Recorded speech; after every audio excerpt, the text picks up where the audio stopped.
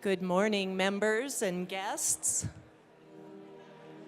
I first this morning want to thank the Spectrum Ensemble for playing such beautiful music for all of us.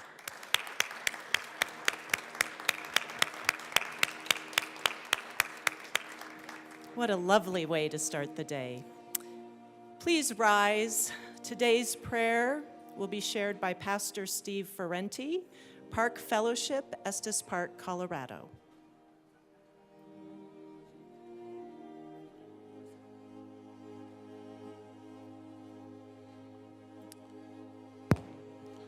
Heavenly Father, we in this chamber come before you today in humility, recognizing we're in grave need of your wisdom, grace, and mercy.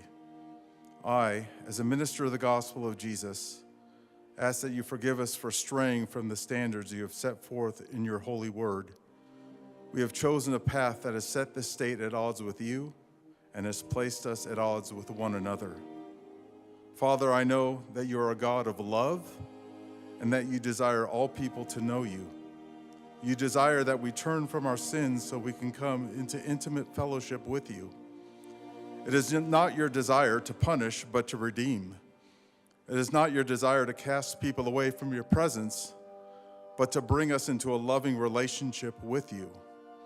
I know that though your love for all people is beyond measure, you are not going to compromise your holy standards for anyone. I ask that you reveal to each of us where we have sinned and grant us the grace to humble ourselves and surrender to the lordship of your one and only Son.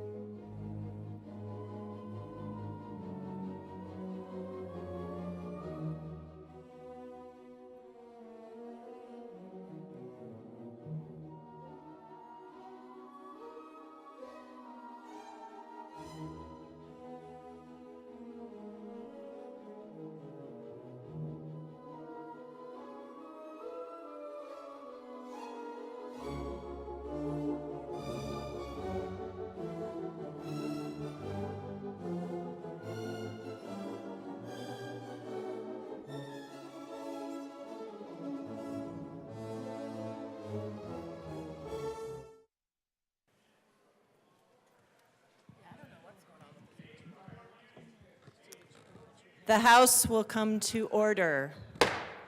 Today, the Pledge of Allegiance will be led by Jaden Tesser, Emmeline Patterson, Calvin Patterson from Loveland Classical School, Loveland, Colorado, guests of Representative Weinberg.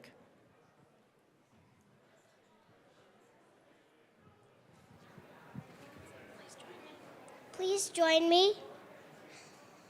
I pledge allegiance to the flag of the United States of America and to the republic for which it stands, one nation, under God, indivisible, with liberty and justice for all. Mr. Schiebel, please call the roll. Emmeline, that was beautiful. Thank you very much. Representatives Amabile, Armagost, Bacon, Assistant Majority Leader Bacon, Excused. Byrd, Bockenfeld, Here. Basenecker, Bottoms, Bradfield. Bradfield's excused. Bradley, Representative Bradley. Excused. Brown. Catlin is excused. Clifford. Doherty. DeGraff. Degree Kennedy. Duran. English. Representative English.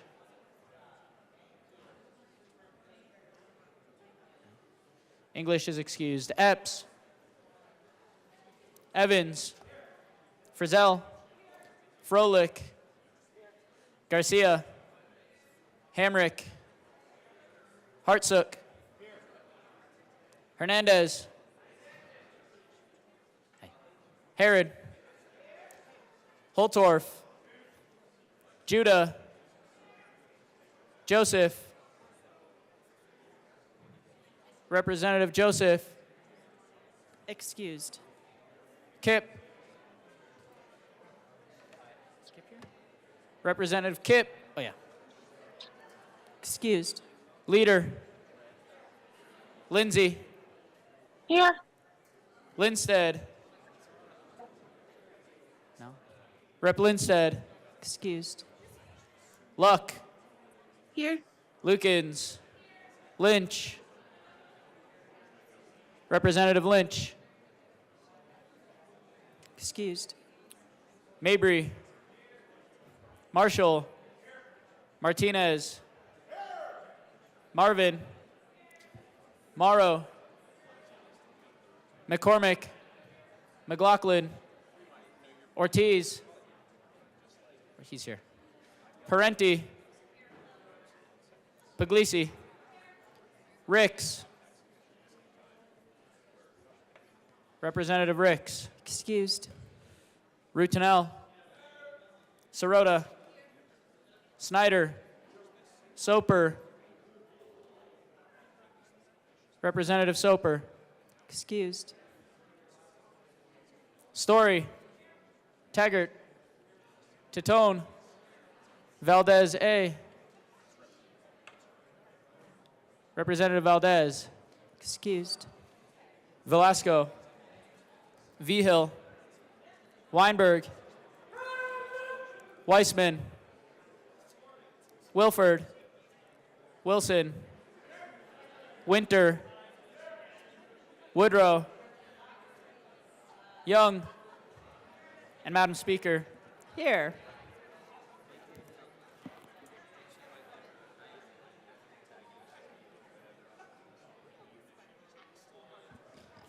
With 56 present, 9 excused, we do have a quorum. Representative Morrow. Thank you, Madam Speaker. It's an honor to serve with you. And an honor to serve with you. Members, my last fun fact this week for Pueblo is about Everett Steel Mill, which has one of the largest solar farms in the United States, making it large enough to light up this whole town. It's first and currently the only steel mill in the world that is nearly 100% powered by solar energy, making Everett Steel Mill the greenest in the world. After doing this all week long, I can now tell you all, isn't this easy? Just coming up here and saying, Madam Speaker, I move the Journal of Thursday, February 29, 2024 be approved as corrected by the Chief Clerk. Members, you've heard the motion that the journal be approved as corrected by the Chief Clerk. All those in favor say aye. Aye. All those opposed, no. The ayes have it. It's so delightful. You did. The motion is adopted.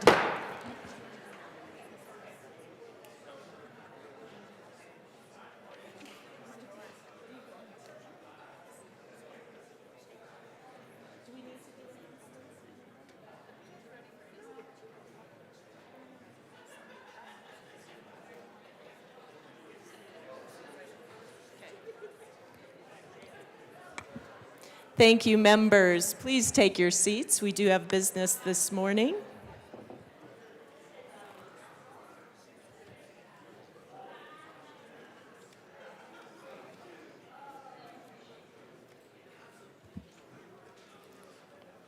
Madam Majority Leader. Thank you, Madam Speaker. I move to proceed out of order for consideration of resolutions. Seeing no objection, we will proceed out of order for consideration of resolutions. Mr. Schiebel, please read the title of Senate Joint Resolution 8. Senate Joint Resolution 8 by Senators Marchman and Buckner, also Representatives Lukens and Wilford, concerning funding Title X programs in Colorado. Representative Wilford. Thank you, Madam Speaker. I move Senate Joint Resolution 008 and ask that it be read at length. Thank you. Mr. Shebel, please read our resolution. Whereas enacted in 1970 with strong bipartisan support, Title X of the Federal Public Health Service Act created the National Family Planning Program, the first and only program to provide to millions of Americans nationwide comprehensive reproductive health care services, from blood pressure evaluations and important examinations to free and low-cost contraception and counseling. And whereas, like the bipartisan support that created this essential program, bipartisan support for family planning has made Colorado a leader in reproductive health. And whereas Title X funding helps ensure access to reliable and effective family planning services, including contraception, and helps families and communities throughout the state by allowing Coloradans to choose if, when, and how they want to start their families. And whereas family planning services reduce rates of unintended pregnancies and maternal and infant mortality and morbidity, providing access to these vital services help people attain a higher level of education and employment, reducing their economic insecurity, and this access has been linked to better mental and physical health outcomes for children and families. And whereas in Colorado, black birthing people are 2 times more likely, and American Indian and Alaska Native birthing people are 3 times more likely to die during childbirth or within 1 year postpartum compared to their white counterparts. Equitable access to family planning services is essential for these communities in light of the health risks associated with giving birth due to systemic racism and discrimination. And whereas Colorado's family planning program, which is funded by Title X and run by the Colorado Department of Public Health and Environment, also known as CDPHE, provides comprehensive reproductive health care to Coloradans at 80 clinics across the state and prioritizes individuals who are uninsured and have lower incomes. And whereas, according to the Federal Office of Women's Health, teen mothers and their infants are at increased rates for lifelong health problems and social and economic challenges. Between 2009 and 2020, the birth rate for females in Colorado between the ages of 15 to 19 fell by 64%. This is important progress that Colorado must continue to build on. And whereas since the United States Supreme Court overturned Roe v. Wade in 2022 in a landmark case now known as the Dobbs decision, communities across the country are experiencing a significant decrease in access to reproductive health care, including family planning services, and Colorado has stepped up to provide timely care for all who need it. And whereas, however, before the Dobbs decision, Title X program funding was not where Colorado needed it to be. Available funding only allowed healthcare providers across the state to serve fewer than half of the more than 93,000 women in Colorado who CDPHE has estimated need access to its services. And this means that 50,000 Coloradans go without these vital reproductive health services, an estimated $20 million in unmet needs. And whereas the increased need for services in Colorado following the Dobbs decision has placed more strain on a reproductive health care safety net, providers, clinics, and communities statewide are struggling to meet this need, and without additional funding, access to family planning services will continue to be out of reach for many, especially for people of color and those who live in rural areas. And whereas CDPHE estimates that it needs $404 to serve each family planning client, research has shown that this investment in each client saves millions of dollars in federal programs like Medicaid, the Supplemental Nutrition Assistance Program, or SNAP, the Special Supplemental Nutrition Program for Women, Infants, and Children, or WIC, and others. And whereas by investing additional funding into this proven program, Colorado can continue to improve maternal and infant health, avoid significant costs to Medicaid, maintain the Title X program's success in decreasing unintended pregnancies, and ensure that Coloradans across the state have access to the care they need. Now, therefore, be it resolved by the House of Representatives of the 74th General Assembly of the State of Colorado, the Senate concurring herein, that Colorado declares the state's commitment to adequately funding the Title X program in order to provide comprehensive reproductive care to Coloradans across the state and to decrease the number of unintended pregnancies statewide, leading to better health and economic outcomes for our children, families, communities, and state. Representative Wilford. Thank you, Thank you so much, Madam Speaker, and thank you, Mr. Shebel, for reading that. You did a great job. Members, I want to start by saying thank you so much to the supporters of this Title X resolution who are in the gallery today, including Colorado Children's Campaign, as well as Denver Health, and many other stakeholders that have supported this work for many, many years. I'm proud to bring this resolution with Representative Lukens because we know that ensuring access to reliable and effective family planning services, including contraception, helps families in our communities, allowing people to choose if and when and how they start families. Access to family planning services is correlated with better education and employment attainment and reduces economic insecurity, and has also been linked to better mental and physical health outcomes for children and families. Bipartisan support for family planning has made Colorado a leader in reproductive health. The Colorado Department of Public Health and Environment Family Planning Program, the Title X program, provides comprehensive reproductive care to Coloradans at 80 clinics across the state, prioritizing those who are uninsured and have lower incomes. Since the U.S. Supreme Court decision in 2022 to overturn Roe v. Wade, communities across the country are experiencing a significant decrease in access to critical reproductive care, including family planning services. Thankfully, Colorado has stepped up as a beacon of hope to provide timely care for all who need it. Even before the recent Supreme Court decision, current Title X program funding allowed the program to serve fewer than half of more than 93,000 women in Colorado that CDPHE has estimated need access to this service. This leaves roughly 50,000 Colorado women without services and an estimated $20 million of unmet need.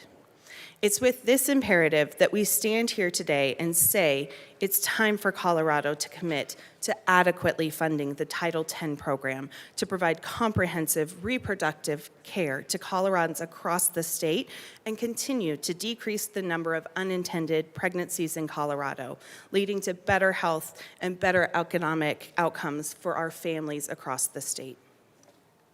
Representative Lukens. Thank you, Madam Speaker. Colleagues, please feel free to be seated. Today I am proud to stand beside Representative Wilford on a day that we accidentally wore the same outfit. I stand in full support of this vital resolution concerning Title X funding in Colorado, reaffirming our dedication to comprehensive reproductive health care services. I would like to express my gratitude to the many organizations who have signed on in support of this resolution.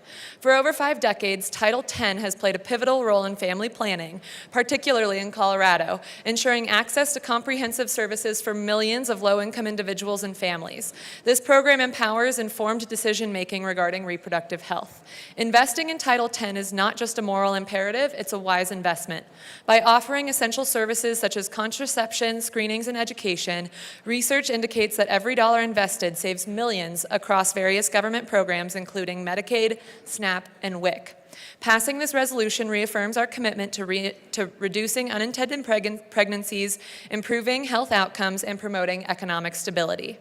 Underfunded programs disproportionately affect our rural communities, which is why I'm here, to highlight the importance of supporting Title X, Colorado's Family Planning Program, and the Colorado Department of Health and Environment. Let us continue to champion and uplift our families and communities across Colorado. I ask colleagues to endorse this resolution, affirming every Coloradan's right to comprehensive reproductive health care. Thank you.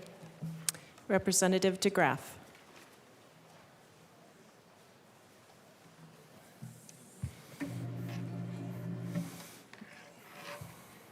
Wow. Thank you, Madam Chair. I think it's appropriate to wear black on a day like today. If this was about reproductive support, I'd be all for it. This is about making Colorado the leader in fetal harvesting across the country, a destination point for killing the unborn. When you talk about each $404 saving, how much of that on the average is saying that the life that was terminated by exsanguination, chemical burning, or mechanical dismemberment was just a burden? And the revocation of personhood for the most vulnerable and weakest among us is something that we bring as a joint resolution as if it were to be something to be celebrated. A moral imperative assumes there's a moral. It assumes that there is a moral law. It assumes there is a moral law giver. This is about feticide. This is about killing the unborn. I cannot vote for it. Representative Bottoms.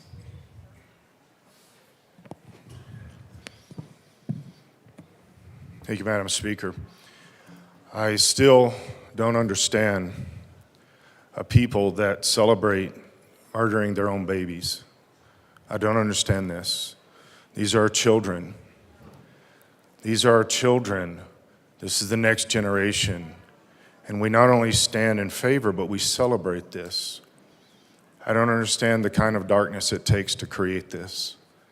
I stand against this with everything in me, everything that I am, and I stand against this because of my God too. I have to stand against this. Seeing no further discussion, the motion before us is the adoption of Senate Joint Resolution 008. Mr. Schiebel, please open the machine and members proceed to vote. Representative Bachenfeld, how do you vote? No. Representative Bachenfeld votes no. Representative Lindsay, how do you vote?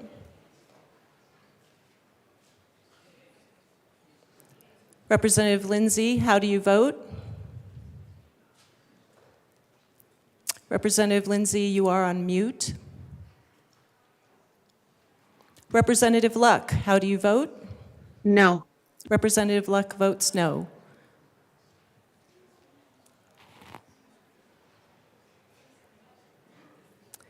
Representative Lindsay is excused.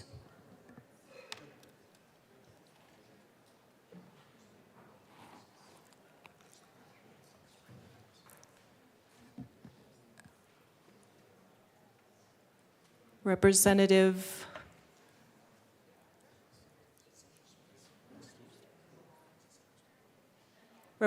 Weinberg, $5 fine. Mr. Schiebel, he is here.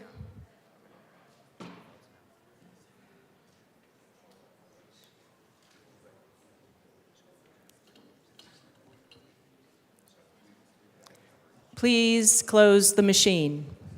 With 42 ayes, 17 no, and 6 excused, Senate Joint Resolution 008 is adopted. Co-sponsors.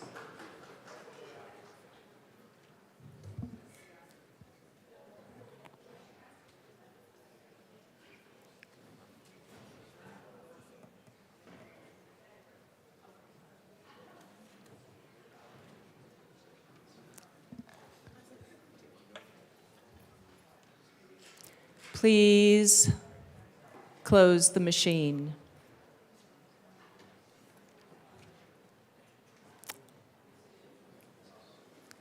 Members, that was our only resolution. We do have a couple of announcements and introductions before we proceed with business. Representative Herod.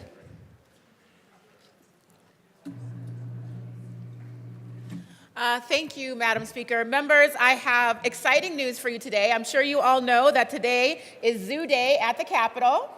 I hope you guys were able to hang out with some of our amazing animals that are out there, and hopefully that will get the zoo out of you so the rest of the day won't be too much of a zoo in here. Ha ha ha ha ha.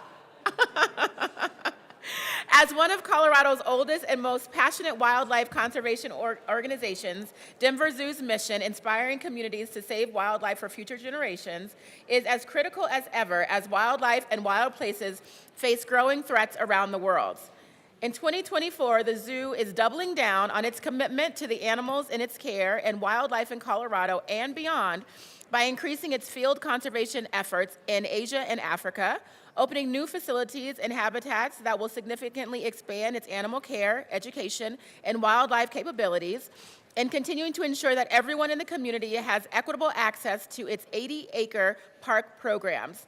Today, the Colorado General Assembly celebrates Denver Zoo and recognizes its tremendous contributions to the community and impact on wildlife conservation throughout Colorado and the world. And members, today we also have some guests with us as well. We have members of the Denver Zoo staff, if you could please stand up. And we also have our CEO here. I call him Mr. Burt.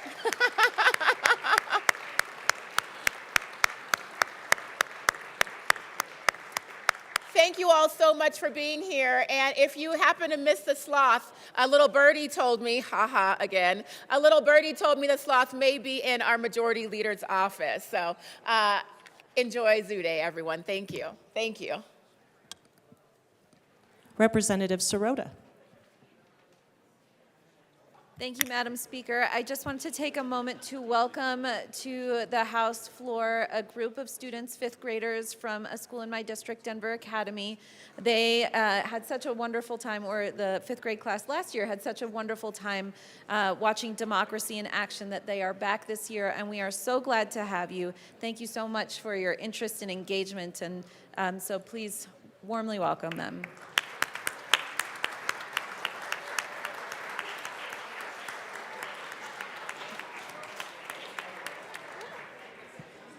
Thanks for coming, children. Representative Story.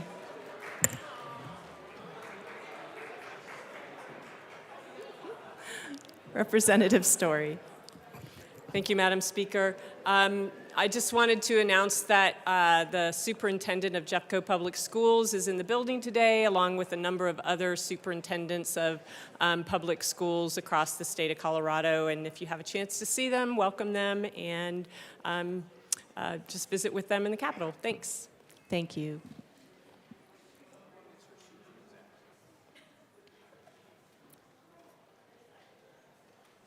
Members, we are back to business. Madam Majority Leader. Oh, sorry. Members, we are on to third reading. Mr. Schiebel. Oh, first we're going to take care of business. Sorry. Mr. Schiebel, please read reports of committees of reference. My apologies. Committee on Agriculture, Water, and Natural Resources, after consideration on the merits, the committee recommends the following. House Bill 1114 be postponed indefinitely, and House Bill 1275 be referred favorably to the Committee of the Whole. Committee on Appropriations, after consideration on the merits, the committee recommends the following. House Bills 1002 as amended, 1046 as amended, 1087 as amended, 1117 as amended, 1149 as amended, 1234, 1272 as amended, 1275, and 1347 be referred to the Committee of the Whole with favorable recommendation. Committee on Business Affairs and Labor, after consideration on the merits, the committee recommends the following. House Bills 1121 as amended, 1156 as amended, be referred to the Committee of the Whole with favorable recommendation. House Bills 1129 as amended, 1220 as amended, and 1265 as amended, be referred to the Committee on Appropriations with favorable recommendation. Committee on Education, after consideration on the merits, the committee recommends the following. House Bill 1164 be amended as follows, and also amended be referred to the Committee on Appropriations. House Bill 1070 be postponed indefinitely. House Bills 1131 as amended, 1154, and 1323 be referred to the Committee of the Whole with favorable recommendation. Committee on Finance, after consideration on the merits, the committee recommends the following. House Bills 1105 as amended and 1125 as amended be referred to the Committee on Appropriations with favorable recommendation. House Bill 1144 be postponed indefinitely. Committee on State, Civic, Military, and Veterans Affairs, after consideration on the merits, the committee recommends the following. House Bill 1228 and Senate Bill 4 be referred to the Committee of the Whole. House Bill 1226 be amended as followed, and also amended be referred to the Committee on Appropriations with favorable recommendation. Well done, Mr. Schiebel.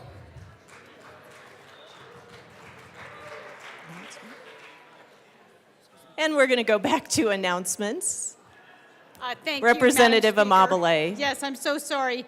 I just wanted to mention that there is an elementary school, the fourth grade class from Sundown Trail in Nederland, and they are here visiting today, and so I hope we can all give them a nice, warm welcome.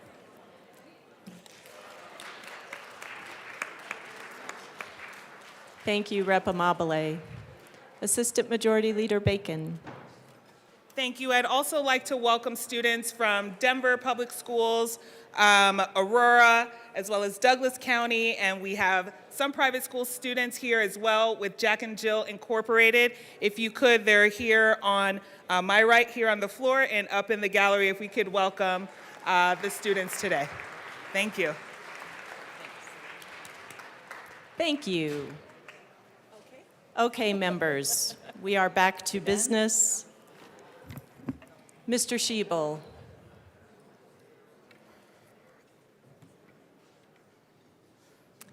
Please read the title of House Bill 1071.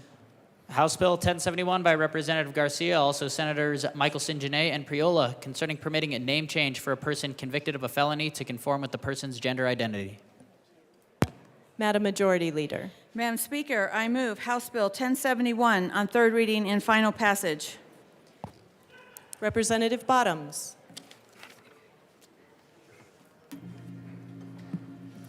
Thank you, Madam Speaker. Again, I stand in strong opposition against this. You're taking one group of people and you're saying that they deserve more ability, more opportunity to be able to hide their criminal record, and you're doing this over all the other felons that would also like to hide their criminal record. This is just another way to put crime and the people that commit crime above the citizens of Colorado, and to put the citizens of Colorado in danger from people that are sexual predators and every other kind of horrendous crime. We're putting them above, and we're making special concession for them to be able to hide their name trail from not only authorities, but predator registries and everything else. This is a dangerous bill, and again, the consistency seems to be we're favoring criminals over the people of Colorado, and there has to come a point where this stops. I stand strongly in disfavor of this. Representative Armagost. I think we spoke about this a lot the other day, and continuing what we're doing as far as any of these are going, we're enabling something that we don't need to enable. This, as we saw in committee, was based on the same premise that we set with the amendment that failed to change the name of the bill. It's still based on that same premise. And this is still something that we're choosing the wrong victims. We're not choosing the victims of crimes against them. We're choosing the victims as the perpetrators of the crime and giving them more liberties rather than paying attention to the actual victims. We need to be focused on the proper victims, as we do in any legislation that we do, not the victims that are perpetrating the crimes on other people. In doing such, I think we're steadily falling down a slippery slope that is going to carry us into a place where we completely negate the victims and we're completely enabling the perpetrators. So we need to stop lifting up and holding up our perpetrators, and we need to start paying a lot more attention and a lot more holding up of our victims themselves. I encourage everyone have an open mind and at least consider the proper victims in these situations and what we're doing by holding up the perpetrators over the victims. Consider that today when you vote, but consider that when you're hearing and debating on something like this. We need to stop legislating this way, we need to stop going in this direction, and we need to choose our victims a lot more cautiously and appropriately. I encourage a no vote. Thank you. Representative Weinberg.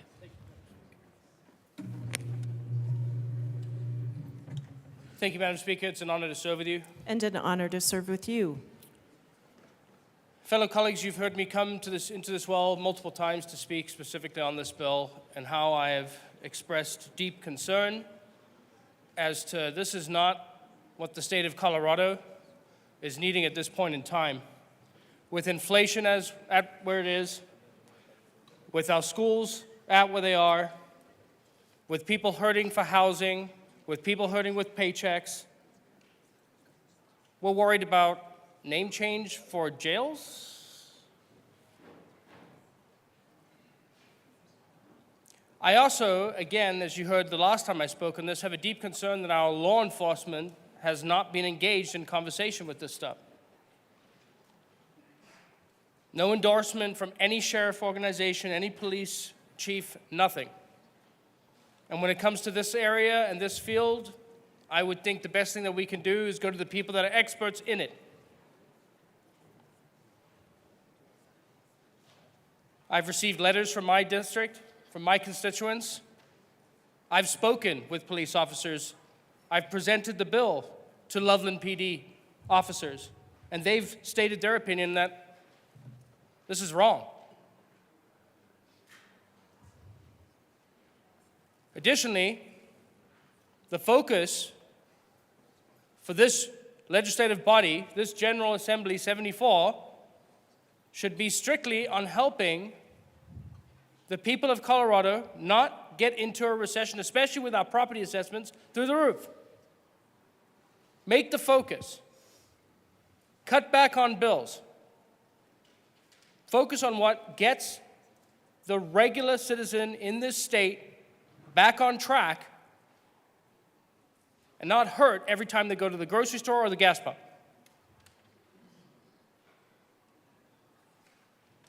I would beg to continue that if you had to present this bill to constituents in majority of your districts, they'd number one say they don't care, or what are you doing?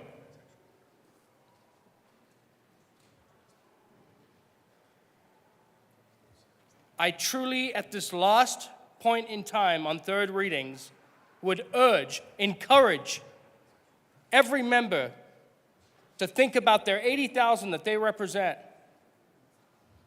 and hit that red button, vote no on this bill. Representative Holtorf.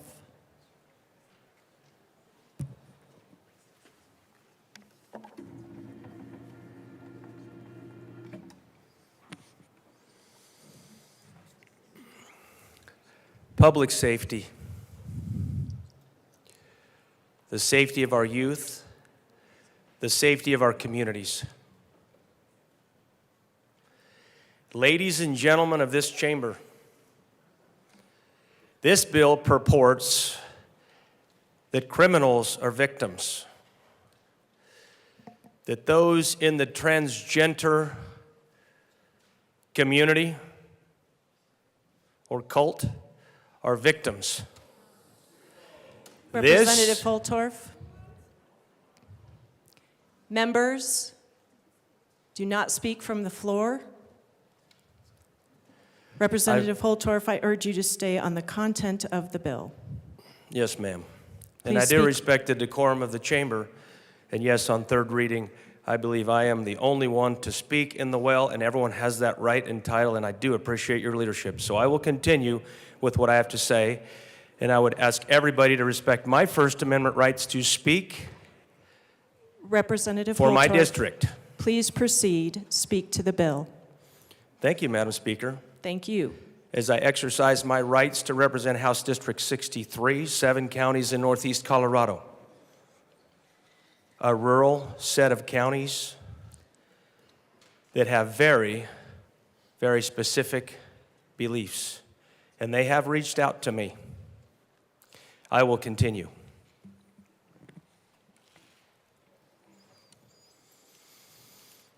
This bill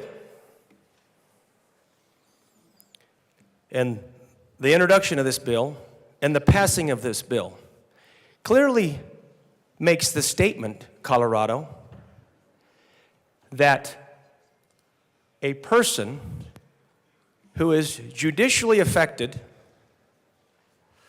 perhaps a felon, perhaps somebody that's committed crimes against persons, maybe even persons of youth, now has a right to change their name and cloak their identity,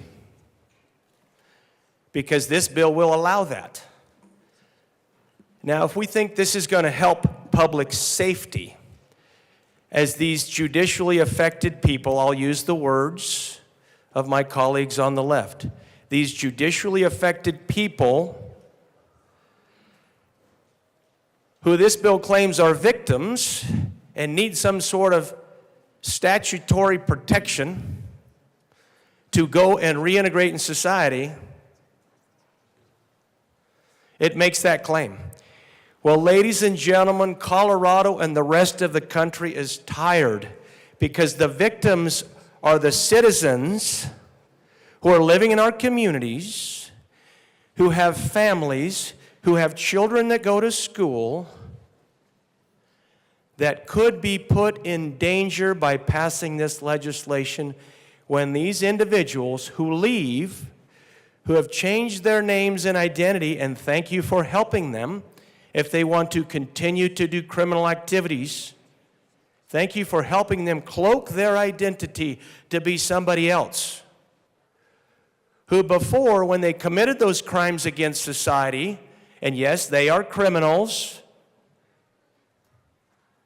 And they may continue to criminalize our communities and threaten public safety with a new identity. Now, it's even more complicated than that, and I don't know if the bill sponsors realize this, but I'm going to help them with this realization. Because now they can change their identity, they can change their name, and they can go to a different state. They could even go to a different country. Now, we talk about recidivism rates. I would like somebody to talk about that because we say, oh, they're so high. People wrap back around and come back into the judicial system. Ladies and gentlemen, oftentimes that is a choice they make because they criminalize others. In this community and the people that are going to use and take advantage of this law, I will tell you, if and or when they criminalize others with their agenda for who they believe they are or who they are or who they believe they are, but they can't help themselves, then public safety will be put at risk and children's lives will be put at risk. You see, there is a cry. There is a cry from the gay community that I have heard loud and clear that says this is going too far. There are people in this building who have spoken to me, in this community. There are people in my district that have spoken to me. You can love who you want to love. You can live how you want to live. That's America. But when you start getting this far deep into identity changes, cloaking and hiding who you are when you enter the judicial system and who you want to be when you come out, you are protecting that criminally affected person, that judicially affected person. And you are not allowing for, as these people reintegrate into society, the protections. We have all kinds of laws that say if you are a sexual abuser, a sexual predator, you sexually have abused minors, that you have to be on a registry to protect the community, to protect those children. The most vulnerable, we like to say, are youth. We had them here yesterday. The most vulnerable that just want to go to school and be safe. They don't want faculty, staff, community members, youth, coaches, or any kind of person like that doing something heinous and horrible to their bodies. These young, small children that all they want to do is have fun and have an education. But this will allow somebody who changes their identity to move now to a different community or different state. And if they want to criminalize society, they can do it. And you have helped them with that, with this legislation. Now, if you care about your youth, if you care about kids, if you really want to protect the most vulnerable, you need to say no. When the gay and lesbian community speaks up and speaks out, and we'll be talking about this more today, so hang on to your hats, ladies and gentlemen, the wind's going to blow in eastern Colorado. I'm telling you, you have gone too far. When you vote for this, you have gone too far. Because I will tell you, there will be victims, and the people that are leaving with their new identity will not be the ones that suffer. It will be those small boys, perhaps, that are going on some event. It may be the girls, the youth, the girls. And yes, there are boys and girls. Let's get that straight. Boys and girls. They will be vulnerable, and it's already happened. We have instances and sightings of abuse just in Jefferson County for the representative from Jefferson County. Talk about what just happened in Jefferson County. It's not in my district, and I'm glad it's not. In a school district with this sexual predation. Representative Holtorf, I appreciate your focus on criminal activity, but I'd ask you to focus on the content of the bill as it relates to name change. Thank you. Thank you for your leadership, ma'am. Our youth need to be protected. Our society is tired of the criminality, the victimization, the rising crime.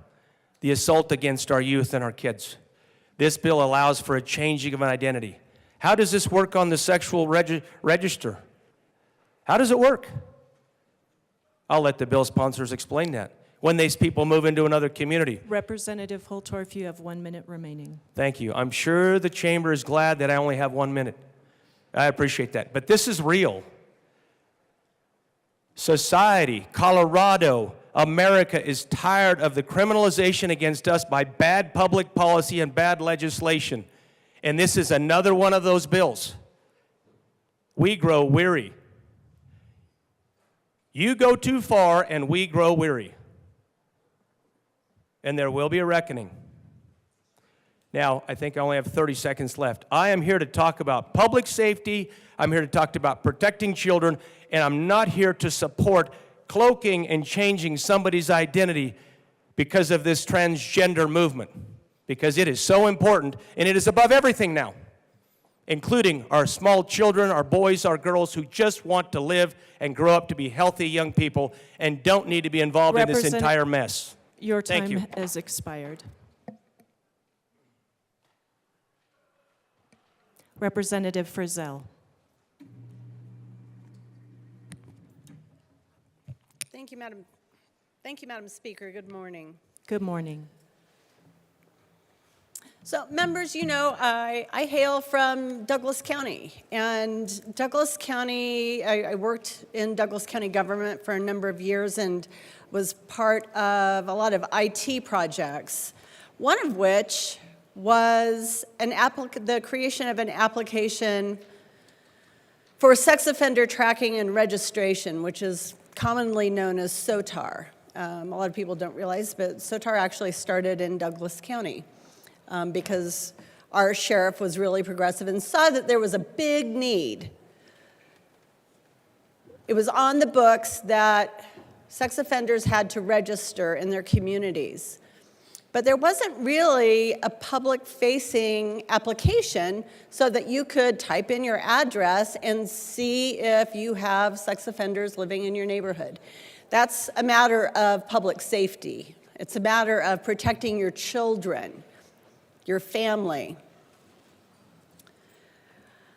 So I just typed in my address, and there are 47 sex offenders registered in Castle Rock, many in the area that I live in. Representative Frizzell, I do want to give you a little leeway, but please bring this back to the content of the bill. Yes, Thank you. Madam, I will.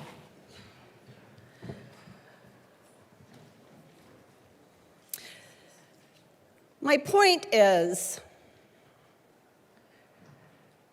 it is really, if we make it really easy for people to change their names, if we normalize felons changing their name because they want to be a different gender. Generally speaking, these folks have already proven that they're not too concerned about doing something wrong. Hopefully they have learned the error of their ways, but maybe they haven't. I worry, and I said this when we were discussing this bill before, I worry so much about the victims.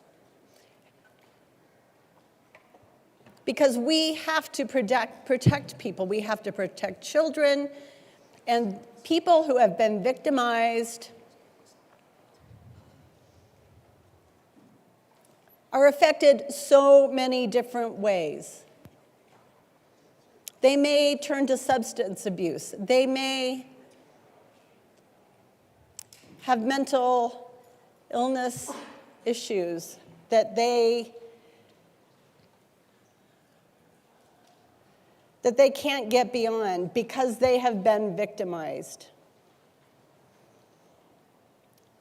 I don't think it's okay to put criminals' rights above victims' rights. It is not okay. This is not okay for the state of Colorado to enact measures like this. And when we have a situation where perpetrators can change their name over and over and over again so that they can no longer be found, or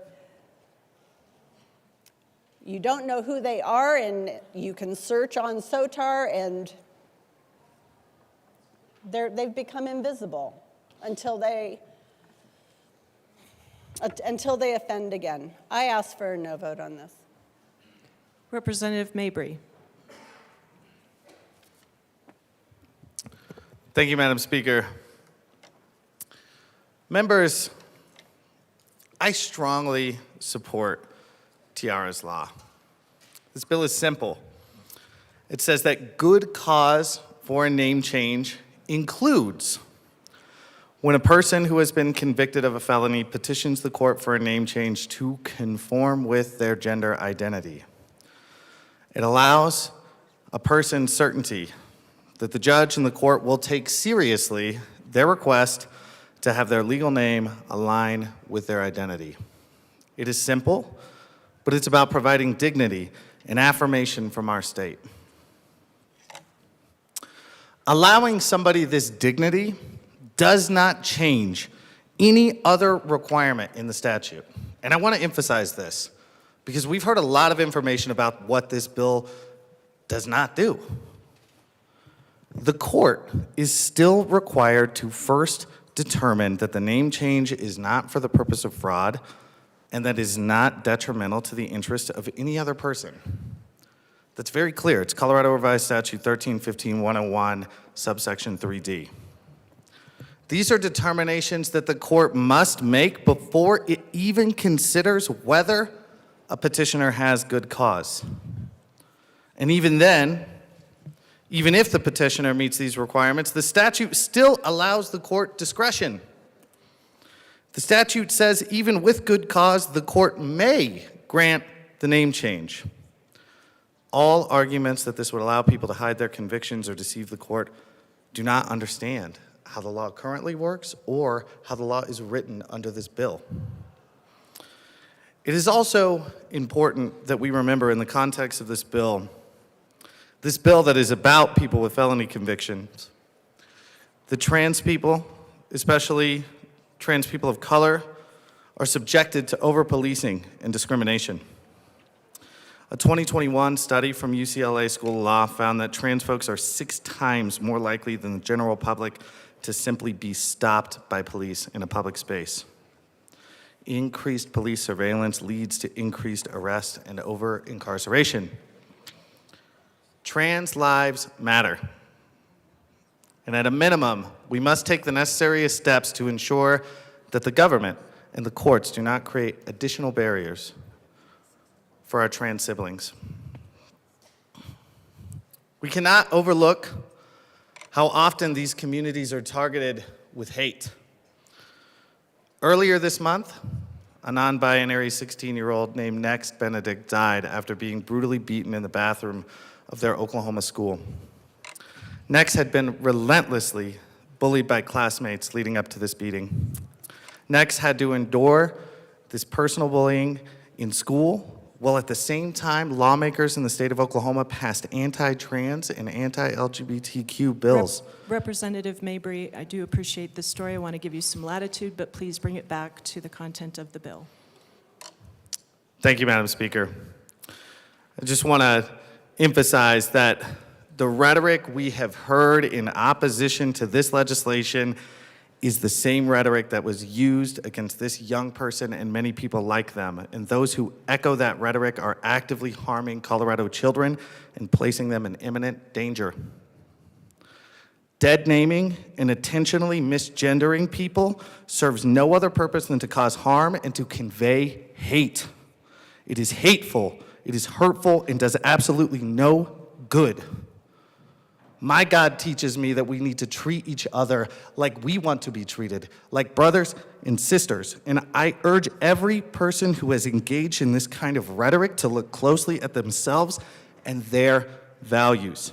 There should be no place in this building and under Colorado law for that sort of personal hatred. I support Tiara's Mabry, law. back to the content Yes. of the bill. Thank you, Madam Speaker. I support Tiara's law. It's a simple but important step for people to know that they will have their gender identity respected by the state of Colorado. We should also remember that Tiara was blessing us by allowing us to use their name in honor of this law. And she knew the sort of hatred and vitriol that she Representative would get. Mabry, we will stand in a brief recess.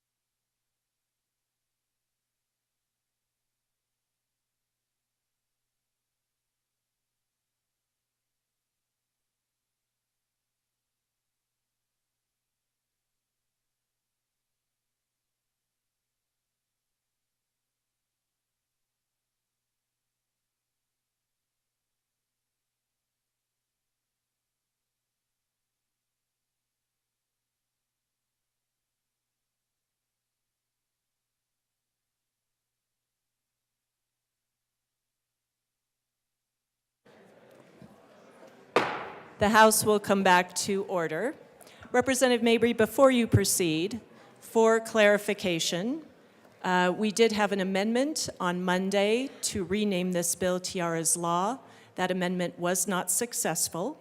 I understand members may refer to it as that, but I do want to acknowledge that the amendment was not successful. Representative Mabry, please proceed. Thank you, Madam Speaker.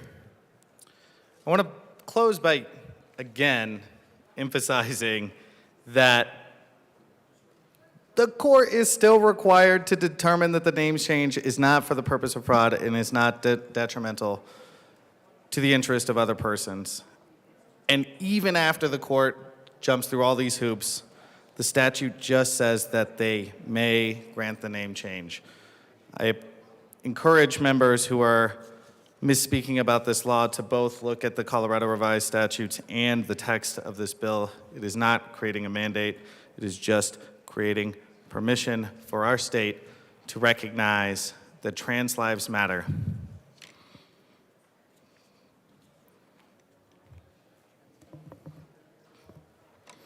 Again, I want to emphasize that I'm honored that Tiara allowed her name to be slandered to fight for the rights of others. Vote yes on Tiara's Law. Representative Bradley. Thank you, Madam Speaker. We talk about dignity. Let's talk about dignity for victims when we come up here and talk about dignity.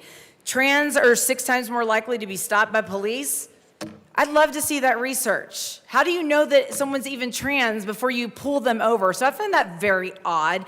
And I'm going to go to Next Benedict, because Next Benedict walked into the hospital and said that she bullied those kids and poured water on them before anything even happened. So let's be very clear. We don't know the toxicology reports. We don't know why Next Benedict died. So when we say it's because of bullying and they engaged the bullying, I'd be very careful. You say this bill was about misdemeanors. This bill is about felons. Let's talk about felonies. Let's talk about felonies. These aren't traffic violations. Let's talk about felonies. Violent crimes like murder, violent sexual assault, assault with serious bodily injury, sex crimes, kidnapping, strangulation, rape, aggravated extortion, trafficking, prostituting kids. Oh, no, that's just a misdemeanor here in Colorado. My apologies. So you can do all of these things, and it's your right to change your name. Let's talk about dignity. The bill sponsor said it's your right based on life, liberty, and the pursuit of happiness. But again, what about the victims of these crimes? Let's talk about their stories. Let's talk about dignity for the victims. The woman who was almost strangled to death, where's her dignity? The woman who was raped, the child who was kidnapped, internet sexual exploitation of a child, exposing and masturbating in front of a child, that's a felony.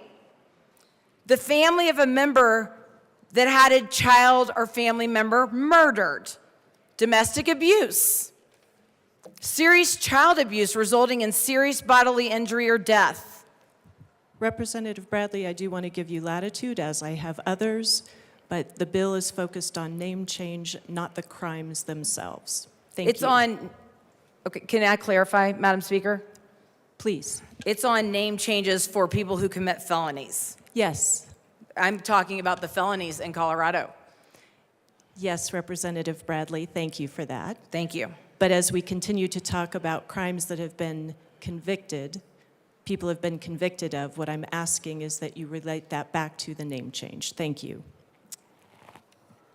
I'm talking about victims of crimes of felonies, and when we change our names, where is the dignity to the victims? There's a member in this chamber who has sexual allegations against her.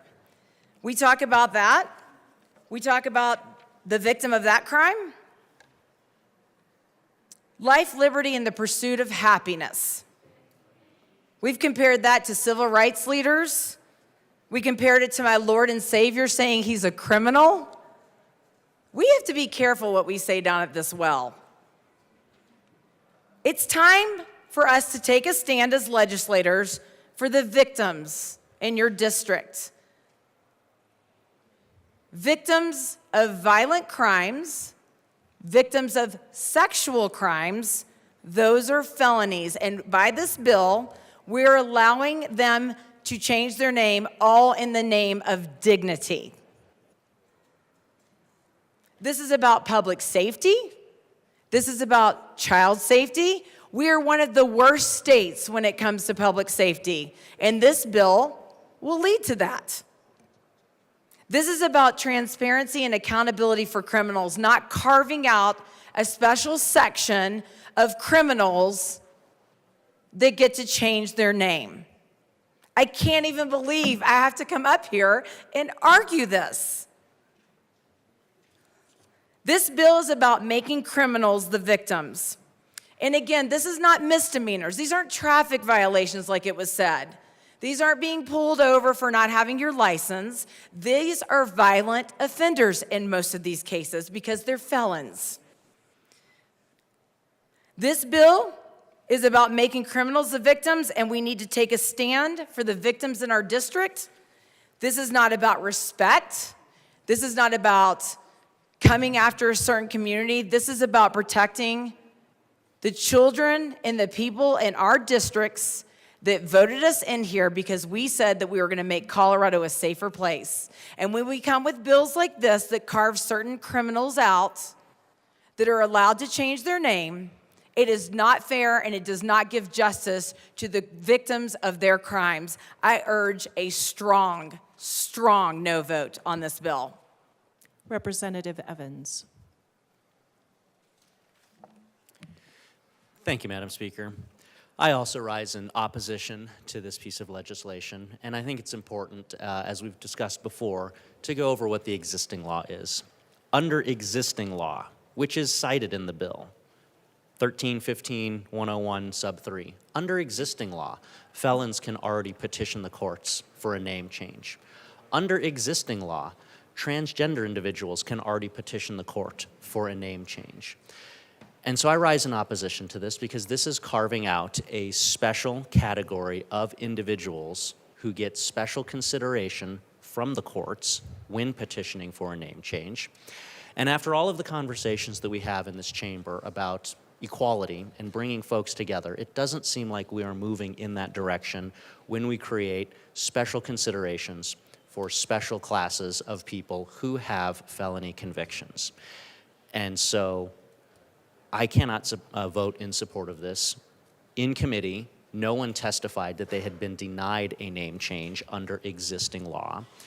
And I think it's important to put that on the record. I think it's important to explain why I will be a no vote on this legislation. We already have remedies in law for felons who want to change their names. We already have remedy in law for transgender individuals who want to change their names. There was no testimony in committee that any individuals had been denied a name change. And again, this just creates a special category of people with felony convictions who receive special considerations. And I don't think that's the direction that we should be going in Colorado. So I will be a no vote. Assistant Majority Leader Bacon.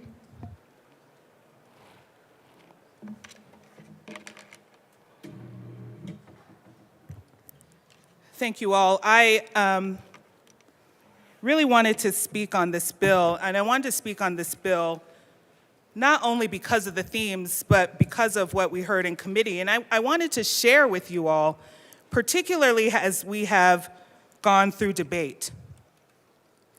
You know, first I want to say, in speaking more for myself as someone who so values and treasures coming to this building to be able to debate, I am personally hurt and disappointed about what I've heard and that I feel it is unbecoming of this building.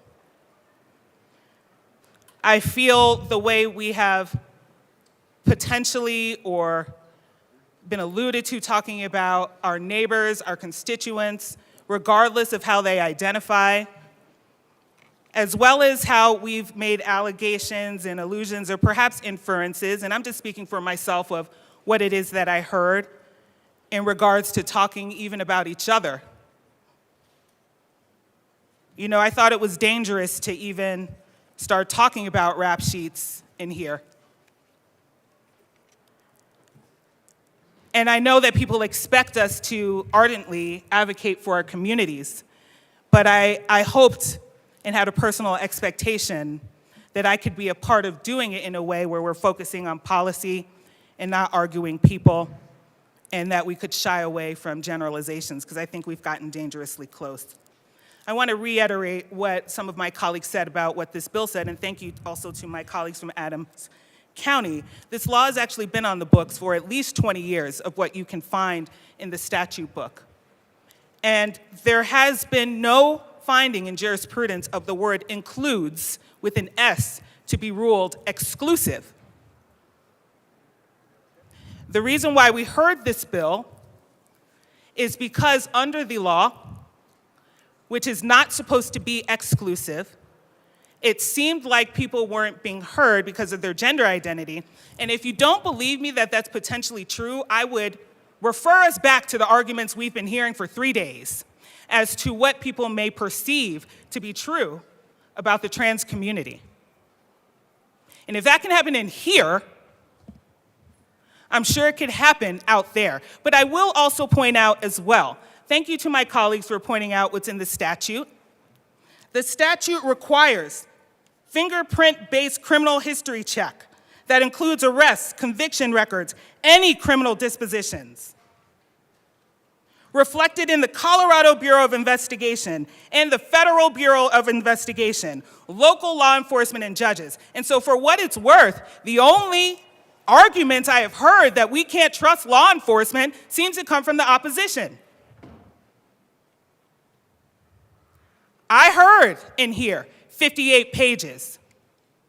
And so I don't know what the argument is. Is it either hard to find? Because if you can find 58 pages, maybe it's not. Or is it unvetted?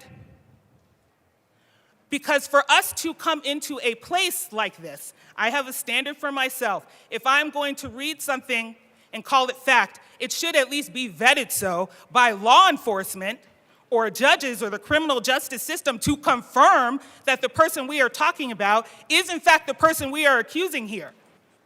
And not only is that something that I ask for, the law asks for that. Because to accuse somebody of having committed a crime they did not do can actually be found as slanderous, libelous, or defamatory. And to me, that is not the purpose of what it means to legislate and have a microphone in this building. The second thing that I wanted to point out is, since this law has been around for at least 2 decades, if this was really about saying people with felonies should not be able to change their names and not just one group of people, we would have heard that any woman who's committed a felony is trying to hide when she wants to get married, because that is who this bill applies to. Any person who found a parent later in life who committed a felony want to hide when they want to be adopted, because that is who this statute applies to as well. And we have heard none of that. And the fact that we've only heard it for one community, and I will say that even though that's what this bill is about, but without making those analogies means to me that it seems to be discrimination is in fact alive. I am personally appalled at the notion that someone would say by the way you want to express your gender and the way you want to identify yourself can be associated with predatory actions towards children.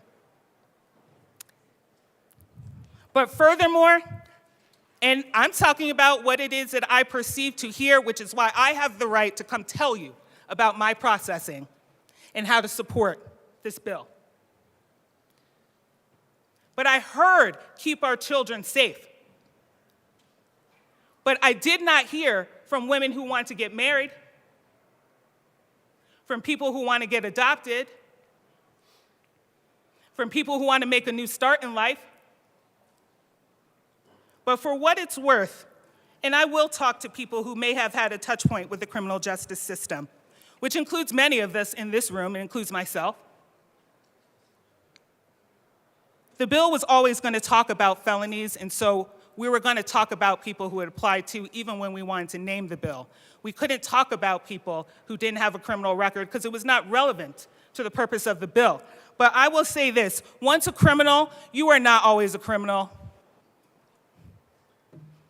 Not in America when it comes to our life, liberty, pursuit, not in our spirits, and sometimes people with criminal records can do good things. Sometimes people with criminal records can want to make a difference in the world, and sometimes people can want to be brave. And any person who considered to speak on this bill, let alone perhaps it be named after them, demonstrated incredible bravery because it required their criminal history to be examined and in public. But as I was listening to committee and here, it occurred to me, family, that of all the posters I have on my wall, we might be in a poster right now.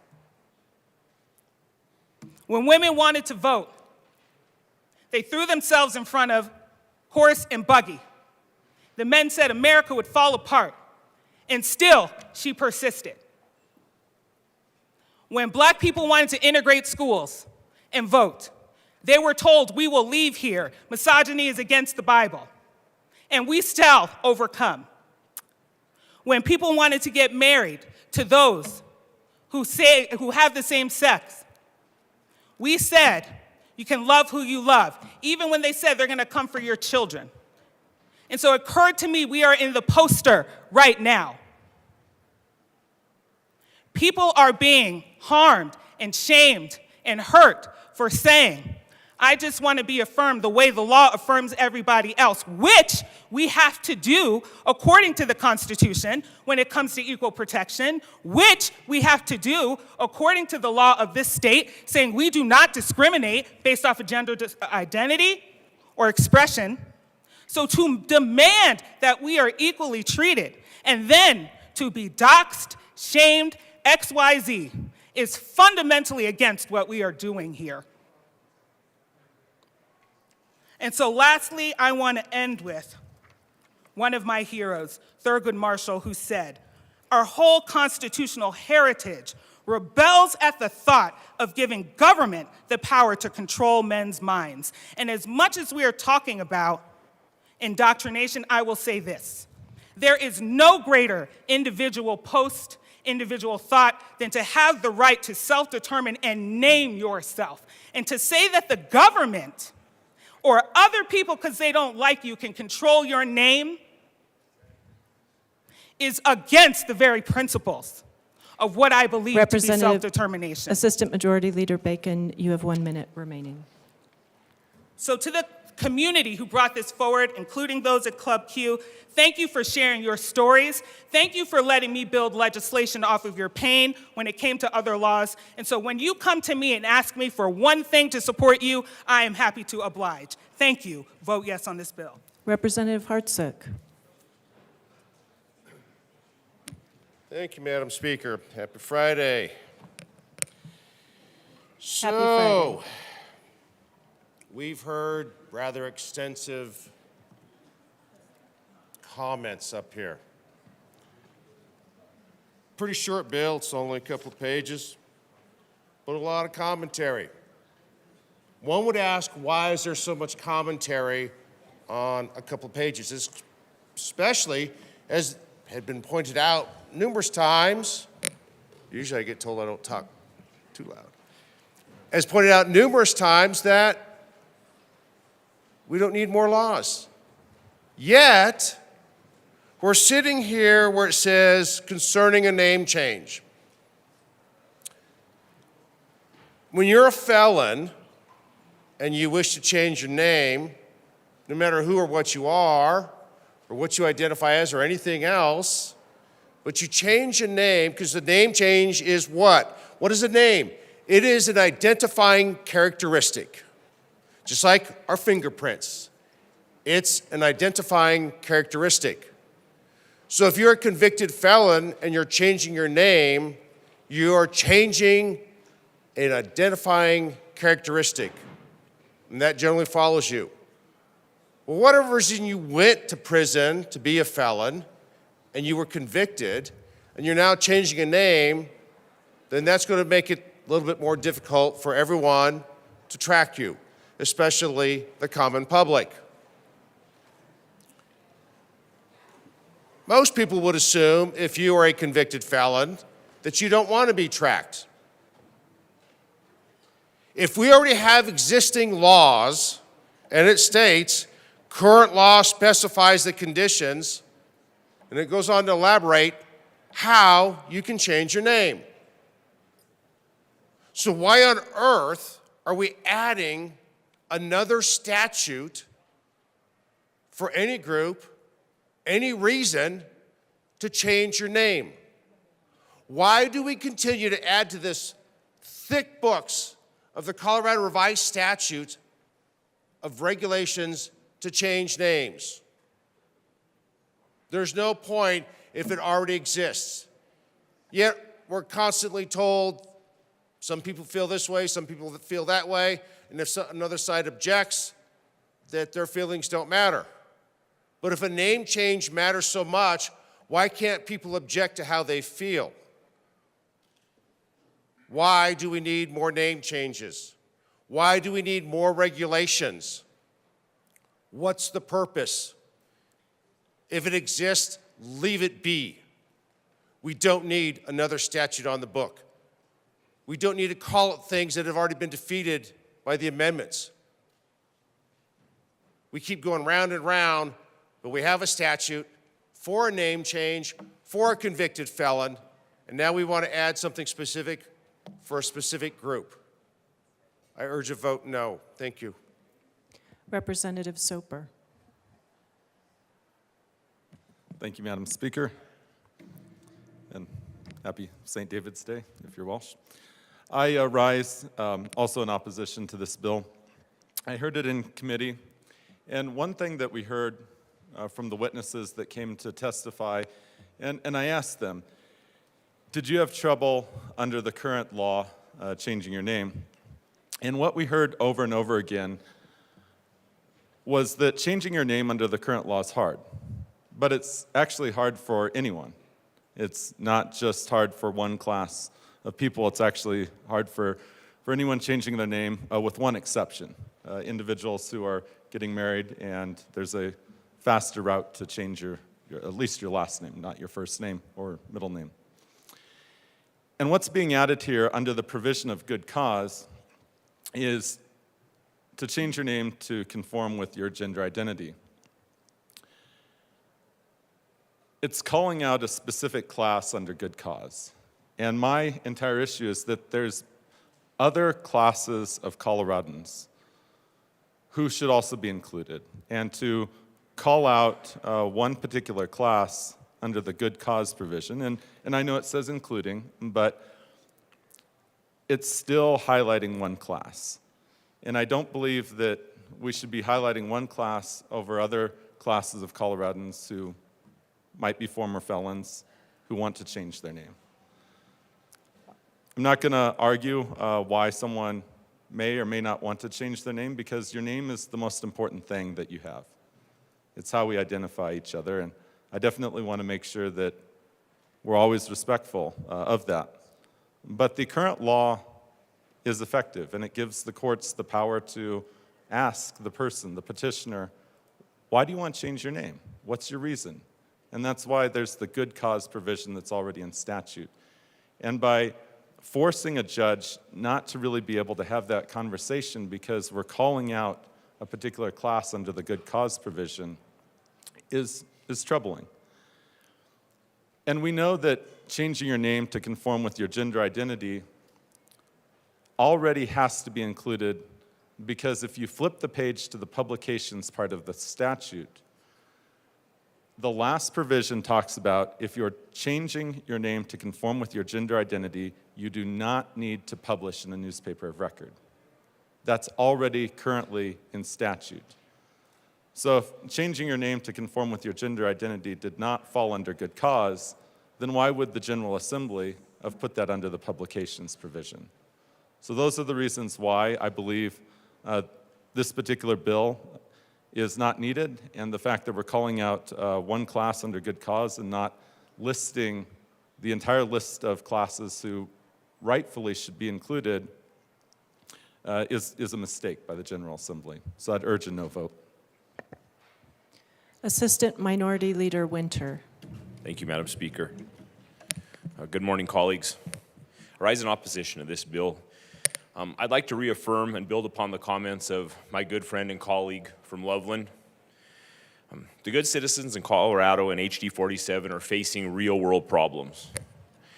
They're facing rising inflation, skyrocketing costs at the pumps and to heat their homes. Small business owners are feeling the weight of rising inputs and lower profit margins.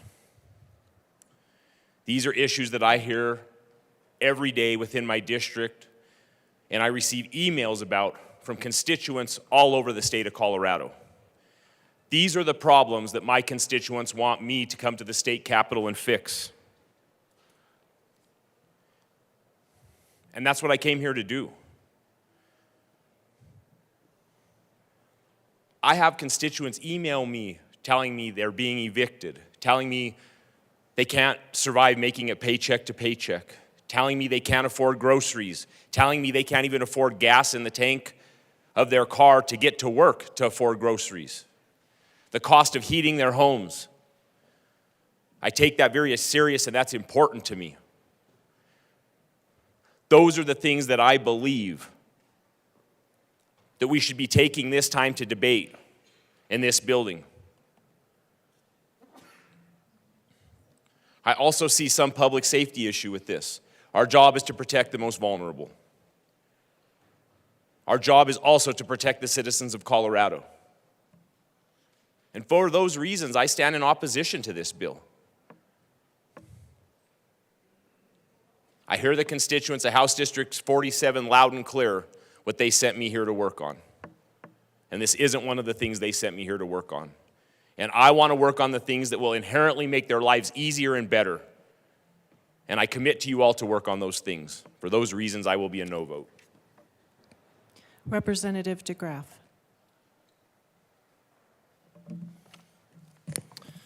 Thank you, Madam Speaker. It is with profound reverence for the supreme ruler of the universe in order to form an independent and more perfect government, establish justice, ensure tranquility, provide for the common defense, and promote the general welfare and secure the blessings of liberty on ourselves and posterity that I come here today, and especially that part about posterity. We have a Constitution, and that Constitution specifically precludes, as we talked about last week, no protected status based on homosexual, lesbian, or bisexual orientation. Neither the state of Colorado, nor any of its branches, nor any of its agencies, political subdivisions, municipalities, school districts, shall enact, adopt, or enforce any statute, regulation, ordinance, or policy whereby homosexual, lesbian, bisexual orientation, I'm not sure if this is covered, conduct the practices, relationship, shall constitute or otherwise be the basis for or entitle any person or class of persons to have any claim, any minority status, or quota preference. So right off the bat, what we have is a bill that is for felons. Felons, I think the definition of a felon is somebody who has committed a felony. Otherwise, they wouldn't be a felon. And we do have the Constitution. We do have, well, it's not really in the Constitution. It's in the Declaration of Independence, which is the foundation for our Constitution, that we do have unalienable rights, and that to secure these rights, governments are instituted among men deriving their just power from the consent of the governed.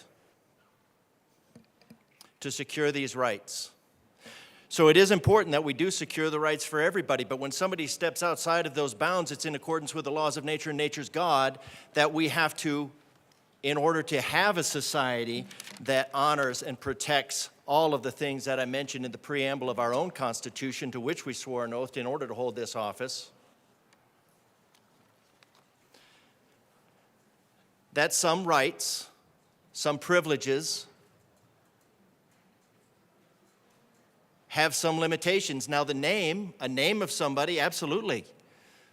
That's what you go by. That's what you're identified by. That's what society identifies you as. You're identified by that name. That is how you are identified in society. And what we have today, as we discussed last week, is we have an identity laundering bill for felons, all felons. The specific example of the felon that this would be applicable to has a, now, as far as, I'm just going to go with the fact that the DA from Orange County, Florida, sent us these 58 pages. Representative DeGraff, please stick to the content of the bill. We are not speaking to individual records. No, ma'am, I'm not speaking to individual records. I'm just saying that this bill was specifically in mind for people that have 58 pages, these 58 pages that were sent to us by the DA of Orange County for the appropriate vetting. Now, did I vet the DA from Orange County? No, I'm just assuming. I am trusting that the DA from Orange County sent us those 58 pages for a reason. This is identity laundering. And now we're going to throw in this whole thing about gender expression. Now, I appreciate the whole kettle of red herrings that my colleague brought.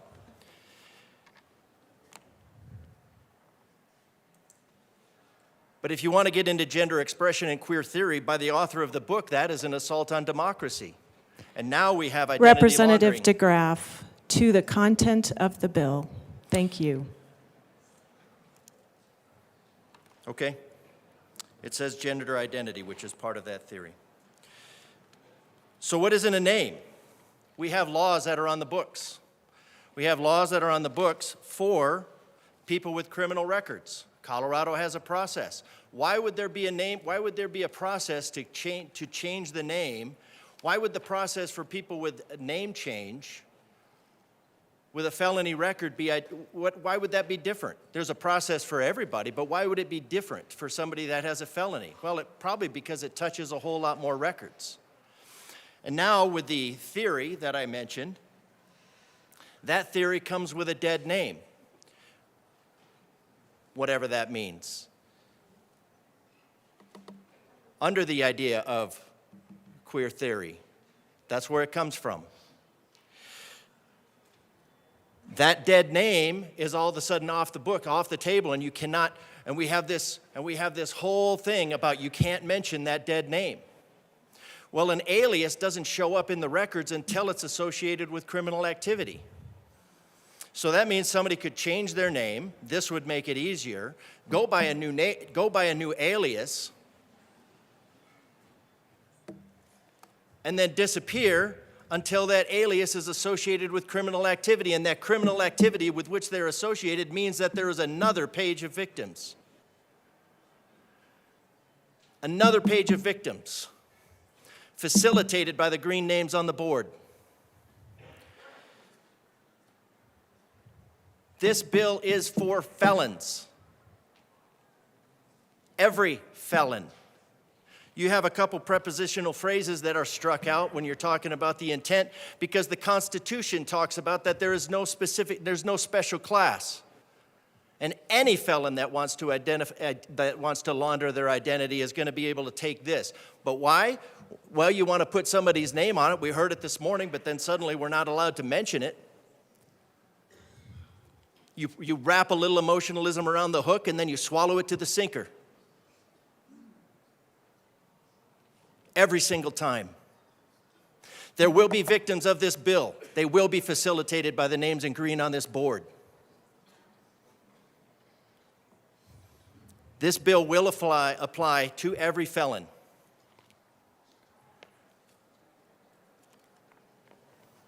So if you want to take it away, we're not allowed to say the name of the bill.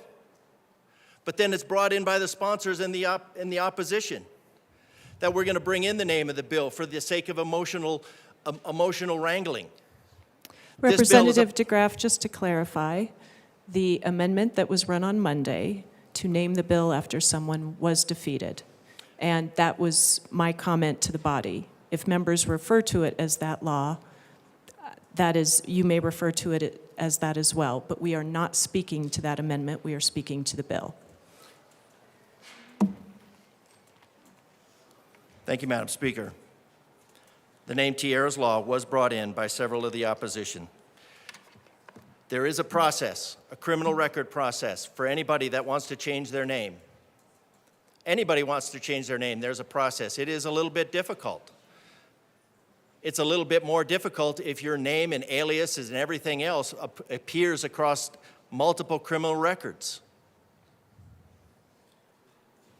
Now, I don't agree with the characterization of linking those criminal records with civil rights leaders when you're talking about things like cocaine, lewdness, exposure, drug. Now, since we're not linking this to any in particular person, we could call it bank robbery, we could call it car theft, we could call it everything else because those are felonies, and this bill applies to all of them. Every single felon this bill applies to.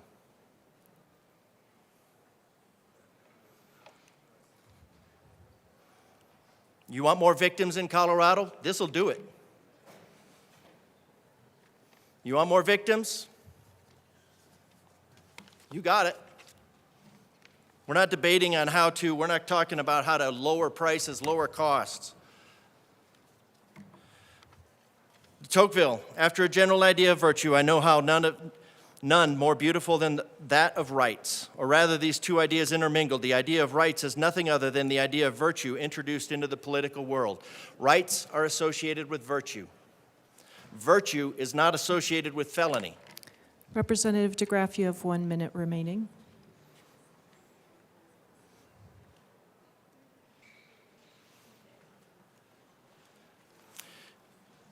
It is evident, what Judith Butler said, that queer theory was an attack on democracy itself. This is an attack on public safety. I urge a no vote. Representative Tatone.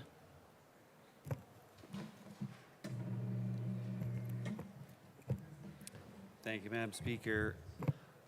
So first of all, I just wanted to say that I'm patently offended by the generalization and characterization of trans people with crimes against children. This is something that happens all the time, and it's a manufactured trope, and it's blatant fear-mongering.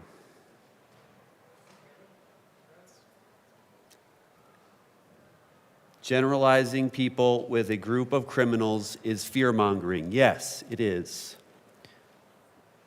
I won't stand for that. But, first of all, anybody who has any kind of crime, they're formerly incarcerated. They try to reintegrate into society again. They have a felony record. It's really difficult for them. We passed several laws here to help folks not have to live under the shadow of their mistakes, because that's what happens. And I know many folks make mistakes, including past and present members of this body.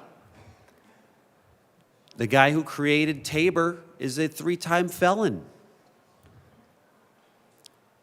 And if you go on social media, I'm sure you'll find a whole bunch of people who would like to tell you that I've been arrested, charged, convicted of something. I don't know what, because that's not true.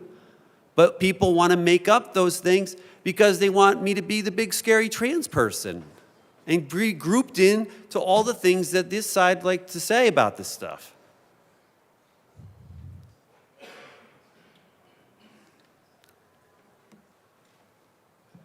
Some people have privilege to make jokes about being arrested and use their positions to get past these prior offenses.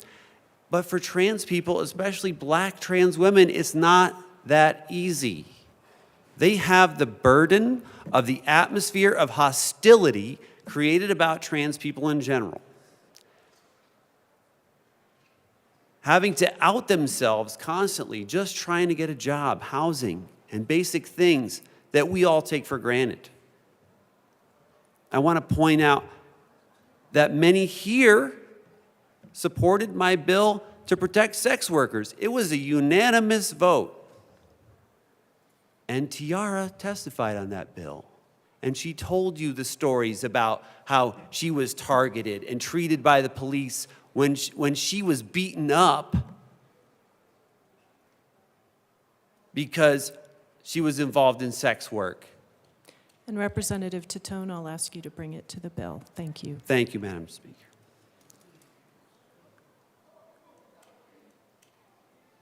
But those are the charges that ended up getting us here today to fight for this bill.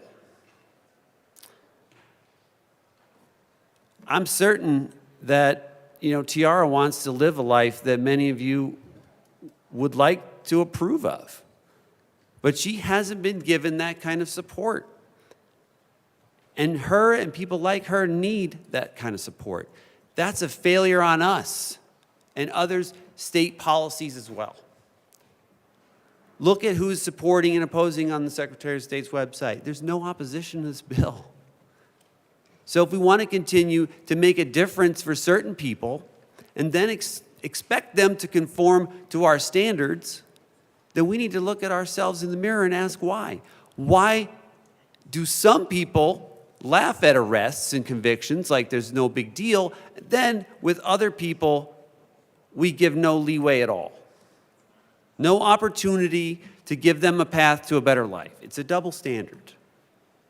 So let's not continue to keep certain people down and give these folks at least the opportunity to live their authentic lives. This bill does not interfere with background checks. It does not make it unsafe for our communities. Please vote yes on the bill. Representative Garcia. Thank you, Madam Speaker. And I want to just express my sincere gratitude to all of you here, my colleagues, for sitting through, I think, what is now approaching 7 hours on what I completely agree with my colleagues on this side. We should not have been spending this time debating a bill like this. Where I do disagree is that one bill might carry more importance than another. The reason that each of us in this chamber can bring 5 bills is because we know that there are important issues to every single one of us in every single one of our communities, and we should not ever question that for anyone.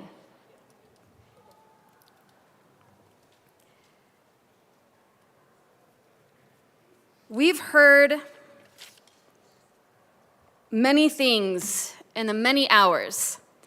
What I want to reiterate right now for my colleagues who I firmly believe will vote yes or who may be wavering on this because of the lies and mistruths that have been said at this well, I need to reiterate that the discrimination and transphobia in society forces our trans community to have to take, unfortunately, actions and illegal means to make a living and survive. The disproportionality of the trans community in our criminal justice system is why we are having this discussion right now.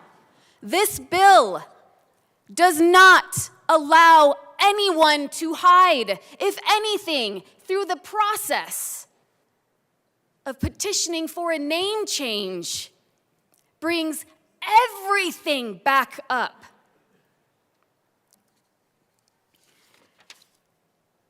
Everything. It starts with 2 fingerprints. One submitted to the CBI, the other to the FBI. Once you submit those, you have 90 days to alert every single jurisdiction that you have been prosecuted in. Those jurisdictions then alert any victim, if there are victims in those crimes. You have to write an explanation, a petition that explains why this is a good cause. You file the petition. You appear in court to argue your case. And then the judge decides for you. The arguments against this bill, to me, say that our justice system is not to be trusted. That we do not trust our judges to make a sound decision for the safety of our community. And I disagree with that. We should be trusting our judges in which they have an already written law to give them the right to say yes or no.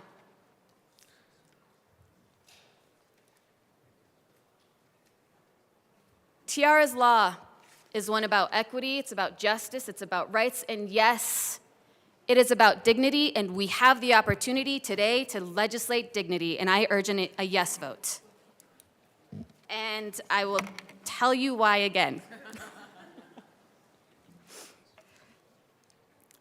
You know, I need to address something that fits within this bill. We often, you can please sit down, you don't need to stand. We have heard the conflation of trans identity with criminals. And what happened last weekend? One of our trans leaders, who has been on the forefront of this issue, was assaulted. Not by a trans person, but by a cisgender male. Representative Garcia, I would ask you to keep the conversation to the bill. Yes, Madam Speaker. Thank you. So when we take positions and we decide who is worthy of a right and who is not, it is our obligation in this body to recognize that in this particular bill, we truly are supporting the most marginalized in this state. Please vote yes. Madam Majority Leader. Thank you, Madam Speaker. Pursuant to House Rule 16, I move the following motion. On House Bill 1071, for final passage, shall the main question now be put? For your information, an affirmative vote on this motion ends any further debate on this issue before the House. We will vote on this motion, and if the vote is yes by a majority of those elected, we will immediately vote on the underlying issue before us, which is the passage of House Bill 1071 on third and final reading. The question before the House is, shall the main question now be put? Mr. Schiebel, please open the machine and members proceed to vote. Representative Bockenfeld, how do you vote? Yes. Representative Bockenfeld votes yes. Representative Lindsay, how do you vote? Not passing the bill. Representative Lindsay votes yes. Representative Bockenfeld, have you changed your vote? You are on mute. No, I have not. We're just putting the vote up for a vote. That's all we're doing, correct? We are, pursuant to House Rule 16, the question before us is, shall the main question now be put? Which means we're voting on the bill. No, we are voting on whether or not we should proceed to vote on the bill. Yes. Yes. Representative Bockenfeld votes yes. Representative Luck? No. Representative Luck votes no. Please close the machine. With 44 ayes, 17 no, and 4 excused, the question, shall the main question now be put, passes. The question before us is the adoption of House Bill 1071 on third reading and final passage. Mr. Schiebel, please open the machine and members proceed to vote. Representative Bockenfeld, how do you vote? No. No. Representative Bockenfeld votes no. Representative Lindsay, how do you vote? Yes. Representative Lindsay votes yes. Representative Luck, how do you vote? No. Representative Luck votes no.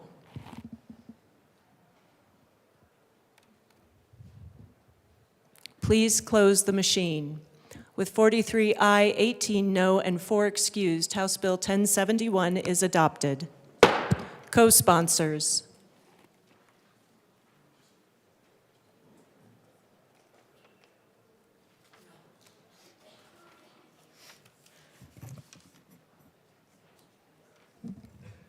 Representative Lindsay, co-sponsors. Please close the machine. Mr. Schiebel, please read the title to House Bill 1039. House Bill 1039 by Representative Vigil, also Senators Winter, F., and Marchman, concerning non-legal name changes for students in schools. Madam Majority Leader. Madam Speaker, I move House Bill 1039 on third reading and final passage. Representative Bradley. Thank you, Madam Speaker.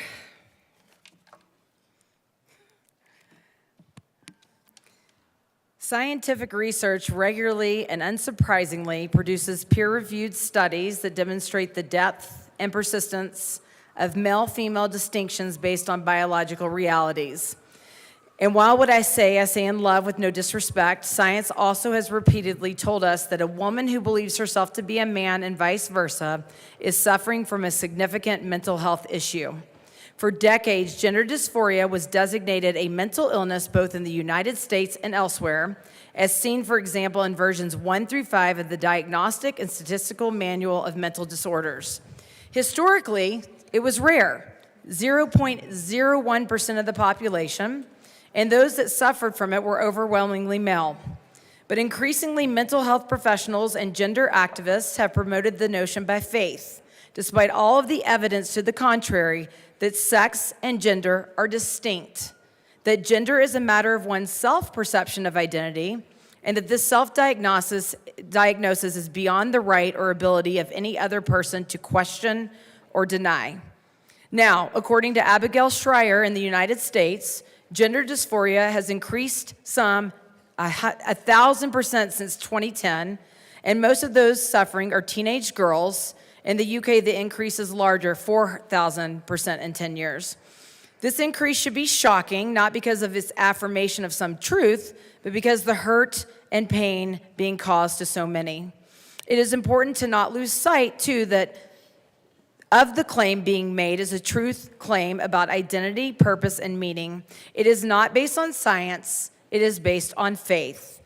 We now have testimony after testimony from many people that at one point believed they were a different sex, were affirmed by others, and thus continued a painful and self-destructive journey that ended once they realized they had mistaken or deceived. I've met one of those detransitioners the other day whose parents were told if she was not allowed to transition, she would kill herself. That, to me, is fear-mongering. We do a tremendous disservice to those suffering from issues like these by affirming them in an effort to be kind and accepting instead of telling the truth. We have lost our way on what it means to love an individual, being unwilling to have hard conversations about reality because those conversations may offend. What we are doing is not loving. It is not loving to tell someone they are okay when they are hurting and need help. And it is definitely not loving to tell them to hide that from their parents. As might be expected from the refusal to tell the truth when most needed, lawsuits all over this country are now being filed against providers of these medical and gender-affirming services and those with deep regrets about transitioning. Over 50,000 detransitioners, while they were minors, are telling their stories. Just look at what's happening in Europe. It's heartbreaking. But none of this matters at the moment because this is now the state's preferred faith, one that, with this bill and others like it, no longer allows even room for conscientious objection. And by definition, love is truth. It is not truthful to claim a gender other than the one that God gave. And I think it's dangerous. I think it's dangerous to tell children that all of their friends were born the right way except for them. I think that is a dangerous and one of the most hurtful things I have ever heard somebody say.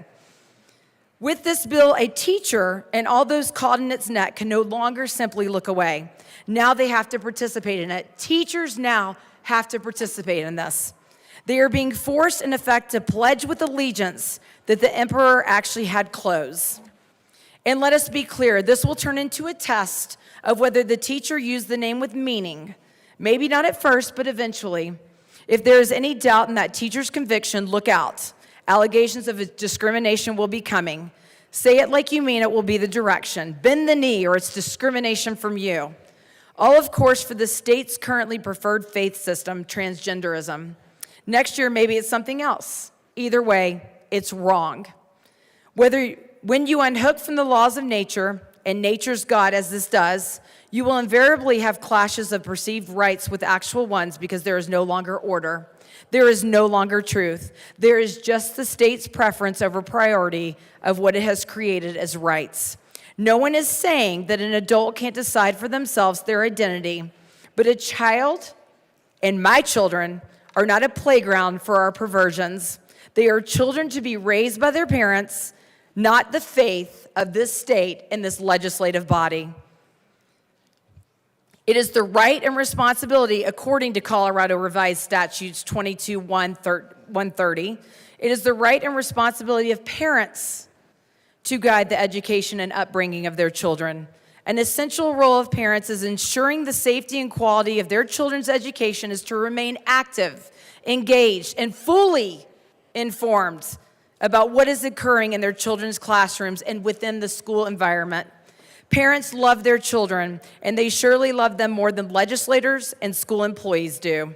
Of course, there are exceptions, but that should never mean that we usurp the rights of good parents like myself everywhere because of hurtful experiences by some. Parents are concerned about bills like this one because it goes to the very meaning of the pursuit of happiness on questions of purpose, identity, and faith. These are not questions for the state to direct, and they are certainly not questions for the state to compel. But instead, here today, the state is interjecting in what should be a safe place, the schools. It's chosen faith for our children using our tax dollars and state employees at the risk of a strict state-enforced penalties. This is wrong and dangerous. In the end, this will create more heartbreak and dysfunction for afflicted students and is the very opposite of free speech and wise counsel. The compelled speech in this bill denies the combined wisdom of scriptures used by people of faith, Jews, Christians, and Muslims, which strongly affirm the male-female sexual distinction as indicated by biological realities. Prudence would seem to demand those that claim to know better proceed carefully. But there seems to be a shortage of prudence nowadays, and especially in this House. This is a dangerous precedent. I will not tell my children that there is anything different than two genders, and shame on any of us to say that children can go behind their parents' backs with a non-legal name change. I urge a no vote on this very dangerous, dangerous bill. Thank you. Representative Evans. Thank you, Mr. Speaker Pro Tem.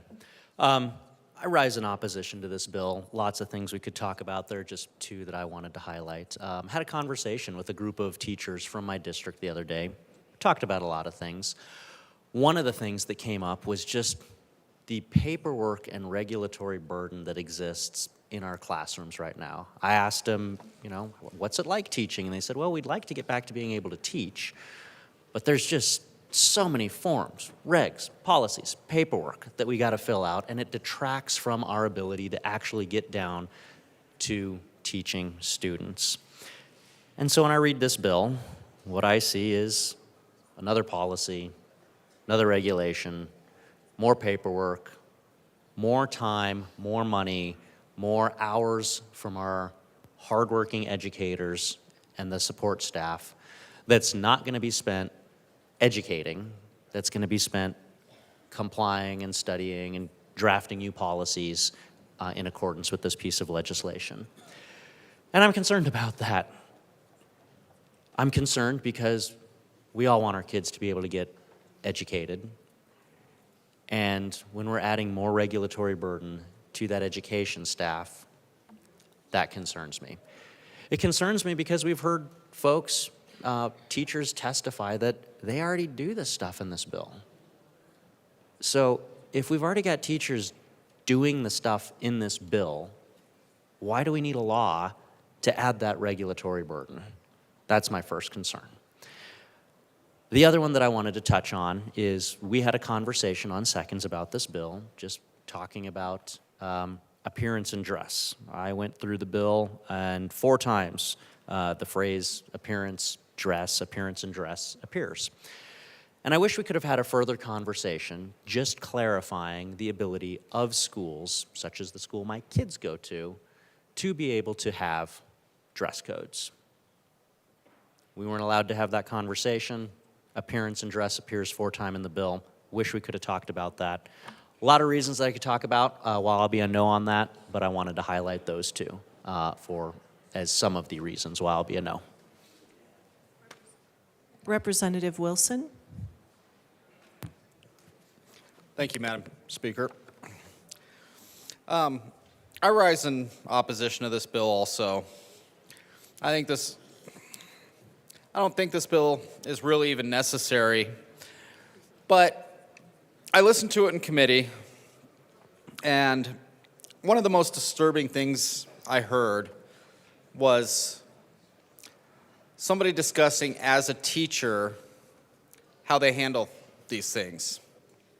Most teachers, I think all teachers, but most teachers are mandatory reporters. And one said that if a student came to her and said, my parents will harm me if they find out about this, and the response was, well, I'll help you continue the lie, the misleading. I won't do anything to make sure you're safe. I will continue to do what you would like. That bothered me because, again, teachers are supposed to be mandatory reporters. They're supposed to ensure that the kids are safe. If there is an issue and a concern for a child's home life, that needs to be moved in the right direction, not catered to or pandered to. I don't think this bill is enforceable. I'm not sure how a discrimination charge would be brought. This bill it contradicts with FERPA. You know, FERPA says that parents of a minor student have the right to see the information, including students' transgender status. And again, I know it's been mentioned before, but we're adding additional burdens on not only the teachers, mostly the teachers, but the school, the administration, their school board, requires them to come up with a policy that addresses this. So, and from most of the people we've heard during testimony on this, there was very few times that it was actually an issue. And they didn't go into depth on what was an issue about it, whether their parents were involved or whether the teacher wouldn't do it. I mean, there was a couple cases where students said the teacher wouldn't call them by their name, but there wasn't a whole lot of good evidence of the need for this bill. So I ask you to vote against this bill. Thank you. Representative Armagost. Thank you, Madam Speaker. I, too, rise in opposition to this bill. I stated a lot of my reasons during the second reading. One thing that has happened since then was we were able to have a guest here at the Capitol of a young woman, 19 years old, that went through the transitioning and detransitioning process and told her story. That story was harrowing and troubling in many ways that are personal to me on a parental rights aspect and just a personal aspect. For me personally, going through a divorce with my son, I would take him to counseling during our divorce just to make sure he was on the up and up. And during that time, not only was I not allowed in the room to know if there was anything troubling him, but I wasn't allowed to hear anything from what was spoken about. Beyond that, I was advised by the counselor not to even talk to my son about what he had discussed in the room.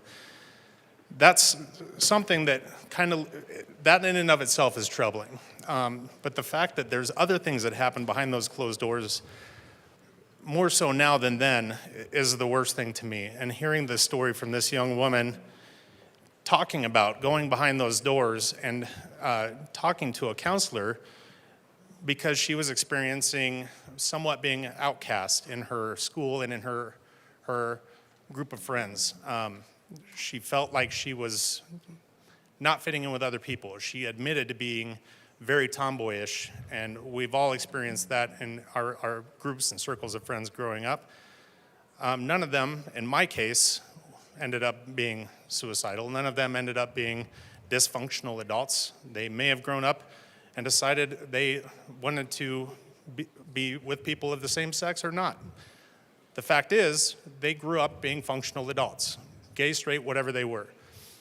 They weren't pulled into a room and told that you need to change your gender and go through this medical procedure or you could be suicidal. And that's what our guest said the other day, that she was told this is something that will get worse if she doesn't address it, and the way to address it was to get this medical procedure done. At 12 years old is when she started hearing that. At 15, she started going through the procedures. Her parents were completely oblivious to what was going on behind these closed doors until this was turned over to a medical doctor. And then her parents were told by the medical doctor that they had to let their daughter go through this procedure or she would become suicidal. There wasn't a possibility she would become suicidal. So her parents wanting to do... Representative Armagost, I do want to give you some latitude here. Just bring this back to the Thank bill. you, Madam Speaker. That's Thank you. what I'm working on here. Okay, thank you. The parental right aspect of this is that the parents were even coerced into believing that she had to go through this procedure or she'd be suicidal. So she went through the procedure. She had her breast physically or surgically removed. And at that point, in 15 to 17, she started having maternal instincts, realized she was still wanting to have a baby at some point, and so she stopped where she was at, realizing that she would never be able to breastfeed her child, known that she'd gone too far, talked about looking in the mirror and seeing her body looking like a battlefield. Again, realizing that it was Representative the best thing. Armagost, back to the bill. Thank you, Madam Thank Speaker. you. The fact is, to this bill, this is going to further enable that aspect of keeping parents out of the loop, keeping parents, kids can't consent. Kids can't consent to things like this without parental knowledge, parental consent. Kids do not consent to this. You cannot coax kids into this ideology if parents are out of the loop and completely out of the ability to make those decisions for their child. Dangerous things happen. People make lifelong decisions that will impact them. However you might see it, good or bad, there are people that experience this and realize this is something that they will never be able to undo. And we're doing that to our kids. Adults can make those decisions for themselves. We do not push this on our kids. We have to protect our kids. We cannot do this to families. Schools don't make that choice. Kids don't consent. Parents do. We have to give parents the ability to decide these things for their kids and at least be in the loop in that decision-making process. I encourage a no vote on this bill. I will definitely be one. Thank you. Representative Hartsook? No. Representative Holtorf.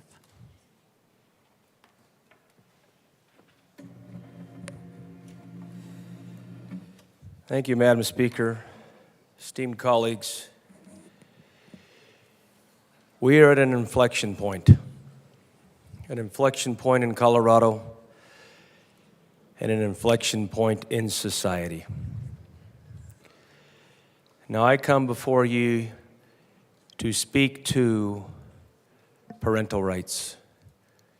Parental rights must be guarded, parental rights must be respected, and parents should know what their children between the ages of 5 and 17 are doing with their lives, in my humble opinion, with their bodies, that are life-changing and forever changing. And, oh, by the way, incredibly expensive. And that burden of expense is borne by the taxpayers and society. And now, insurance companies.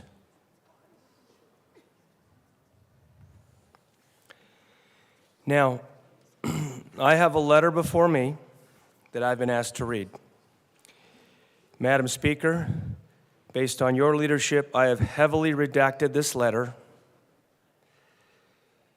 to maintain respect and decorum, and to not impugn anybody, their motives, or their character. For that, Dr. Guggenheim, as you requested me to read it in its entirety, I cannot, because I must follow the rules of the chamber, and I respect my leadership. I'm going to attempt to read this letter. It starts, "Dear Representative Holtorf, would you please read this letter with regard to House Bill 1039. My name is Dr. Rich Guggenheim. My pronouns are doctor and PhD. I identify as a gay man in Denver.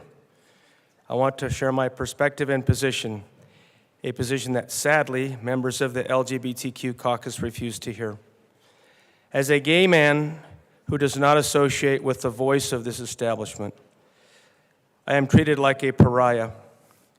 Much like any other cult, I am seen as a heretic and my voice is silenced and canceled. I don't see anyone denouncing that. Representative Holtorf, it is allowed to read a letter, but the letter should be specific to the bill. Thank you. Yes, Madam Speaker, and it does reference House Bill 1039. Okay, thank you. So I will continue referencing House Bill 1039 in this letter by this constituent and citizen of Colorado. Dr. Guggenheim says, here is why I speak out against this trans agenda. As a modern-day form of colonialism, the transgender establishment has co-opted and appropriated multiple civil rights movements, women's rights movements, gay and lesbian liberation, and the fight for civil rights among people of color. They've done this in a masterful way to rewrite the events of Stonewall to include a black trans man throwing the first brick. The narrative is demonstrably false. Now, these are Dr. Guggenheim's words, not mine, for the chamber.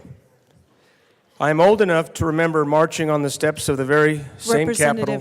Representative Holtorf, I am not gaveling you. I'm just going to put us in a brief recess so you and I can speak for a moment. Thank you. The House will stand in recess.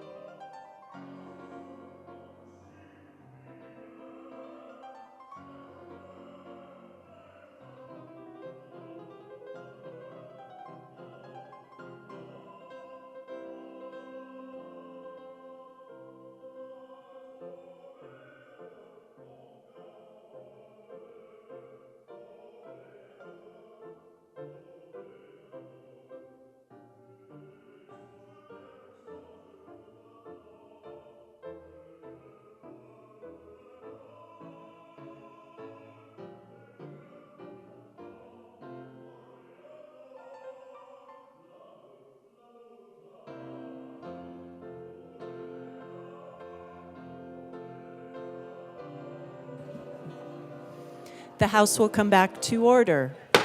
Representative Holtorf, please continue. Thank you, Madam Speaker.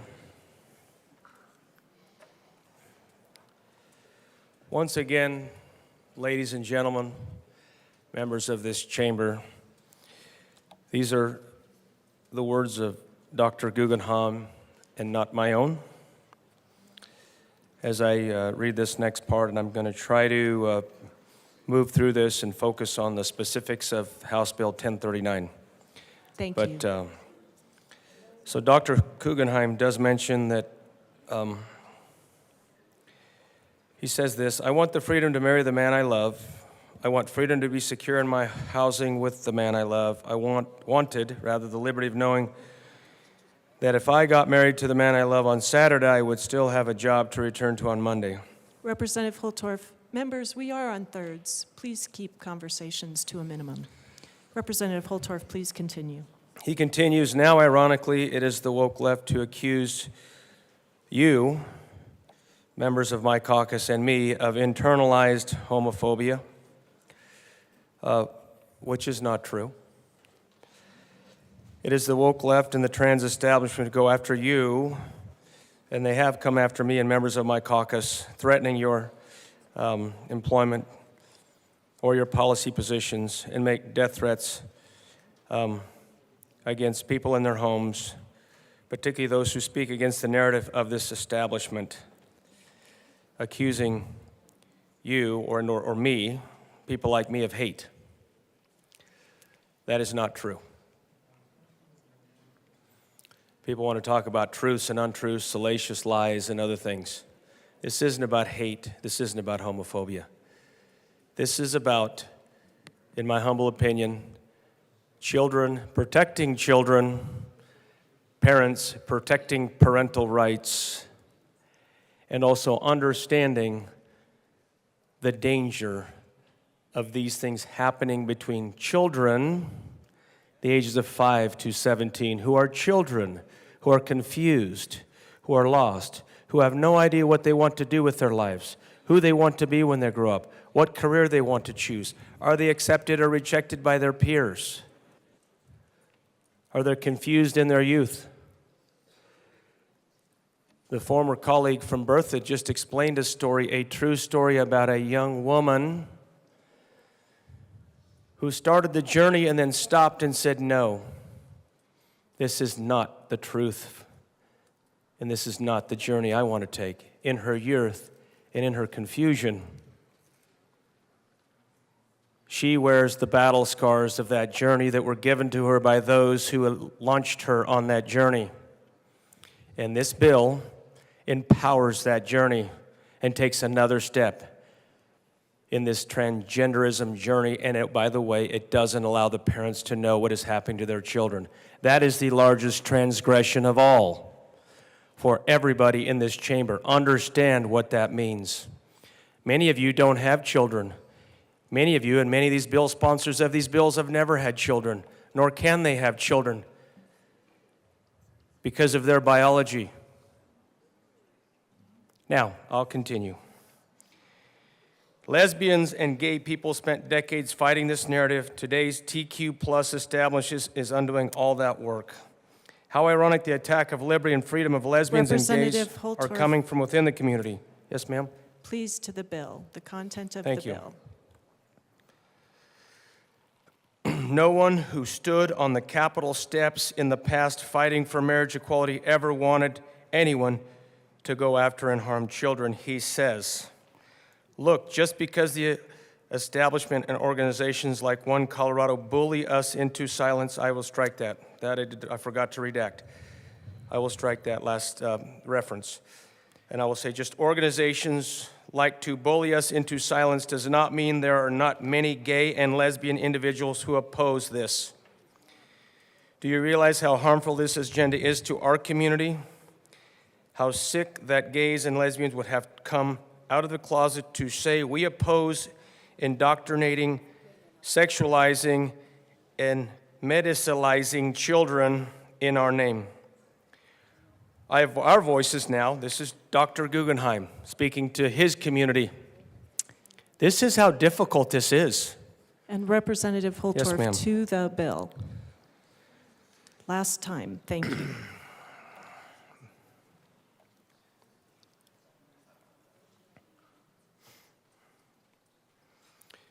This bill references House Bill 1039. This references non-legal name changes and specifically youth, and specifically making schools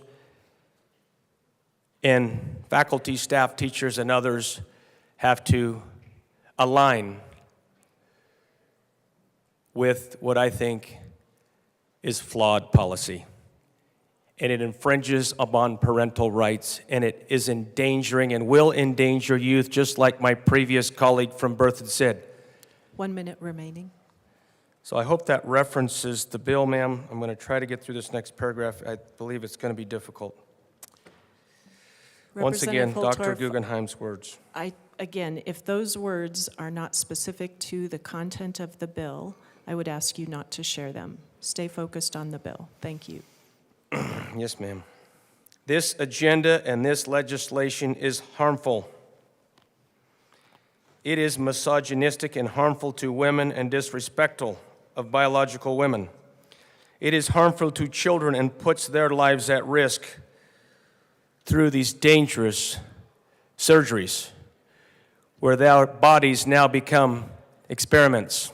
Representative It is Holtorf, rife this with bill does homophobia. not talk about surgery. Please conclude your statement. Yes, ma'am. Many adults I know today say they have no problem with what consenting adults do. When you're an adult, you're an adult. When you're a child, ladies and gentlemen of the chamber, you are not an adult, and you know not of the adult world. So let's not pretend that children do as we pass this legislation. Your time has expired. Thank you. Thank you. Representative Parenti. Thank you, Madam. Thank you, Madam Chair. Colleagues, this isn't going to be easy. It's all right. It's very difficult to come to the well and speak to you today on this topic that is, in fact, highly personal to me and my family. Most of you have heard me speak about my transgender teenager before. They are an incredible kid who is open and honest and unafraid of any of the words spoken here. Quite frankly, they occasionally share far too much information with their mother than I would like about what's going on in their lives. And I would not have it any other way. I want to share a small piece of our story with you because I think it's important for members of this body and the general public to hear from a parent whose kid changed their name at school before talking to their parents about it, because I was that parent. It's been almost 5 years since this amazing person came to me with a very difficult conversation for them to talk about being trans, non-binary, and asking if I would call them by a different name. And a few minutes into this conversation, I realized that the name they had chosen was one they had arrived at with friends at school and had already been going by at school for several months. And I'm not gonna lie, as a parent who deeply loves and supports their child, I was a little hurt in that moment. And in that moment, I had a choice. I could get upset at my kid or get upset at their school, but instead in that moment, I decided to be the parent that my kid needed me to be. And I looked at them and I said, I'm sorry if I ever gave you the impression that this wouldn't be okay. It makes sense in the context of human development and the relationships that young adults and teenagers have with our parents that someone might want to try something this difficult out in a safe space before talking to their parents about it. Because it's that relationship that we have with our parents that is so critical and difficult in that time. And let's face it, it can be scary to talk to your parents about important things no matter what age you are. And in the years that have passed since that day, it has never occurred to me to be anything but grateful to my child's teachers and their administration for giving my kid a safe space to learn and grow without fear of judgment or retribution. They weren't hiding anything from me. They just weren't ready for that conversation yet. And that school gave my kid the space. They showed my kid the respect to know when it was going to be time to come to me. And in doing that, they actually helped promote an open, trusting relationship between parent and child that continues strong today. I want to contrast this with another story of another child who was exploring their gender identity at the same school at the same time. Unfortunately, due to a mistake, it was inadvertent, a teacher informed the parents that the child had been using a different name at the school before that child or their parents were ready to have that conversation. And what ensued was actually days of fighting and screaming matches that resulted in the child in a locked room texting their friends, "Somebody come save me." Mandatory reporting, that triggered mandatory reports. That was the incident that called child welfare in. So the question I have been asked on this, and I would ask you to ask yourselves, is who do we trust in these situations? And I would urge all of you to trust your kids. Trust that if you have built a good relationship with your children, they will come to you when they are ready. And theirs really is the judgment that we should be looking to most in these situations. Thank you, colleagues. Thank you for your attention, and I appreciate all of you standing today. Representative Hartsook.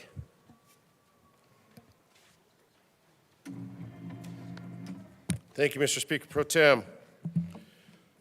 We heard this bill in committee in education. So in the education committee, we've got tons of problems here in the state for low test scores and everything else for math, reading, science, you name it. We're dealing with this. This specific bill states, requires the public schools and charter schools to use the student's preferred name. Says if they don't, it's a form of discrimination. They have to form a task force and do some other details.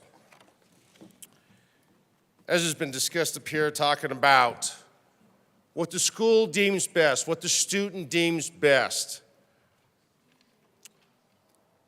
A parent's right and responsibility to raise their child is the core values not only of this nation, but of the entire world. I don't care where you go, I don't care where you live in this world, and I have traveled all over the world. The parents, the mom and dad, are the ones that have the primary responsibility in any given culture to raise their children. They often do that in conjunction with school systems, communities, cultures, values, etc. It's done in conjunction with, not in acquiescence to, not in someone else taking over for the parents, not some other entity keeping things from the parents, because that's a violation of parental rights and responsibilities. There's lots of things my kids thought they were ready to go do. It could be driving. That's why we have a law. You don't get your license until you're 16. Of course, my kids were like, "Hey, Dad, can we go drive in the truck?" And they were 12. "Hey, Dad, can we go hunting? Can we go hunting with you?" And they were probably about, 10 or so, my oldest. There's laws. But it's my responsibility as a parent to not only know those laws, but to raise my kids in a safe, productive manner. every parent's job, every parent's right and responsibility is to raise their kids as they see best and fit. Whether society agrees or not, I don't give a damn. It's the parent's right and responsibility. Not society, not the school, not a teacher, not an administrator. It's the parent's right and responsibility. And if we have a problem, then there's plenty of entities that can be brought in to help with that. There are counselors, there are chaplains, there are other parents, there are other kids. But in the end, it boils down to mom and dad's right and responsibility to raise those kids. And keeping anything from those kids, or from those parents, is wrong. Now, we got very specific laws concerning child abuse, child neglect. CPS has a whole series of statutes on that. That's not what we're talking about here. And getting into arguments with your kids and them getting upset and doing crazy things is normal. It was normal when I was a teenager and I argued with my parents. It was normal when I would argue with a teacher. And then instead of getting sent to the principal's office, I got sent to see the coach. And they promptly corrected that with lap around the track. And then my parents were told about it. It is a parent's right and responsibility to raise their children. Anything that excludes that, this piece of legislation, any of the other pieces of legislation that are out there that interferes with that fundamental right of a parent and their responsibility to raise their child is wrong. Nothing should come between them unless the courts deem the parents unfit and unjust. We have plenty of statutes for that. Talking about name changes and keeping things from parents and requiring schools to adhere to things that then becomes discrimination. What's the purpose of school? The purpose of school is to go and learn. We seem to have lost that focus, and now we're putting more requirements on teachers, more requirements on administrators, creating task forces per this piece of legislation. So not only have we lost the way for the schools and what they're supposed to be doing, the rights, the fundamental rights and responsibilities of parents are under attack. And in both situations, it's wrong. It's counterproductive. It doesn't help the kids. It doesn't help the parents. It doesn't help the school. It doesn't help anyone.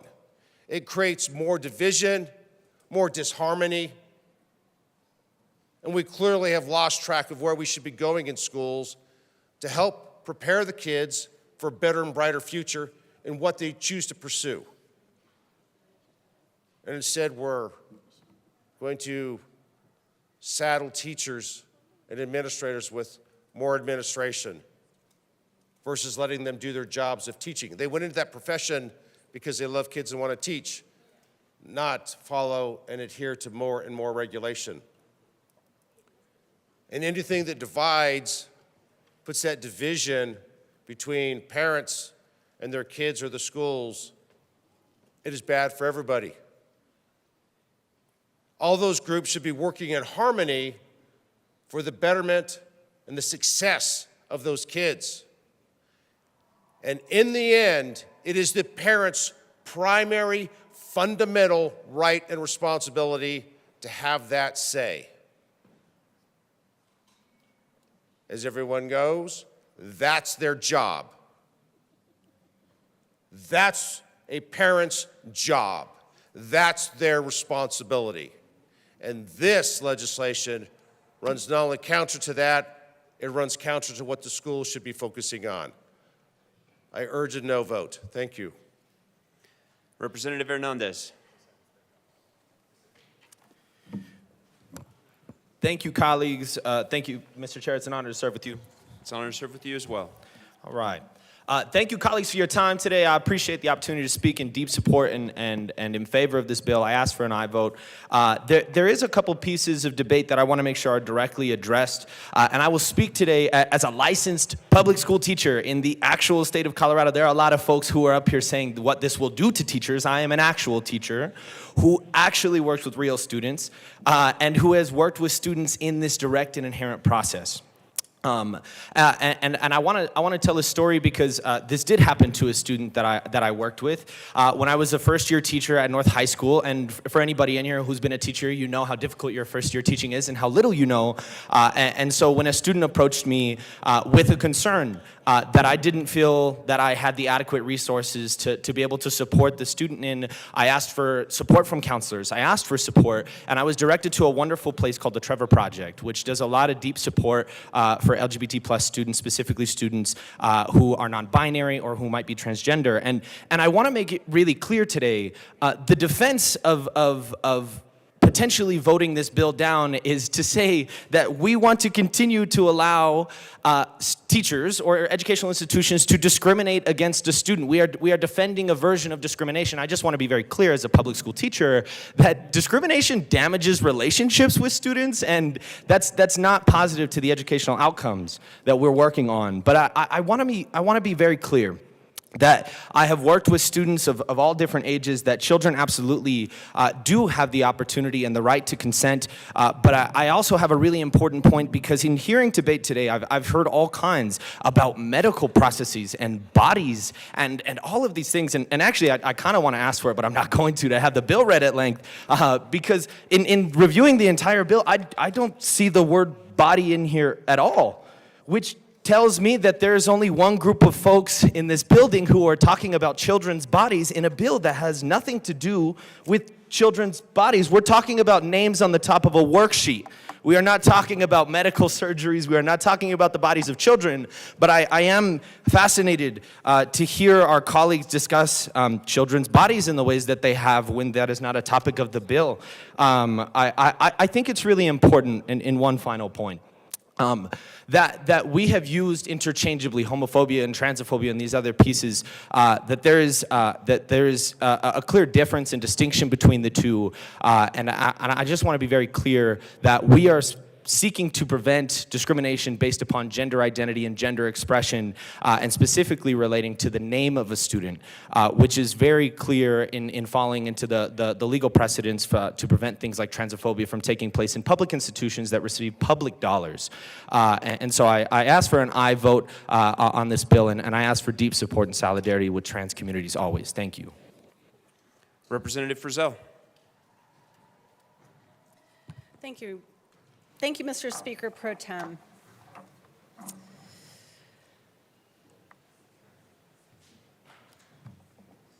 I just want to read a very short letter that I received from a constituent on this matter.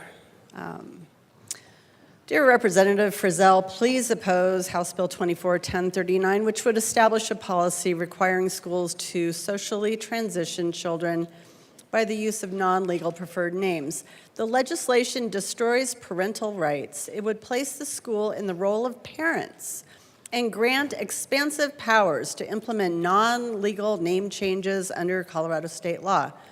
This legislation is bad for children, bad for schools, bad for families, and bad for Colorado. Please oppose. I had a lot of emails like that from my constituents, a lot on this bill. I did not have the chance to speak on second reading on this bill, so I appreciate your kind attention. You know, as a parent, I can only imagine how hard it is to be a kid today, how hard it is to be growing up, how hard it is to be a kid, a teenager, and be inundated with everything that you see around you. You are being tracked on your phone by apps. You have social media presence that is so impactful and pressures kids. And then you have school. Like many of you, I get to speak to students, and last summer, it was right after session ended, I had the opportunity to visit with some fourth graders in Castle Rock at a school, and we were talking about how bills are made. And so when I have those conversations, we talk about, it starts with an idea. And if you wanted to change your world, what would be your idea? What would be your bill idea? And one of the students raised their hand and said, I think 10-year-olds should be able to drive. And I was like, okay. Well, there are a lot of reasons why I think that's a bad idea, and I didn't say so. But we tried to walk through this idea of 10-year-olds driving, and what would that look like? And could you reach the pedals? I say this because kids think in ways that adults don't. And that's good. It's really good. It's exciting. They see life so differently. And it's one of the jobs as a parent to kind of harness that, right? You want your child to use that amazing imagination for all the great things that it can be used for. But you as a parent are responsible for your kids, not the state, not us here in this chamber. As a parent, you are. And that's both daunting and the greatest privilege of a life. But it's your responsibility. Parents deserve to know what's going on with their children.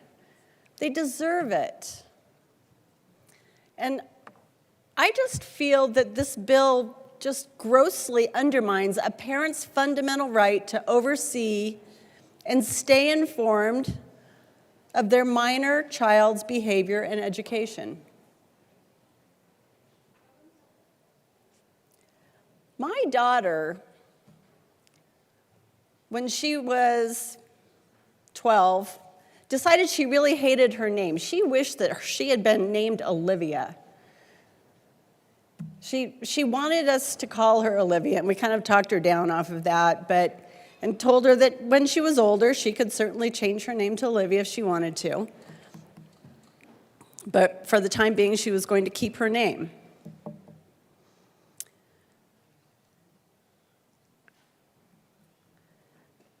As a parent, that was my right, my responsibility. I really want us in this chamber to raise up families and raise up schools and help schools do what they are intended to do, which is educate.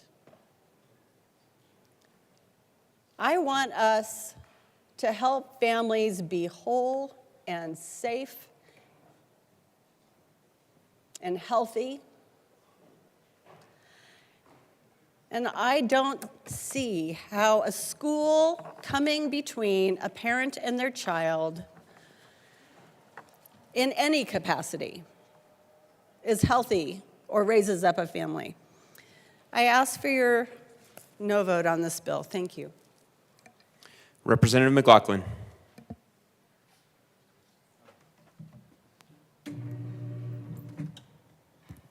Thank you, Mr. Speaker. I am a teacher. I think once you are a teacher once, you are a teacher for the rest of your life. And I'm also the teacher that my friend from El Paso County referred to for what I said in committee. And he was absolutely right. I did say that when students came in to me and said, I need to tell you something, I'm wondering if you can call me by this other name for a while. If I tell my parents, they'll kill me. I thought, should I have the parents kill them, or should I give them a safe space to be? I chose the safe space. Somehow, we all lived through it. that for a while I called them by their name. It just automatically didn't change it on any official records. Nothing was changed except the fact that they got to come to school every day and know that I was seeing them for who they were. If their parents, who really say, oh, we're the best parents ever and we know all about our kids and we talked with our kids, if those parents had asked them, let's sit down and talk, I bet those kids would have talked to them. And they would have said, Mom, Dad, I would like to go by a different name. But they didn't. Those students chose me as the person who would listen to them and not their parents. I think that says something.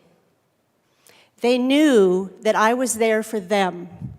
I was not there to make them follow some silly rule or to call them out in class as a different name. We just all went with it.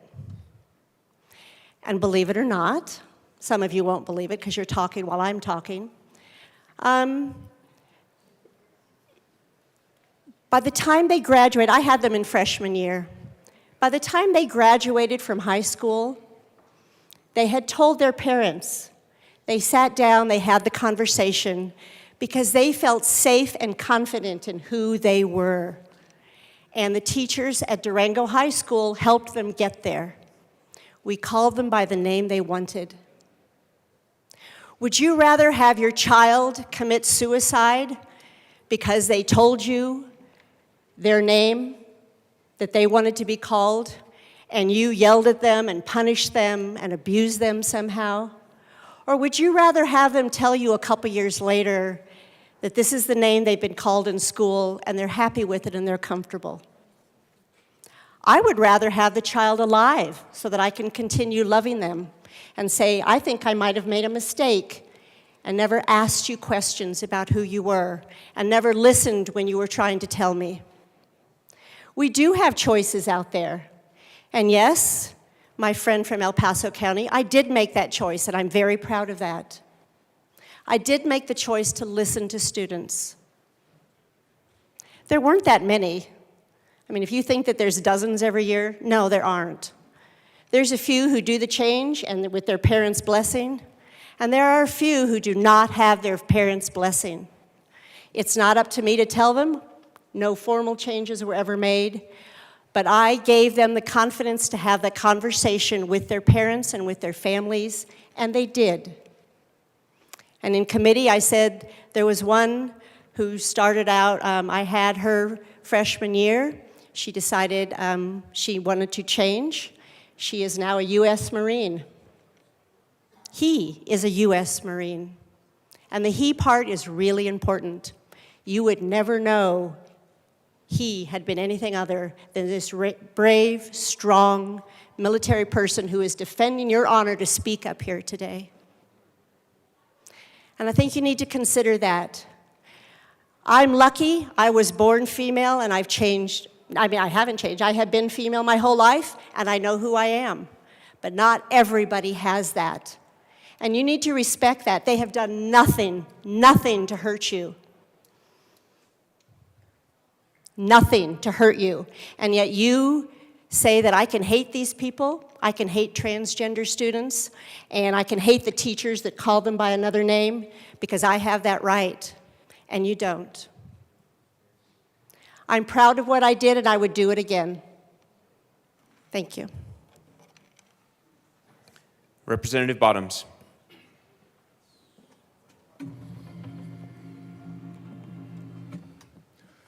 So we've heard stories of youth, kids that have transitioned, kept it from their parents, teacher kept it from the parents, and but the parent was okay with that. So that's not what this bill is about. This bill is actually about the ones that want to know the information and have the federal right to know the information. It is discrimination against a parent when they are kept information that they have the federal right, the law, to have. That's discrimination. That's discrimination. And when we try to keep parents out of the loop, that's also illegal. Something that is also important in this is not only are we taking away the First Amendment right for people to speak truth, but we are now forcing, the state is now forcing teachers, counselors, principals, forcing them to say things that they know are not true. And then we also compound that by saying, you know this is not true, you know this is harmful for the child, but we're going to now say you have to say that. You have to be able to encourage that within this child and continue this slipstream that puts these children into this and make sure that they come out on the other side the way that this bill intends. Now, we then say to parents, to teachers, don't tell the parents. We say to parents, it's not your business. Well, these children do belong to their parents. They don't belong to the school. They don't belong to the state. They don't belong to the teachers. Those people come and go. The parents are a forever thing. The teachers, no constitutional right over that child at all. Parent, federally mandated constitutional right over that child. It is illegal, it is dishonest, and it's unconstitutional, and it is discrimination to keep this information from the parents. But the good thing is about this is there's already been 4 states that the teachers have sued the school and the state because they've made this happen and they've won. There is no legal precedence to stand on that says that you can force teachers to say things that they do not believe and go against their moral sensibilities and their constitutional sensibilities. This has been proven in court already, and Colorado gets to be next, it looks like. We will see that in court. Representative Young. Thank you. I just wanted to articulate a little clarifications around the references to the DSM-5. Having studied this document intensively, I want to give you a little context about it. We've had DSM 1 through 5. 5 has been the one that has been the most modified. Just like we do statutes that change state law, psychologists and other interested parties do research and change and amend the DSM documents. For an example, early in my career, autism was considered a disorder resulting from a refrigerator mother until research showed that it was a neurobiological disorder. Most recently, homosexuality had been referred as a pathology before 2013, where it was removed from the DSM-5 as a pathology. So we're talking today about gender dysphoria. So I want to just provide a few clarifications. The DSM-5 articulates explicitly that gender nonconformity is not in itself a mental disorder. So let's look at the term gender dysphoria.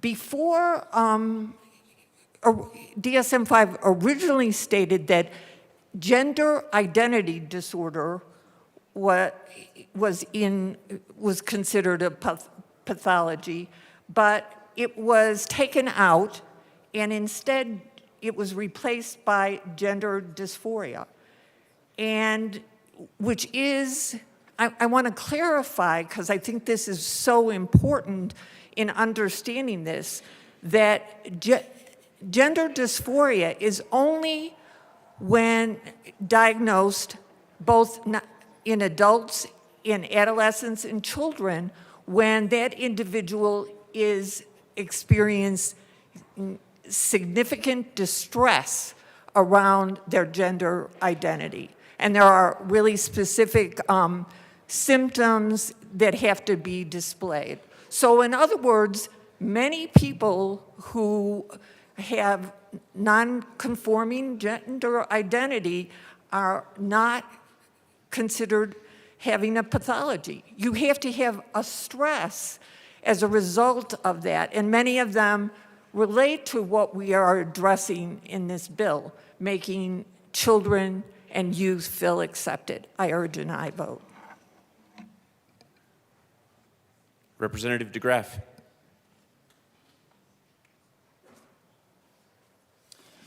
Thank you, Mr. Speaker. A lot of accusations. It's pretty amazing. About hate. Has nothing to do with the bill. We're trying to protect kids. This is a harmful ideology. It is a very harmful ideology. And it's based on a lot of things, but it goes back to, I mentioned earlier, it goes back to the idea of queer theory.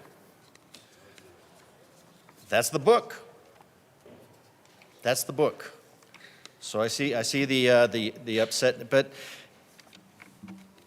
we're talking about parental rights, and you can get into all kinds of stuff on that, but it's in accordance with the laws of nature and nature's God. It would be a self-evident thing that you'd look out and you'd see that parents are responsible for the protection of their young, the protection of their kids. If you look out into the animal kingdom, if you look at everything and how society functions in general, parents in general have the best interest of their kids in mind.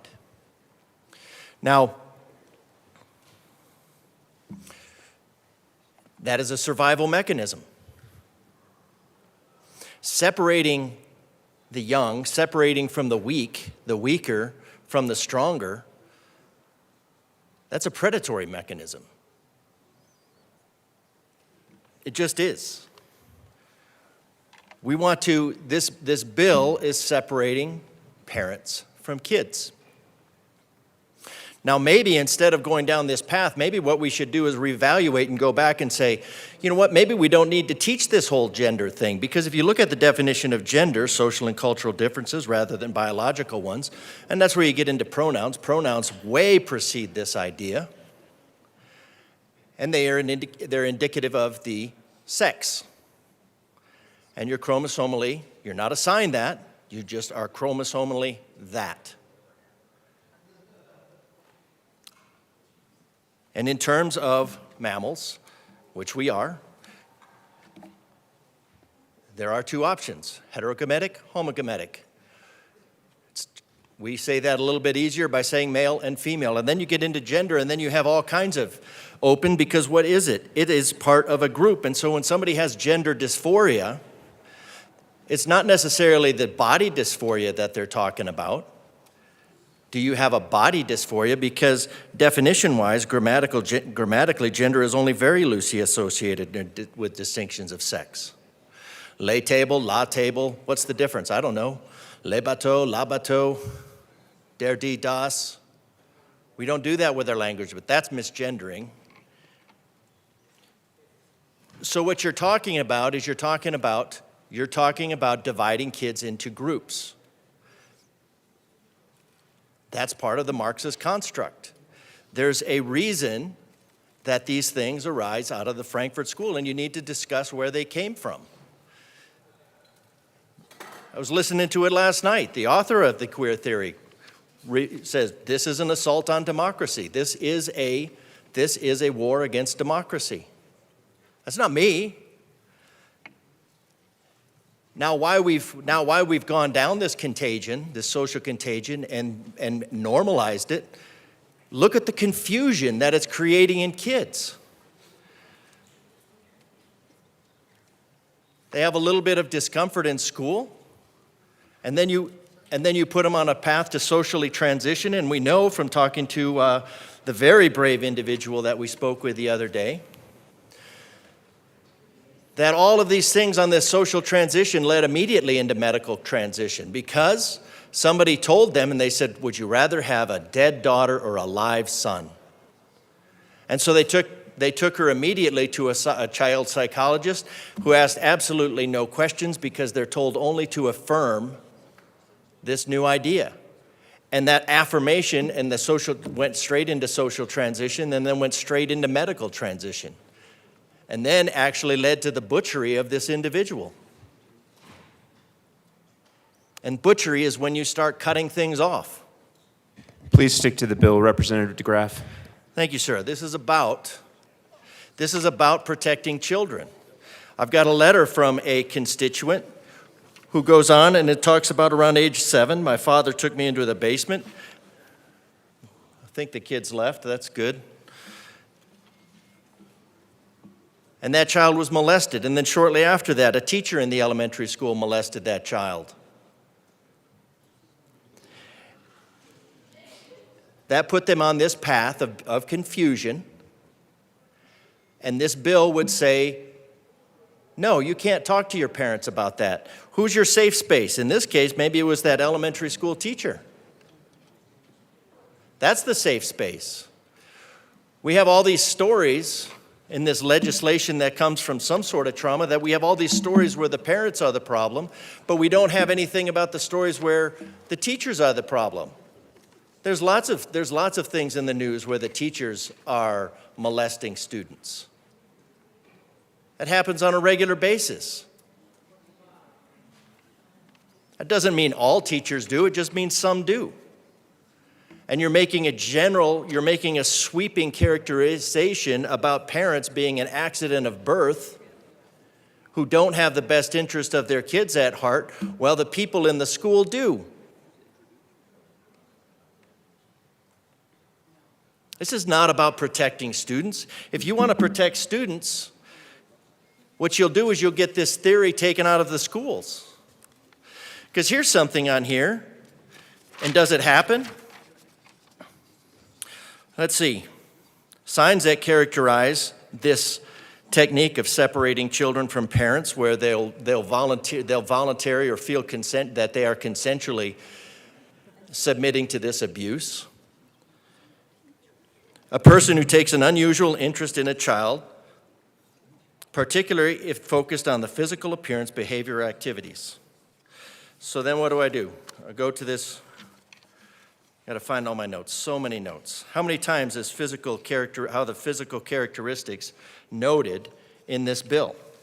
Appearance, dress, and behavior, appearance, dress, and behavior, appearance, dress, and behavior, appearance, dress, and behavior, appearance, dress, and behavior. What? To identify with a group. Not as a sex, which they are biologically, which is biologically true, but as a group, as dividing these people into a group, that is defined by appearance, behavior, and dress. Who focuses on appearance, behavior, and dress?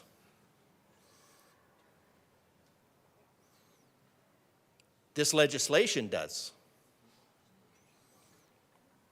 And it's a technique, it's a manipulative behavior used by sexual abusers to gain a potential victim, coerce them into agree to the abuse, and reduce the risk of being caught, putting it in legislation.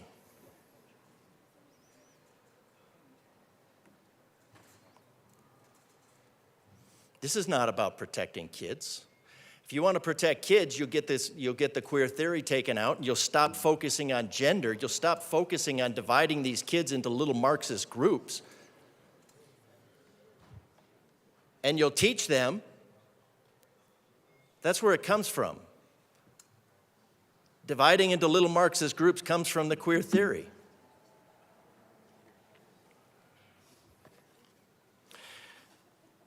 Systematic reviews of the evidence, of the benefits of hormonal interventions. These kids are being destroyed by these hormonal interventions.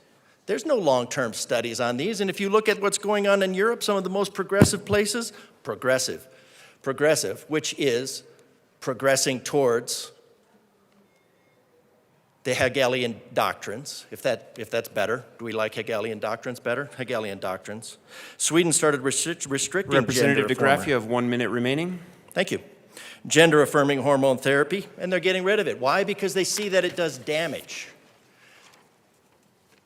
Instead of going backwards away and looking at these other countries as an example of what not to do because of the incredible amount of damage, When Chloe Cole went online and started looking at and finding the thousands of detransitioners, because she said she regretted immediately upon waking up and seeing and then having to deal with this. And instead of protecting kids, the system is built for non-questioning affirmation and to take them down one step to another until they decide no, lavishing praises on them, taking them down this path of transition that's focused on... Representative DeGraff, you are out of time. Representative Clifford. And that's called grooming.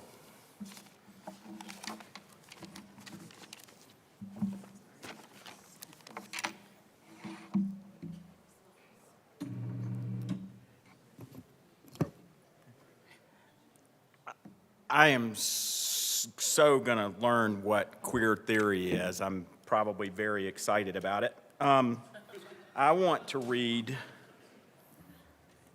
hold on. There it is. I can't get the email to open now, just a second.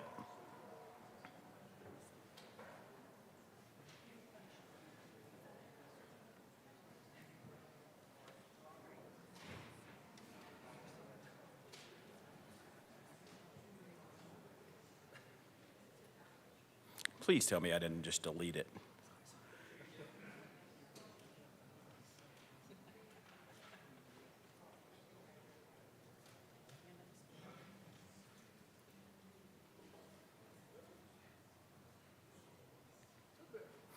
To the bill.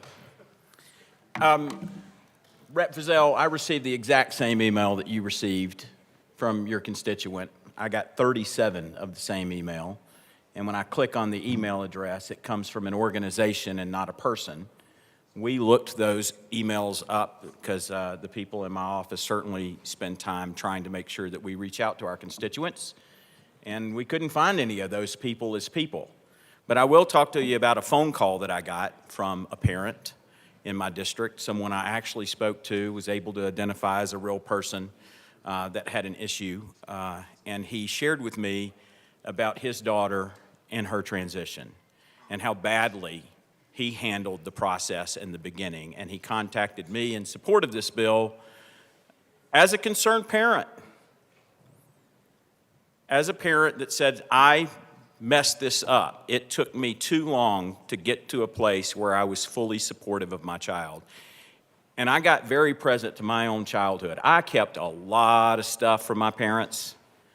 In fact, I still like to shock them with some things now just for fun from time to time. They were always supportive of me. We didn't talk about me being gay until after I was 21 years old. My sister had a very bad day one day and decided to look at my mother, and her response to be out of trouble was, "You know Chad's gay." And I looked at my mother and said, "You know Chad's gay." And my mother said, "My worst nightmare." Those were her words. And then she kind of laughed for a second, and she says, "I've known forever." She didn't say anything else. That was it. I had a date with a boy that night. I was in a hurry. That was it. That was the only discussion I've ever really had it with my parents. My dad did one time say, "Go be with your queer friends," when he wanted me to be at an event and I had someplace else I was going. Those are the conversations that we've had with my parents. Now, I'm married to a man. My parents have never not supported me. My parents have never not supported me on the things that I didn't tell them, and I was so glad all the stuff that they didn't make me confront and talk about with my Southern Christian parents. I grew up in a Southern Christian school. I didn't have a group. I wasn't groomed. I didn't know another gay person. I was the gay person. I didn't have somebody tell me how to be gay. I never had a question about it. 7, 8 years old, I didn't wake up one day and think. I just knew. I've always known who I was attracted to. I've never been attracted to the opposite sex. It's never been a question. I didn't think of something, and I didn't talk to my parents about it ever. And it didn't impact my relationship with them. I have been close to my parents my entire life. We're close now. So I don't buy the notion that this is some parental issue. I appreciated that I had the space to be and the space to act and the space to talk with who I wanted to talk with and who supported me and who didn't. And I chose those people. You know, the first person in my family I ever talked with about being a gay man was an aunt. And I have no idea why it got to be her. And she was completely supportive. I look back over time and wonder what it would have been like if I had talked with my parents about it earlier. If they'd forced me, I can assure you that wouldn't have gone well. I don't have a lot more to say about it. I'm just saying, when we're debating all of this nonsense, this is really about children being able to have the safe spaces to operate in their own lives the way that they choose. And I am a product of someone who has done that, and it has not impacted me negatively at all. I don't have a bad story to share. I've never been molested. I've never had a bad experience. I didn't have somebody try to talk me into something. I didn't have somebody groom me. I didn't have somebody that read me books about something or told me some way I had to be. I just am. Thank you. Representative Taggart. Thank you, Mr. Speaker Pro Tem. It's an honor to serve with you. It's an honor to serve with you as well. I am the proud father of 4 wonderful grown adults that, believe it or not, were all handfuls when they grew up and through their growing up. And you've heard me say that I'm the proud son of 2 wonderful parents that are no longer with us. One of the things that I learned very early in my childhood, and I have kept this close to me as an adult and as a parent, was a lesson that my father taught me was, son, if you are honest with me, you can tell me anything. He tested me on that. He also said, as I got older, you have a right, as my oldest boy, to request the exact same thing from me. And trust me, as a rebellious young tyke, I did take him up on that. But one of the things that I learned as a young man was that my dad was incredibly honest, and he fulfilled that commitment to me. No matter whether it was a simple issue that I needed to be truthful, or a very significant issue that I needed to be truthful. I also grew up in a town, a small town in the upstate New York, in the Adirondacks, where everybody knew my dad. And so you probably wanted to be truthful just in the sense that any time I walked down the street, somebody'd say, Rick, how's your dad? So I needed to be truthful just from the standpoint of my community also demanded that of me. Well, I carried that forward as a father. And I'm not going to compare difficult situations one to another. That would not be fair. But I can tell you, the youngest of our 4 kids went through some horrible, horrible situations. And I will always hold myself accountable because some of that took place while I was stationed in Europe.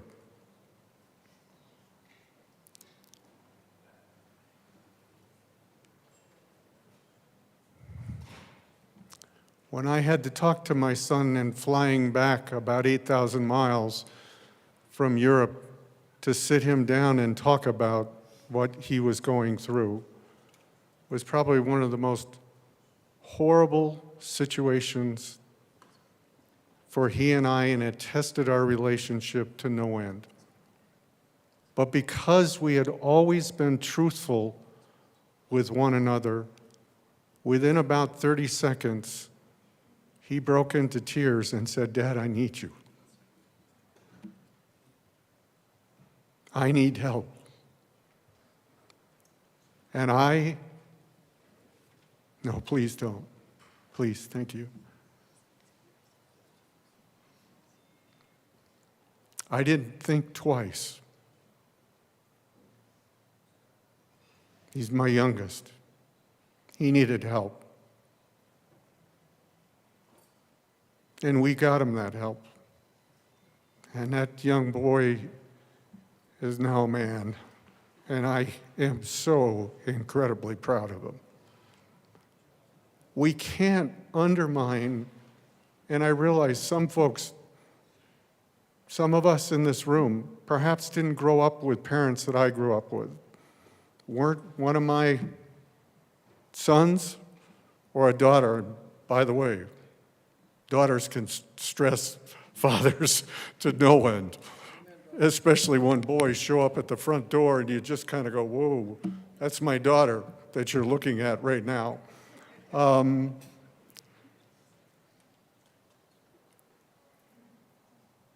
This bill, unfortunately, undermines the basic tenets of the family that I grew up in and the father I tried to be.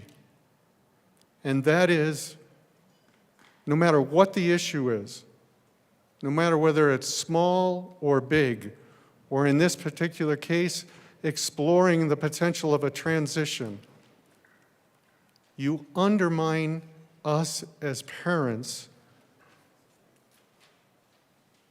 when you don't have the conversation to say, you know something? You need to have this conversation with your mom and dad before we do anything here at the school. You undermine us. Please don't do that. We want to be great, great parents. Please don't undermine what we've tried to do all of the years in raising great kids. Thank you. Representative Lynch. Thank you, Mr. Speaker Pro Tem. It's an honor to serve with you. It's an honor to serve with you as well. Okay, so we have been absolutely all around the world on this bill. We've heard of all kinds of places this bill can go, all those places that it came from. I would like to refer to the bill and talk about where we're really at. And also point people's attention to, as the way the bill is written out and the bill drafters told me this is going to be fixed, I would like for you to know that 2232.110 actually applies this same standard of discrimination to all employees of the schools, and 2263.206 also applies to teachers. So we're not just talking about students here, but I have faith that that will be fixed. But let's talk about what we're really doing here. What we're really doing is defining a new level of discrimination in our laws, in those red books.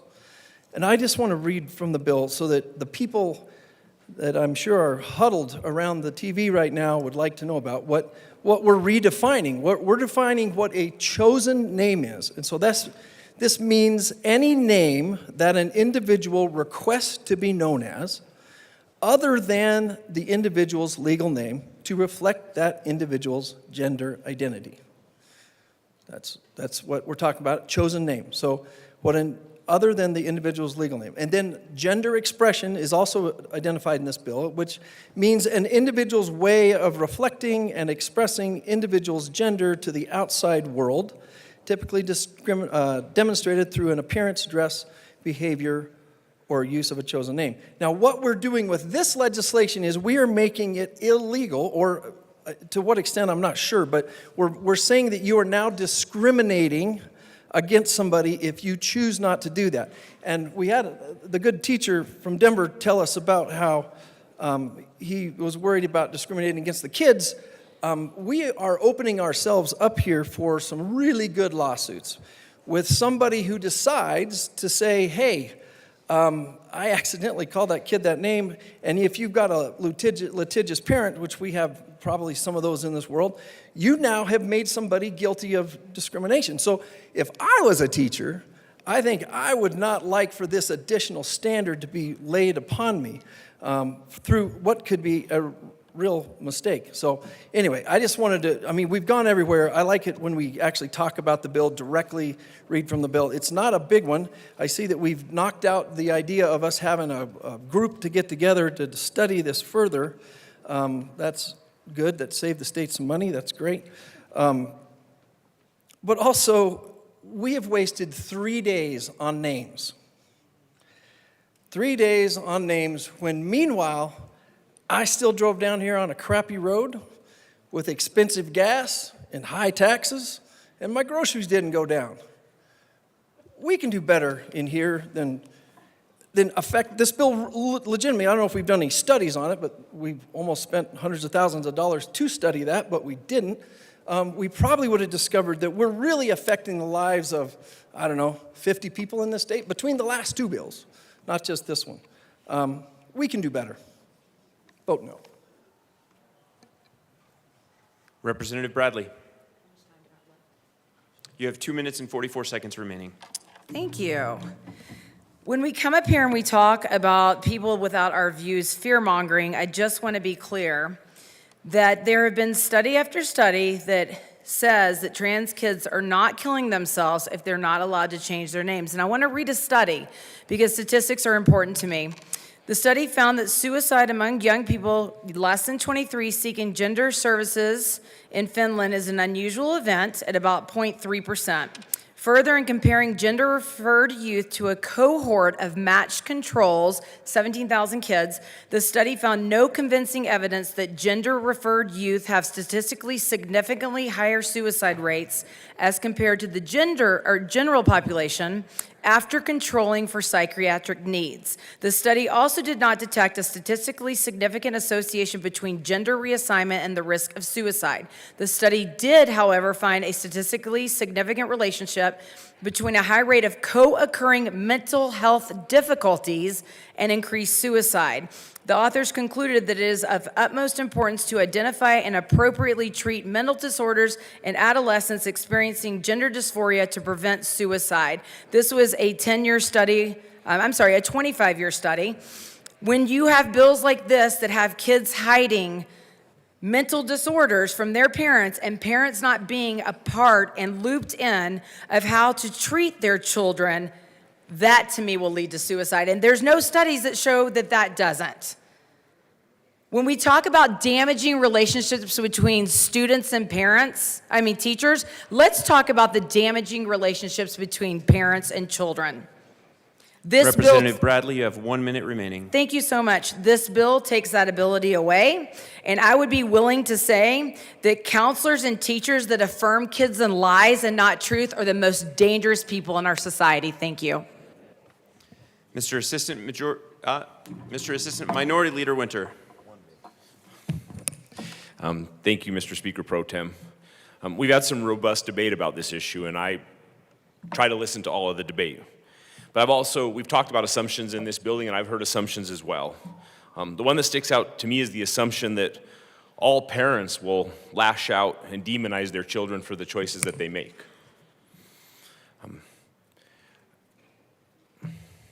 Okay, we may disagree, but that's what I'm hearing from this, just like you all speak about what you hear.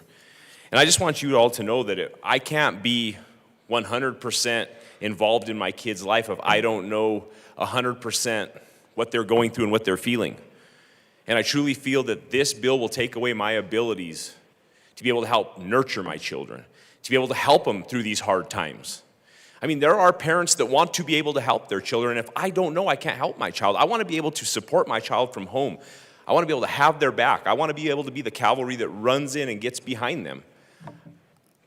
And I don't see a problem with that. I mean, I know that there's people out there that are going to demonize their kids and work them over for things like this.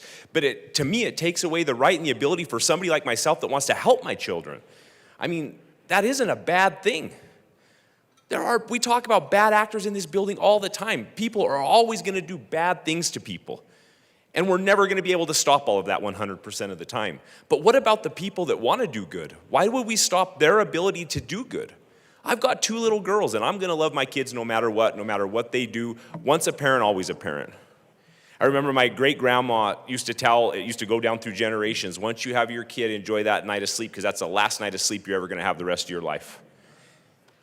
Right? And I think most of the parents in this building would agree. And I come up here in good faith, and I come up here being honest that if I do not know these things, I cannot rear my children. I cannot help them through what they may face from classmates, what they may face from other adults in the world, what they may face from society. And I don't think there's anything wrong with having this discussion with your children. But once again, I said it in second readings, I'll say it in third readings. If I'm not 100% in the know, I'm not 100% involved. And I think as a good parent, if you're not 100% involved in your kid's life, you're not a good parent. So to take that ability away as a parental right to not know, to not be able to help counsel that child, it puts all parents in a box. And it makes assumptions about all parents. You cannot legislate morality. You cannot legislate ethics. You cannot legislate people into being good people. We're humans, we're flawed. People make mistakes. People do evil, horrible things. It's happened throughout history over and over and over again. And I think for the most part, people in this room are good-hearted people. We wouldn't be here if we weren't fighting for something. One thing is we may not agree on policy and we may not agree on everything, but one thing I respect about everybody in this room is you show up every day fighting for what you believe is right. We may inherently disagree 100%, but I know that the majority of people in this room are fighting for what they believe is right. And I am up here fighting to be a parent to my children. And I think that is right.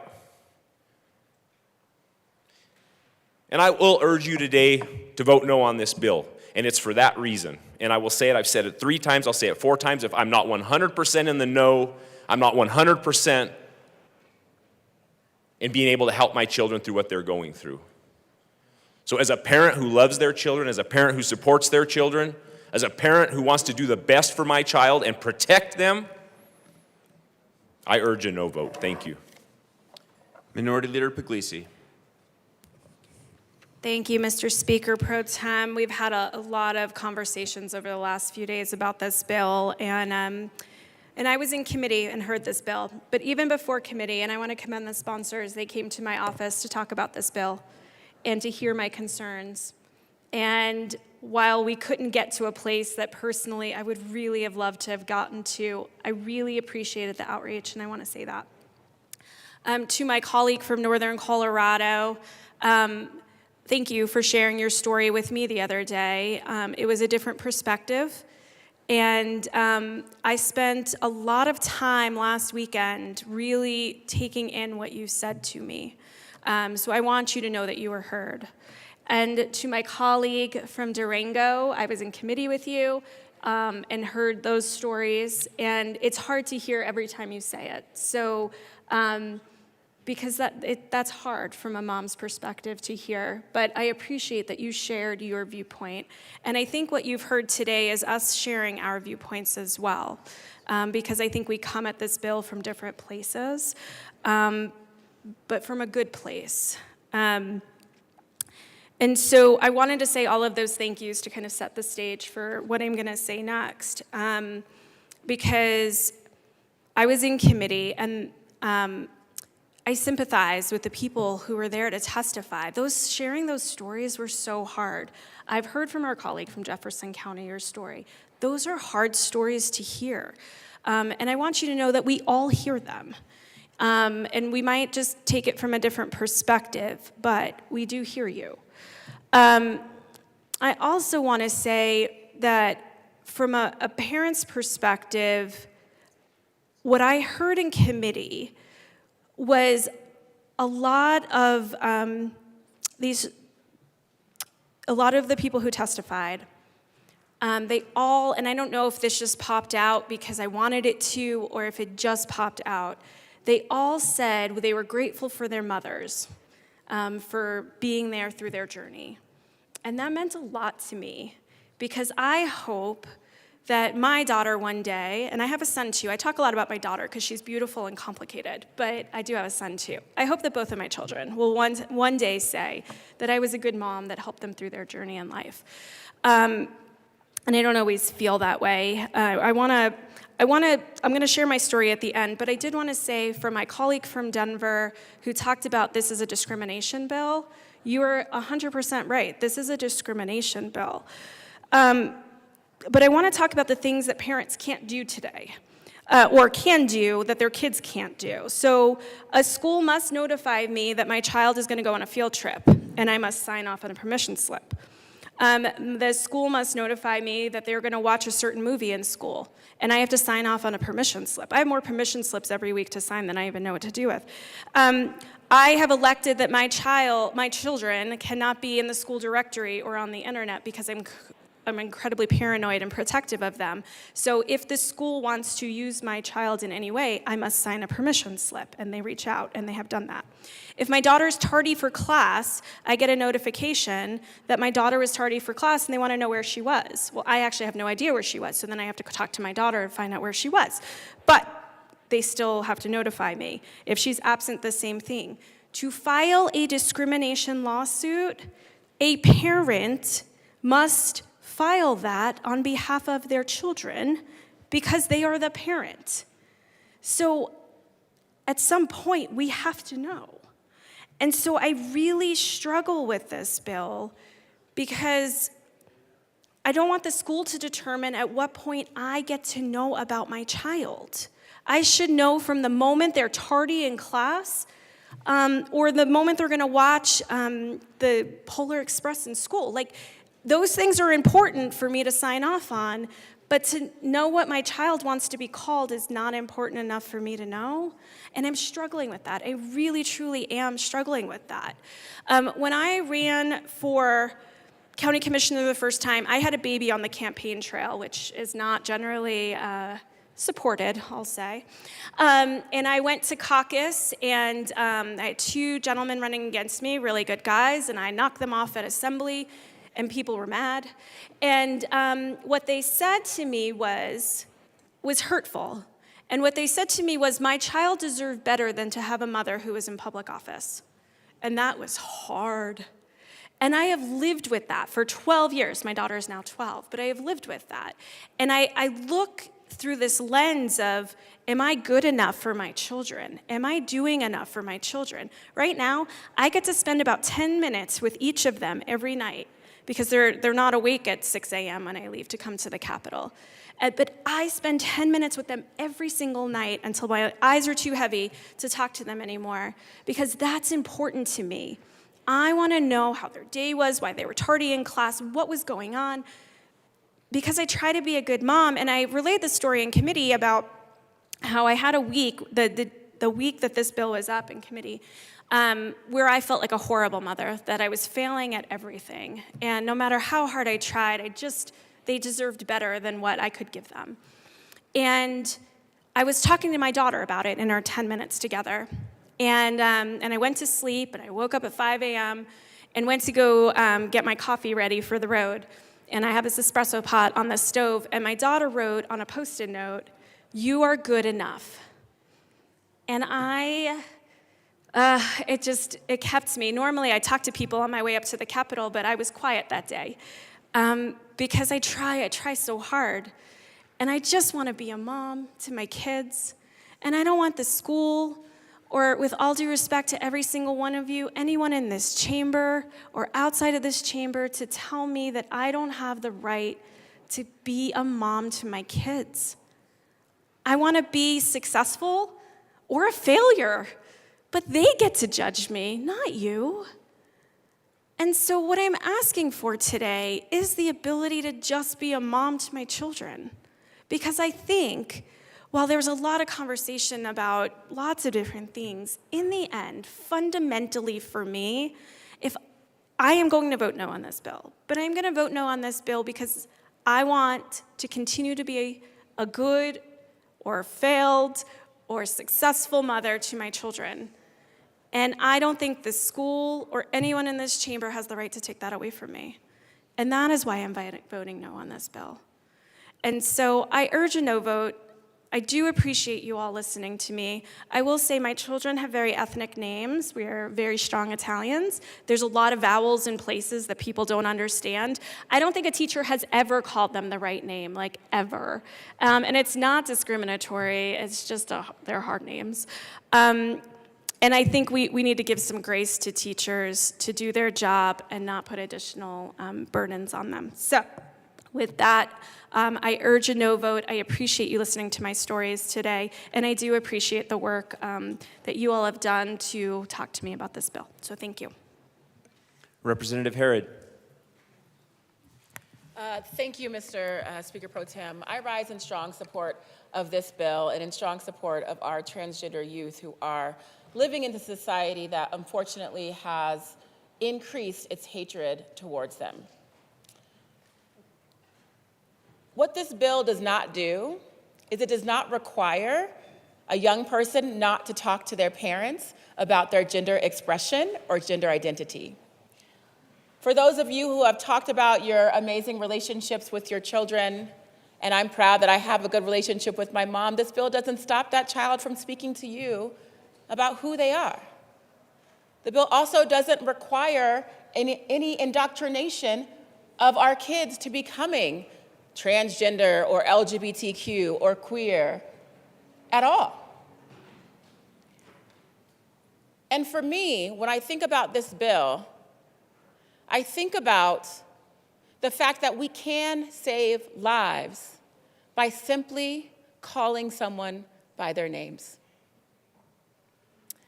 I want to thank the teachers for sharing their stories, but most importantly, I want to thank the teachers in this room for embracing a young person when they needed it. Thank you for that. But when I turn on my social media or when I read my emails and I see people going online and bullying and harassing and intentionally misgendering young people, it's wrong. It's wrong. When I see people who are so full of hate that they misgender someone or they don't want to use their pronouns because of their First Amendment right, these are kids we're talking about here. It's wrong. In fact, when some kid who was just murdered next was misgendered on this floor, it is wrong. And that is hate.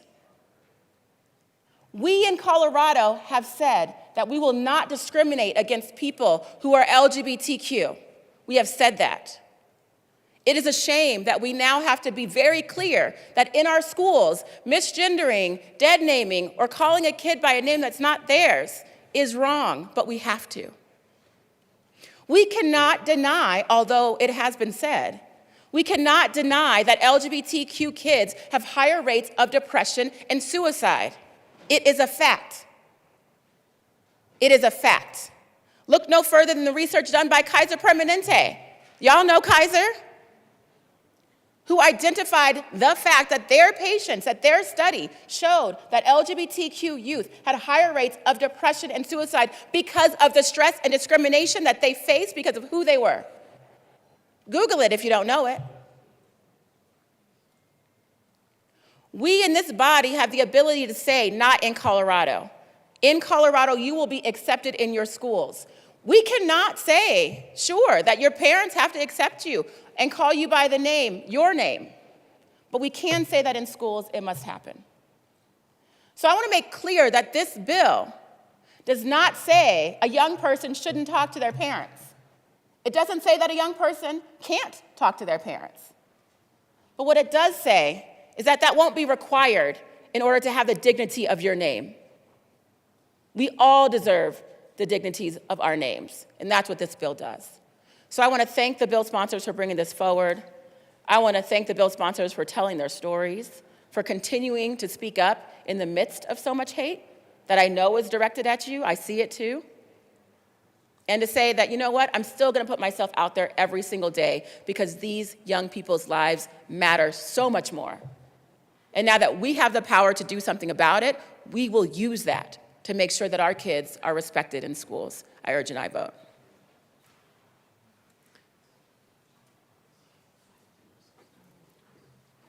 Representative Tatone. Thank you, Mr. Speaker Pro Tem. Thank you for sticking with us on this one. And I do want to say thank you to my colleague from Grand Junction for talking about what a good parent is. Because, you know, this bill doesn't interfere with good parents. Good parents who talk to their kids, they're going to know that their kids are using a name at school, or, as the example was made earlier, that they're going to know when the right time to talk to that parent is. You know, your name is what you carry with you every day. It's not just this badge that we carry around with us, right? It's not just a simple word, it's our identity. People use different names all the time. For example, people named Richard use Dick as an alternative. Nixon was one of those, he was the president, right? We can keep the name we have, use a variation of it, or when it makes us feel wrong for who we are, we can change it. In committee, we heard a lot of parents who were angry about the idea that their kid changing their name, the name they gave to them, made them angry. We heard parents saying that they have full authority over their kids, alluding to ownership of them. And I'm not a psychiatrist or a psychologist or anything, but it seems like there's some things that I read about recently that kind of go towards a theory about this. And Parents Magazine talks about a study on hostile parenting. This is a study they talk about from the Medical Journal of Epidemiologists and Psychiatric Sciences. And from the article, they say more often than not, parenting is learned experience. We aren't born with the knowledge of how to be a parent. We tend to draw from what we know or have experienced in our own childhoods. We use those experiences as a guide for how we want or don't want to raise our own children. Hostile parenting is an aggressive style of parenting, whether it's physical or verbal, says Khadisha Adelakoon, who has a lot of credentials that I don't know what they are. Oftentimes, it's out of ignorance, experience, stress, or hopelessness, possibly due to their own situations. Also feeling like there's nothing working with the child in regards to changing their negative behaviors. These are the kinds of parents that we're talking about here, that those kids are having a problem with talking to their parents about. It's about these households where the kid has a perception that there's hostility and they may have a difficult time talking to their parents about an aspect of their life that they may find, that parent may find objectionable. There are many stories we hear all the time of kids not feeling safe or comfortable talking with their parents. You know, I said on second reading, it took me until I was 37 years old to come out to my parents, and they're not hostile people. I actually came out to my friends and Facebook before I even talked to them. And it was because, just like in the situation, you got to test the waters a little bit and see how things are. Because look, if you don't have anybody to fall back on, and then you lose your parents, you feel like you have nobody. And no kid wants to be in a situation where they don't have anybody who's on their side. Kids of any age have difficulty talking to their parents about something that may disappoint them. So imagine if a kid is in a hostile household, how scary would it be to be themselves if that being themselves doesn't align with the parents' views. And I want to thank my colleague from Weld County for telling her story about, she's over there, about why it's important. And that was a very relevant and poignant example in 2 different cases. And you hit the nail on the head on that. Thank you. This bill was brought to us by students from Koyak because they identified a problem happening in their schools. They asked for this bill to help their fellow students so they can have respect and dignity that the other students enjoy. That's what we're doing here with this bill. It doesn't do a lot of the things that were brought up today. The bill was changed significantly. This was a major compromise that actually comes up with a really good solution. And if you're a kid whose parents know that they're trans and they want to go by a new name, they don't need to be notified. They already know. And if the kid is in a hostile household, please don't tell them because they're gonna get possibly beaten up when they get home. Like these are real things. And if the parents are good parents and they have a good relationship, as was alluded to, then those parents will work it out, as we heard here today. So please vote yes on the bill. This is a bill brought by students for students. It's going to help a lot of kids get through school and not be afraid to go there. Thank you. Representative Vigil. Thank you, Mr. Speaker Pro Tem, and it's an incredible honor to serve with you. It's an incredible honor to serve with you as well. So, colleagues, I have a few points. There's a lot I can say about this bill. I've been working on it, of course, since last summer when I chaired the interim committee where we first developed this. I will say also the student participant who led the charge in a lot of this is kind of a family friend of mine in El Paso County, which was just lucky that she happened to be on the committee. So I have definitely been very attached to this from the beginning.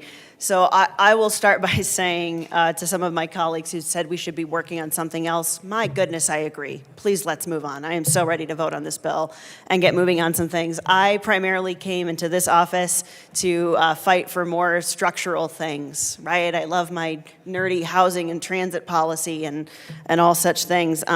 But something shifted a little bit as I came into this position, and the attacks on the community that I'm part of and my family members increased, like dramatically. Y'all might remember there was a hate crime of mass violence in my district right before I even got here. That changes things for me a little bit. It changes a little bit what sort of bills I choose to run. And respectfully, don't start none, won't be none. That's why we run bills like this. When people are under attack and we need to increase and protect their rights, we'll do that. We'll address that. So that's why we're here. I would love it if we didn't have to have extended commentary, including some things that are out of order in this well that we have to keep arguing about. I would love it if we didn't have to do that, just to say the kids deserve to go by the name they want to go by at school, just to say that. So I'm going to level set a bit about what is in the bill. Our colleague from House District 65, I believe, was referring to the introduced version of the bill and then the committee report, so still not the engrossed version of the bill on a number of occasions. The bill does 2 primary things, and I'm going to say this again. We are recognizing that a chosen name is part of someone's gender identity and expression, and therefore a student has the right to be addressed by that name at school, and we require that schools adopt a policy that ensures that they conform to that non-discrimination law. There is nothing in the bill, absolutely nothing in the bill that says that a school may not notify parents. Absolutely nothing. It's not there. It's not prescribed. We have a local control model for our school districts. They will come up with a policy. What makes this complicated, there are 2 major things that make this complicated, and this is what we were trying to solve in the interim committee when we developed this bill. One is that the sort of like electronic records keeping system doesn't always make it simple for a kid's name that they go by to be readily available so that a teacher doesn't accidentally out a student without their consent or repeatedly call them the name they don't go by, and they're thereby violating that child's rights and, by the way, their parents. Because the lion's share of kids in this community, and we talked about this in seconds, and I feel like I still just have to keep coming back to this, primarily this bill is about protecting parental rights. It is about protecting the parental rights of families who have transgender youth, who accept and affirm their kid, and don't wish for them to be dead named at school, or misnamed, if that name about fine. They don't want them to be called by the name they don't want to go by at school. Predictably, what ended up happening in the opposition to this bill is we started with parental rights until we noted that that circle also goes around families who affirm their transgender kid. And then we stopped talking about parental rights. Now we got to talk about the First Amendment rights of teachers. Apparently teachers have the right to say that the parents are wrong about their kid and their parental rights would be overruled because the teacher doesn't want to call them that. And I don't remember who I said it out loud to. You'll have to tell me later. But I predicted to somebody off to the side, I said, you just wait. Once we get past the teachers thing, we're going to start talking about how it's a burden to taxpayers. And lo and behold, it came up today. So that's what the bill does.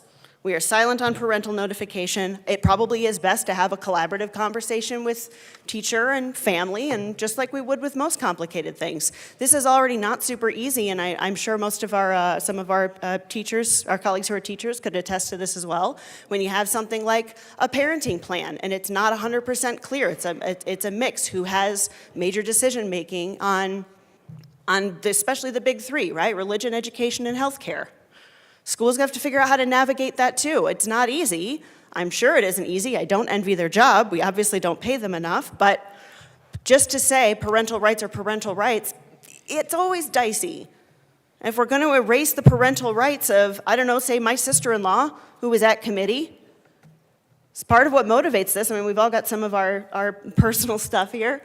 My nephew had to stop going to school. He had to just stop going to school. Because the teachers there said, we're going to say what's on the birth certificate. And if that gets your kid bullied, it looks like he's bringing it on himself. I don't think that's acceptable.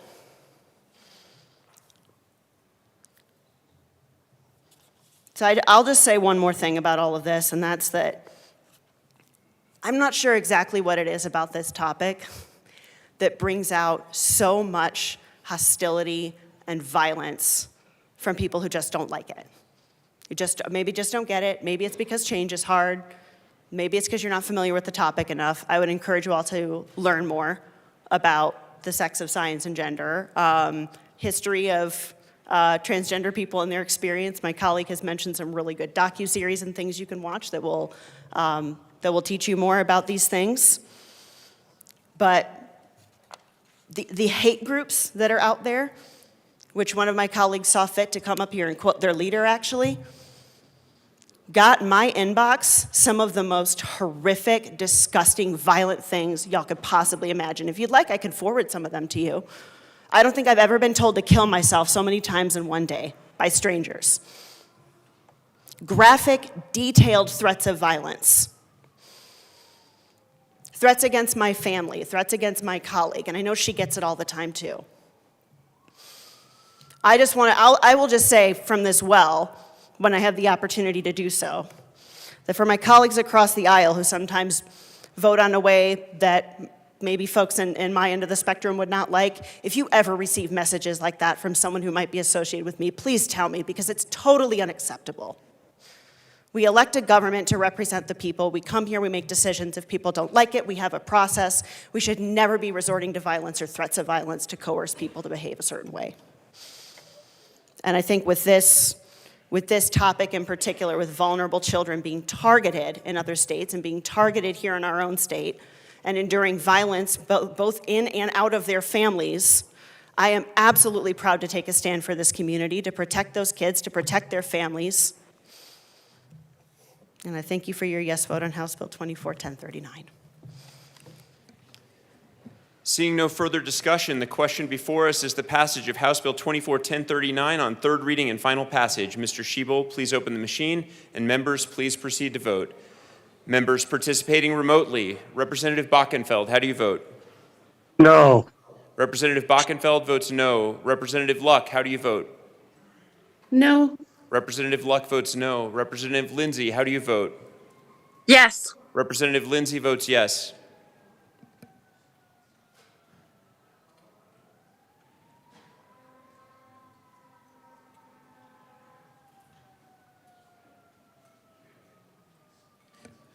Please close the machine.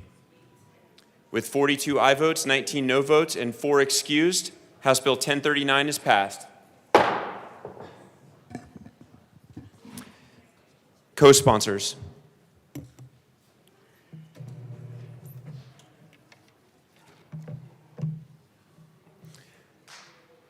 Would anyone participating remotely like to co-sponsor? Representative Lindsay co-sponsors.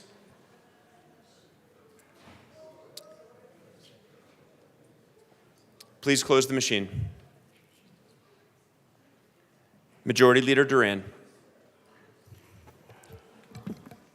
Thank you, Mr. Speaker Pro Tem.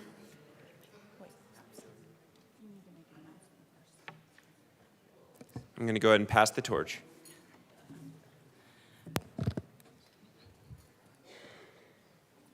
The House will stand in a very brief recess.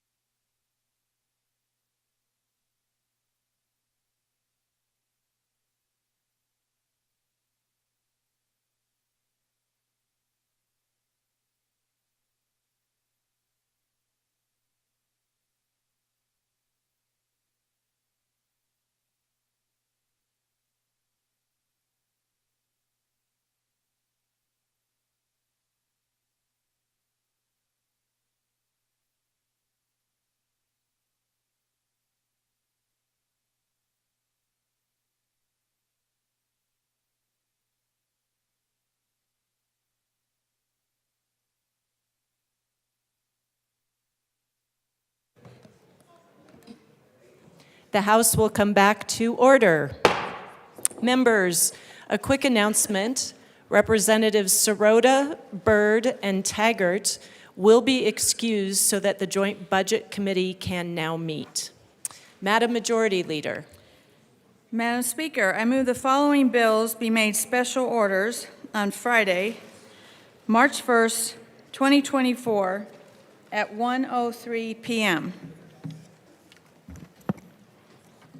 House Bill 1082, Senate Bill 4, House Bill 1002, HCR 1002, House Bill 1225, House Bill 1241, House Bill 1037, House Bill 1087, House Bill 1171,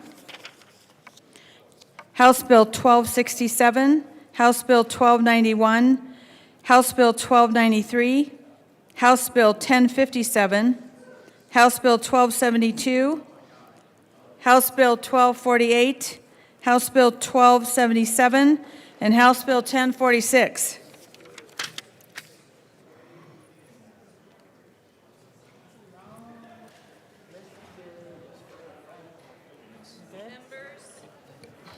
Members, you have heard the motion. Seeing no objections, the bills listed by the Majority Leader will be made special orders on Friday, March 1st at 1:03 p.m.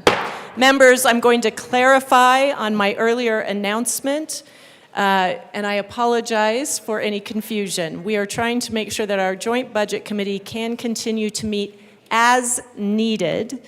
So Representatives Sirota, Byrd, and Taggart will be excused as needed so that JBC can meet. Okay. Assistant Majority Leader Bacon.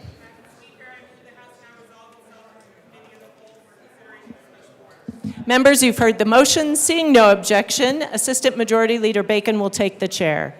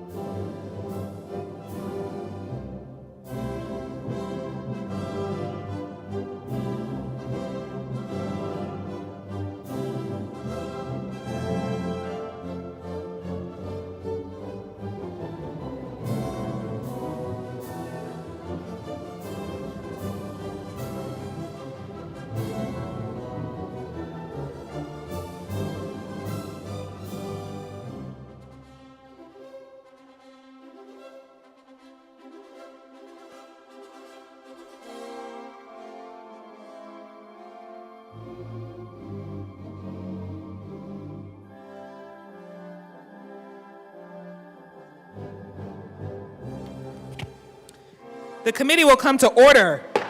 With your unanimous consent, the bills will be read by title unless there is a request for reading a bill at length. Committee reports are printed and in your bill folders. Floor amendments will be shown on the screen and on your iPads. Bills will be laid over upon motion of the Majority Leader, and the court rule is relaxed. Madam Majority Leader. Thank you, Madam Chair. I move to proceed out of order for the consideration of House Bill 1002. The committee will proceed out of order for the consideration of House Bill 1002. Mr. Schiebel, please read the title to House Bill 1002. House Bill 1002 by Representative Sirota and Martinez, also Senators Marchman and Rich, concerning the enactment of the Social Work Licensure Compact. Representative Sirota. Thank you, Madam Chair. I move House Bill 24-1002 and the committee reports. Committee report from Health and Human Services and Appropriations. Finance and Appropriations, correct? Do we have a finance report? Do we amend it there? Okay, to the Appropriations report. Okay. Sir. Rep. Sirota. Thank you, Madam Chair. In Appropriations, we added a J amendment to fund the bill. Sir, any further discussion? Representative Martinez.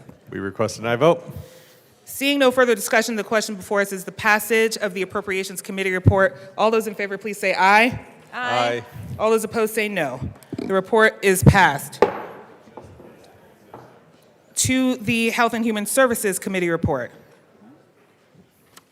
Representative Sirota. Thank you, Madam Chair. In Health and Human Services, we just made 2 tiny technical tweaks to the language, and I ask for an aye vote. Is there any further discussion? Seeing none, the question before us is the passage of the Health and Human Services Committee report. All those in favor, please say aye. Aye. Aye. All opposed say no. The report is passed. To the bill. Representative Martinez. Thank you, Madam Chair, and it's an honor to serve with you. It is an honor to serve with you most days. Just Most- kidding.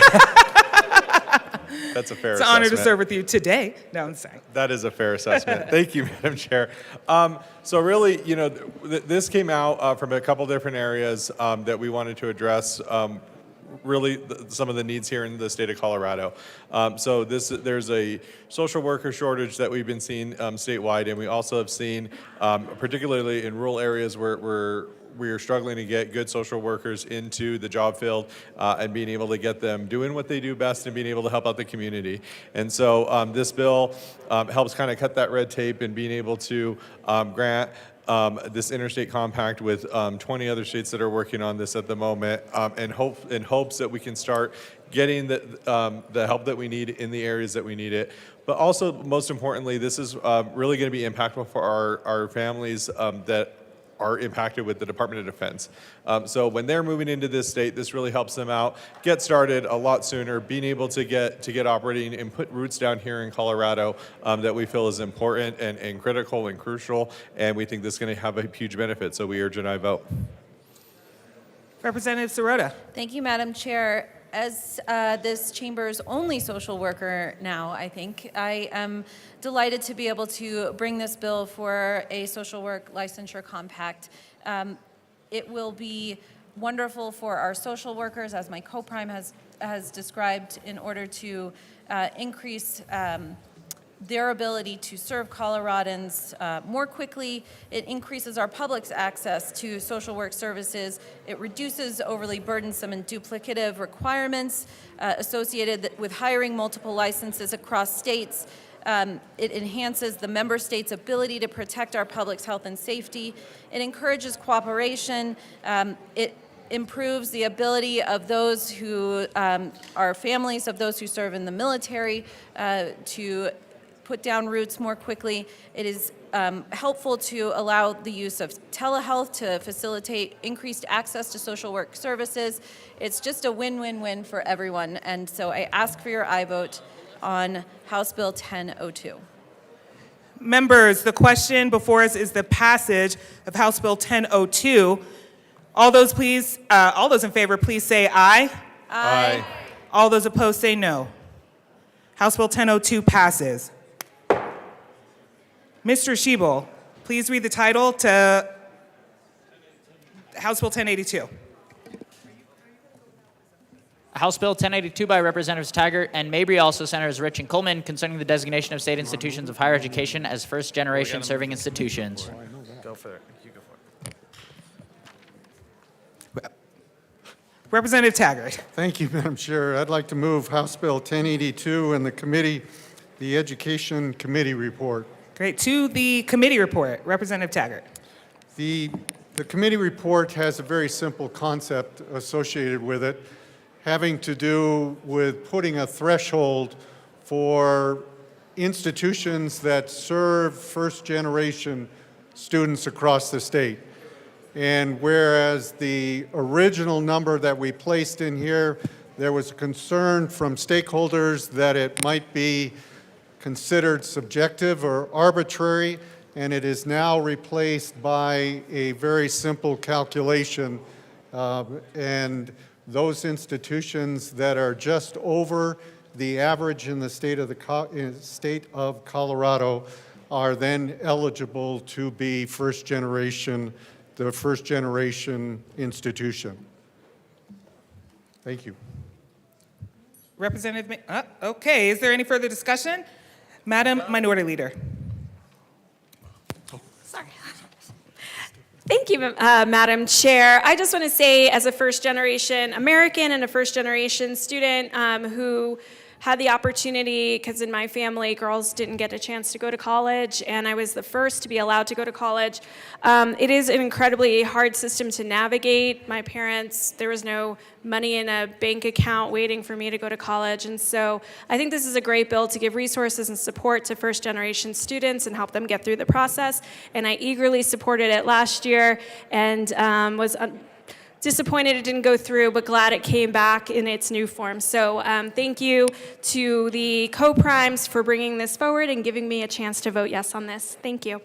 Thank you. Seeing no further discussion, the question before us is the passage of the Education Committee report. All those in favor, please say aye. Aye. All those opposed say no. The committee report is passed. To the bill. Representative Mabry. Thank you, Madam Chair. So, members, I come to this policy with a very personal connection. I am also a first-generation college student. In fact, I think folks here know that I'm also a high school dropout. And when I decided to go to school, I just pulled up to the community college, walked in and said, hey, I'd like to enroll. They said, you got to get your GED first, you got to take the ACT first, you got to apply for financial aid. I didn't know how to do any of that. And I figured it out eventually. Obviously, I'm here today. But it was tough. And for my first several semesters in community college, I struggled. I had classes that I failed. I didn't have that great of a GPA. I sort of wandered aimlessly until I finally took, coincidentally, an intro to law class in community college and found a mentor who took me under her wing and saw the potential in me and helped me navigate these systems as a first-generation student. And that's why I'm really passionate about this policy. I think it's important that we recognize the schools that are doing this work so that first-generation students can go to institutions where there's a critical mass of peers who have a life experience. And so our bill requires the Department of Higher Ed to determine which institutions meet one of these criteria. We outlined how that's calculated in the committee report with our amendment, but highly encourage and I vote to support institutions that are serving first-generation students. Is there any further discussion? Representative Taggart. Thank you, Madam Chair. It's an honor to serve with you. It is always an honor to serve with you. I just want to note the Colorado Commission of Higher Education has put a goal in front of us by the end of next year that 66% of all adults in the state of Colorado will have some form of a certificate, associate, or undergraduate baccalaureate degree. Today, we're in the neighborhood of about 62%. And for those of us that are in Western Colorado, we're in the mid-30s to high 30s. So for us to get anywhere near this number, in Western Colorado in particular, and I'm sure this applies in other areas of the state. We have to reach out to first-generation students. We have to provide them with an area that is comfortable for them, and to take away the intimidation of entering into an institution of higher education. So designating this in statute will help these institutions that put forward so much effort to make sure our youth that are in fact first-generation students have every chance to succeed. Thank you. Rep. Mabry. Thank you, Madam Chair. I also just wanted to thank my co-prime sponsor for all the work you did on this policy last year and this year, and for inviting me to be in on this work with you this year. It's an honor to have worked with you on this bill. Thank you very much. Is there any further discussion? Seeing none, the question before us is the passage of House Bill 1082. All those in favor, please say aye. Aye. All those opposed, please say no. The bill passes. Mr. Schiebel, please read the title to Senate Bill 4. Senate Bill 4 by Senators Pelton, and Fields, also Representatives Frizzell and Lindsted, concerning the administration of county veteran service offices. Representative Frizzell. Thank you, Madam Chair. I would like to move Senate Bill 4. It's just the Senate bill, so you can speak to the bill. Okay. I hadn't done that before. Thank you, ma'am.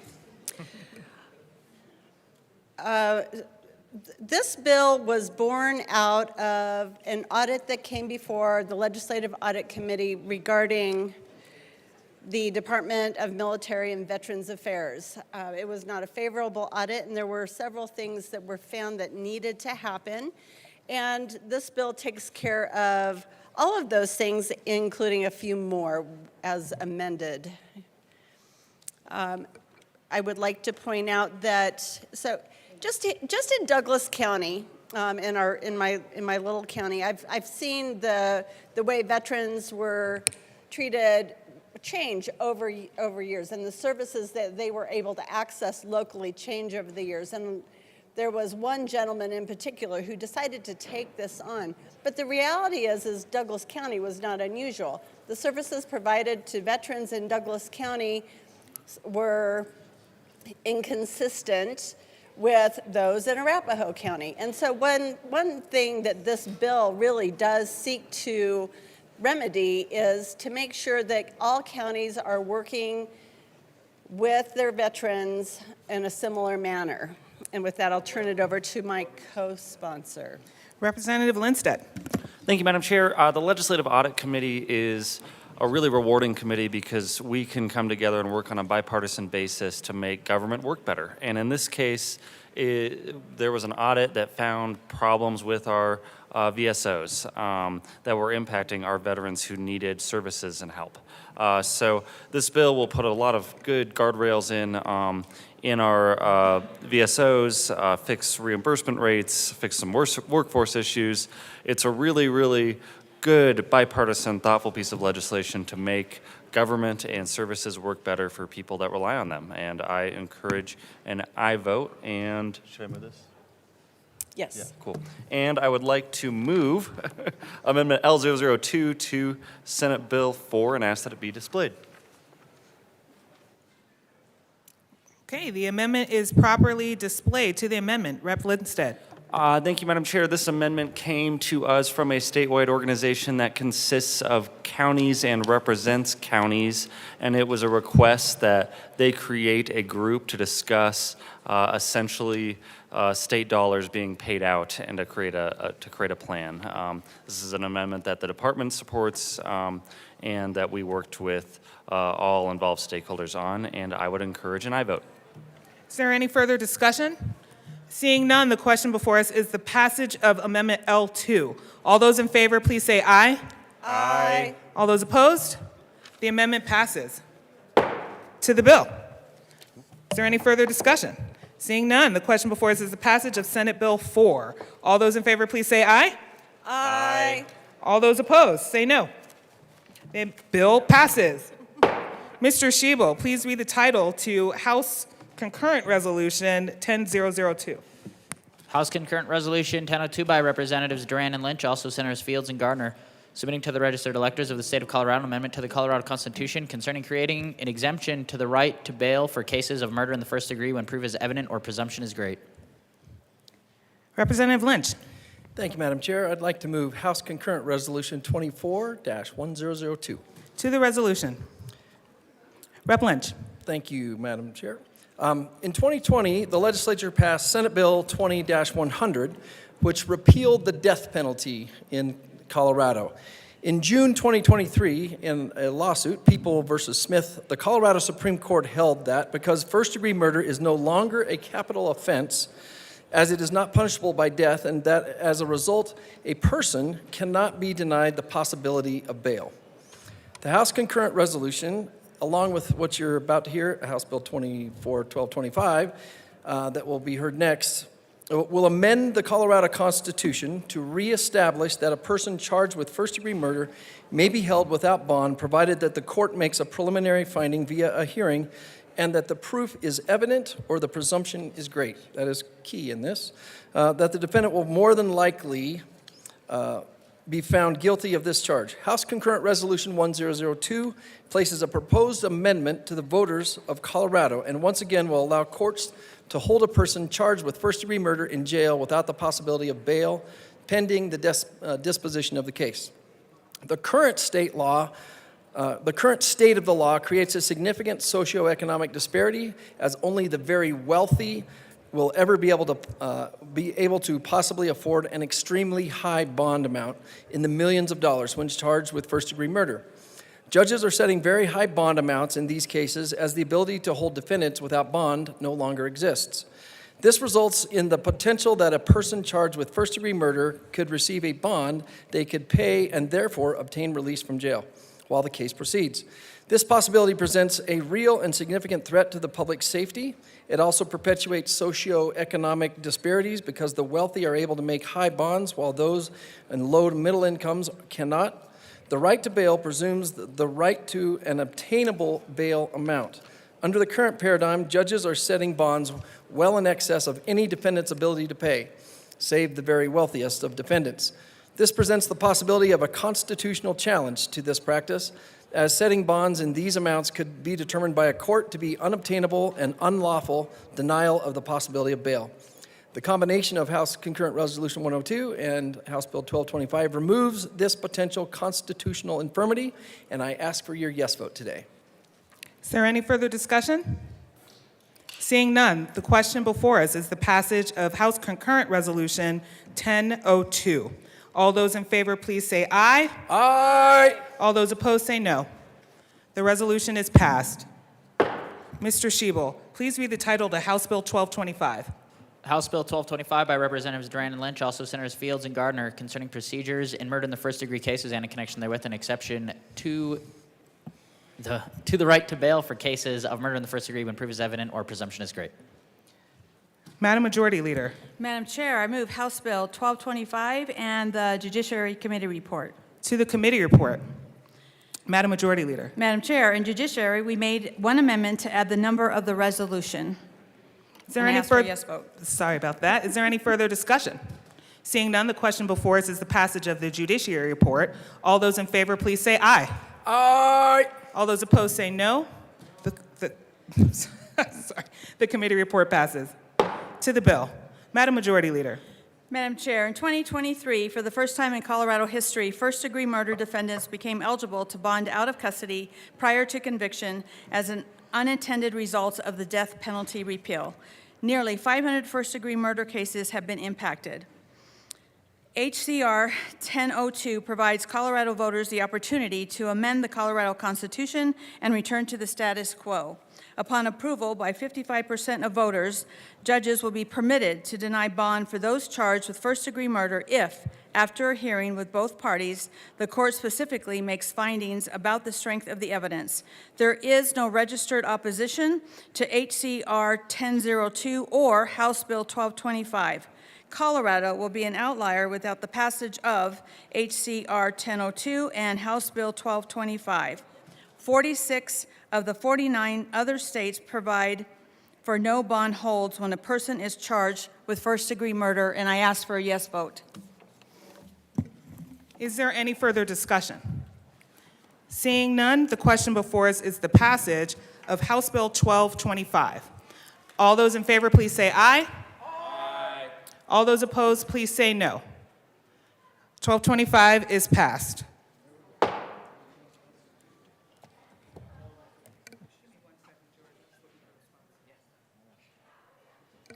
Mr. Schiebel, please read the title to 1241. House Bill 1241 by Representatives Epps and Mabry, also Senator Rodriguez, concerning aligning the threshold for a comparable municipal offense to a state-level petty property crime for purposes of prohibiting a monetary condition of release.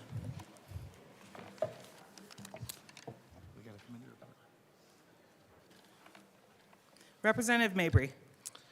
Thank you, Madam Chair. I move House Bill 1241 and the Judiciary Committee report. To the Judiciary Committee report. Members, in the Judiciary Committee, we brought an amendment after stakeholding with the AG's office that just clarified that property that was destroyed is also included within the definition of the bill. Is there any further discussion on the committee report? Seeing none, the question before us is its passage. All those in favor, please say aye. All those opposed, please say no. The committee report is passed. To the bill. Representative Mabry. Thank you, Madam Chair. Members, I am honored to be a co-prime sponsor on House Bill 1241. This bill is a technical fix to align state and municipal pre-trial practice related to petty theft.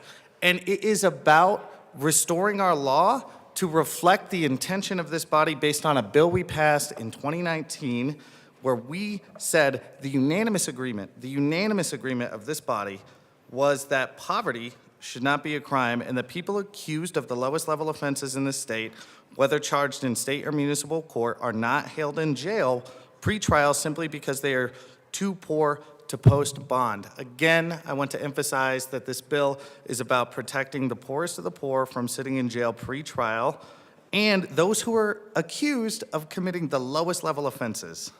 None of these are crimes against people, and these track closely with poverty. Again, in 2019, we passed this legislation unanimously. Then in 2021, the misdemeanor reform bill changed the definition of what is a petty offense to what is petty theft from $50 to $300. That created a technical issue where now some people who were intended to not have to be subject to monetary bond are now subject to monetary bond. And that's essentially what we're trying to do here.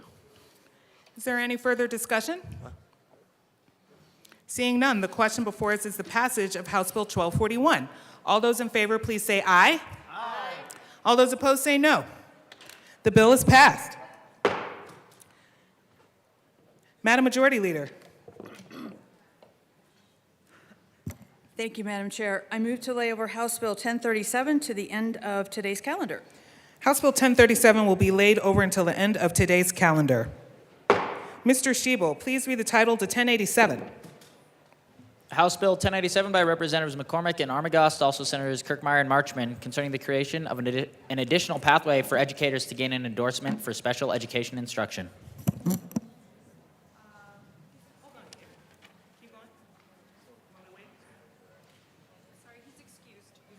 Okay.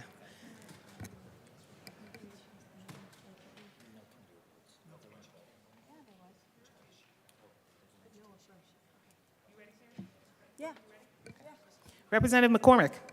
Thank you, Madam Chair. I move House Bill 1087 and the Education Committee report.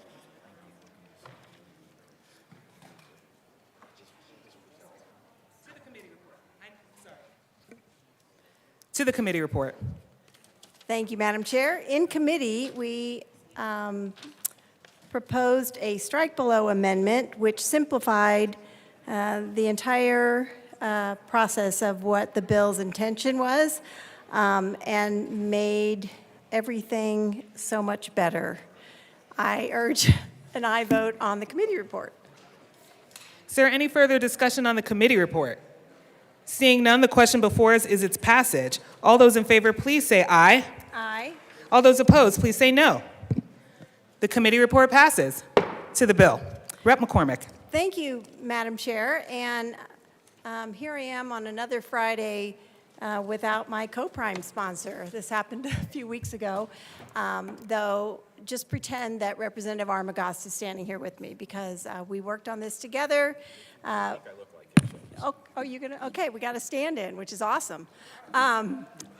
So we worked on this together, and it was an incredible process, but what this bill aims to do is to address the critical teacher shortage that we are seeing in our areas of special education across our entire state.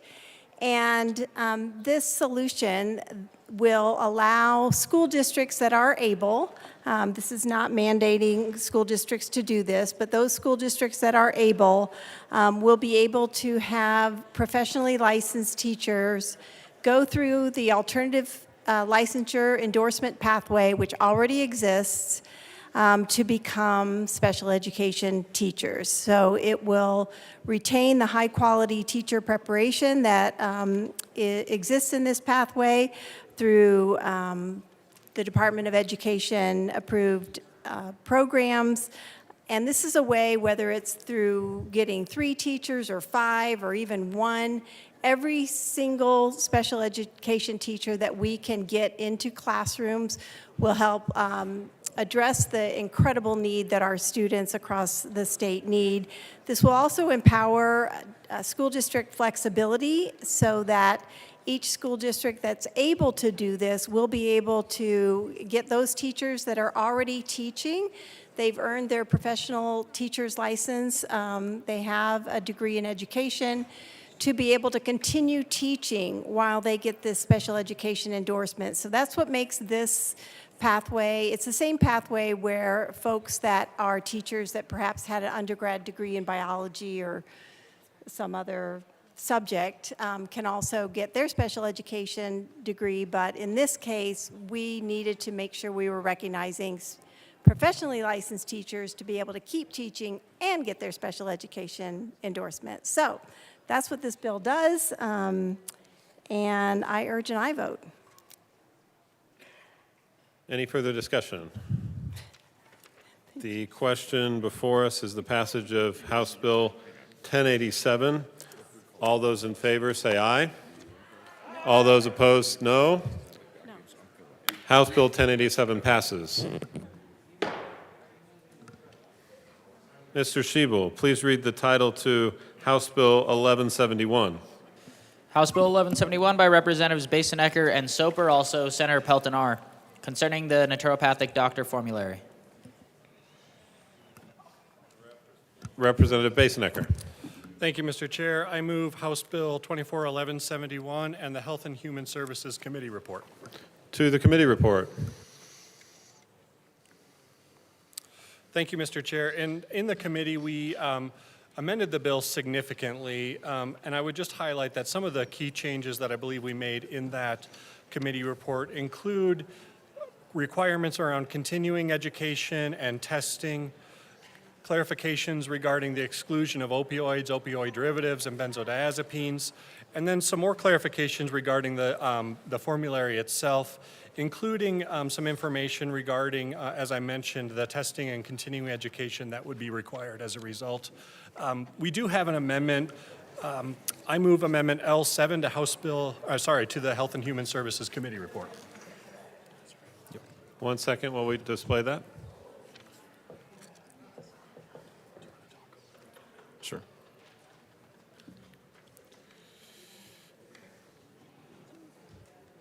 The amendment is properly displayed. Please continue. Representative Soper. Thank you, Mr. Chair. So in Amendment 7, or 007, I should say, it bans ketamine being able to be prescribed to any person, and then it also puts some parameters around someone who's under the age of 18. And would ask for a yes vote. Any further discussion on L007? Seeing none, the question before us is the passage of L07. All those in favor say aye. Aye. All those opposed, no. L07 passes. To the committee report. Is there any further discussion of the committee report? Seeing none, the question before us is the passage of the committee report. All those in favor say aye. Aye. All those opposed, no. The committee report passes. To the bill. Representative Soper. Thank you, Mr. Chair. So what's being done in this bill is concerning our naturopathic doctors. And we would like to definitely allow these doctors to practice to the extent of their training and their license. It's in line with the 2019 DORA Sunset Review, and it's also in line with what a majority of states across America allow. It also removes the formulary from being in statute and puts that under the regulation of the department, which is also in line with how other practice areas are regulated, and for that we would ask for a yes vote. Thank you. Representative Basenecker. Thank you, Mr. Chair. Thank you, members, and a special thank you to Representative Soper for his work on this bill. It really is an honor to carry this bill on behalf of our naturopathic doctors in the state of Colorado. As many of you already know, they really do provide vital healthcare services for communities across our state. And as a body, we have long recognized the importance of patient choice, the ability of an individual to recognize and identify which healthcare provider matches with their healthcare needs. Unfortunately, the current formulary and the process whereby the formulary can be adjusted is really limited statutorily, making this bill necessary to be able to bring Colorado's naturopaths up to the full extent of their training and allow them to practice in a way that has already been reflected and is safely done in other states. And so my co-prime talked about how the bill, I think, really works out in terms of some of the things that are contemplated. I would just say for the record that our naturopaths really have dealt with, in my opinion, a lot of misinformation and disinformation around what they do and don't do in our communities. For me, this bill is personal because it means that folks in my community can see one doctor instead of two to be able to seek the services that a doctor has identified as necessary for their health care. Our naturopaths go through 4 years of postgraduate naturopathic medical programming, 1,200 clinical hours, including 82.5 hours of pharmacology training. They are ready and able to step into this space. We have seen in other states that it is done safely. The numbers are zero in many, if not most cases, related to issues with our naturopaths having even more prescribing rights than we are suggesting. And so we would ask for your support of this bill. Representative Bradley. Thank you.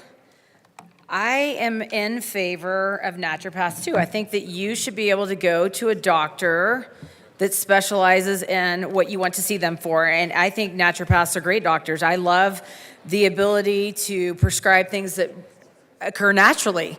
What I do have a problem with is when legislators legislate to go beyond the scope of practice, when it might not be safe to patients. And I appreciate the amendment that was brought forward because we did have a problem in committee with ketamine and the problems with ketamine. And I just want to summarize that of the states that license or register naturopaths, 15 grant them some type of prescriptive authority. Many states prohibit naturopathic physicians from prescribing controlled substances, but allow them to prescribe non-legend, which are over-the-counter meds, certain legend medications such as epinephrine and antibiotics, which is what the bill sponsors are talking about. Yes, if I go to a naturopathic doctor and I have an ear infection, I think it's my right to go in and get an antibiotic and be treated by this doctor. Prescription and non-prescription natural therapeutic substances, vitamins, minerals, and animal glandulars. One of the naturopaths testified that they were only able to inject 2 different types of vitamins. I agree. I think that they should be able to inject vitamins, minerals. I think that is well within their scope of practice. I had no problems with that. I think sometimes we listen to turf wars, and as a physical therapist, I have been part of many of those turf wars. But what I don't understand is controlled medicines, and I'm glad that they took ketamine out of there, but anabolic steroids is still listed under a class 3, and that can cause severe, long-lasting, in some cases irreversible damage. They can lead to early heart attacks, strokes, liver tumors, kidney failure, and psychiatric problems. We heard testimony after testimony that naturopathic doctors have 85 hours in pharmacology, whereas medical doctors have about 2,000 hours in pharmacology.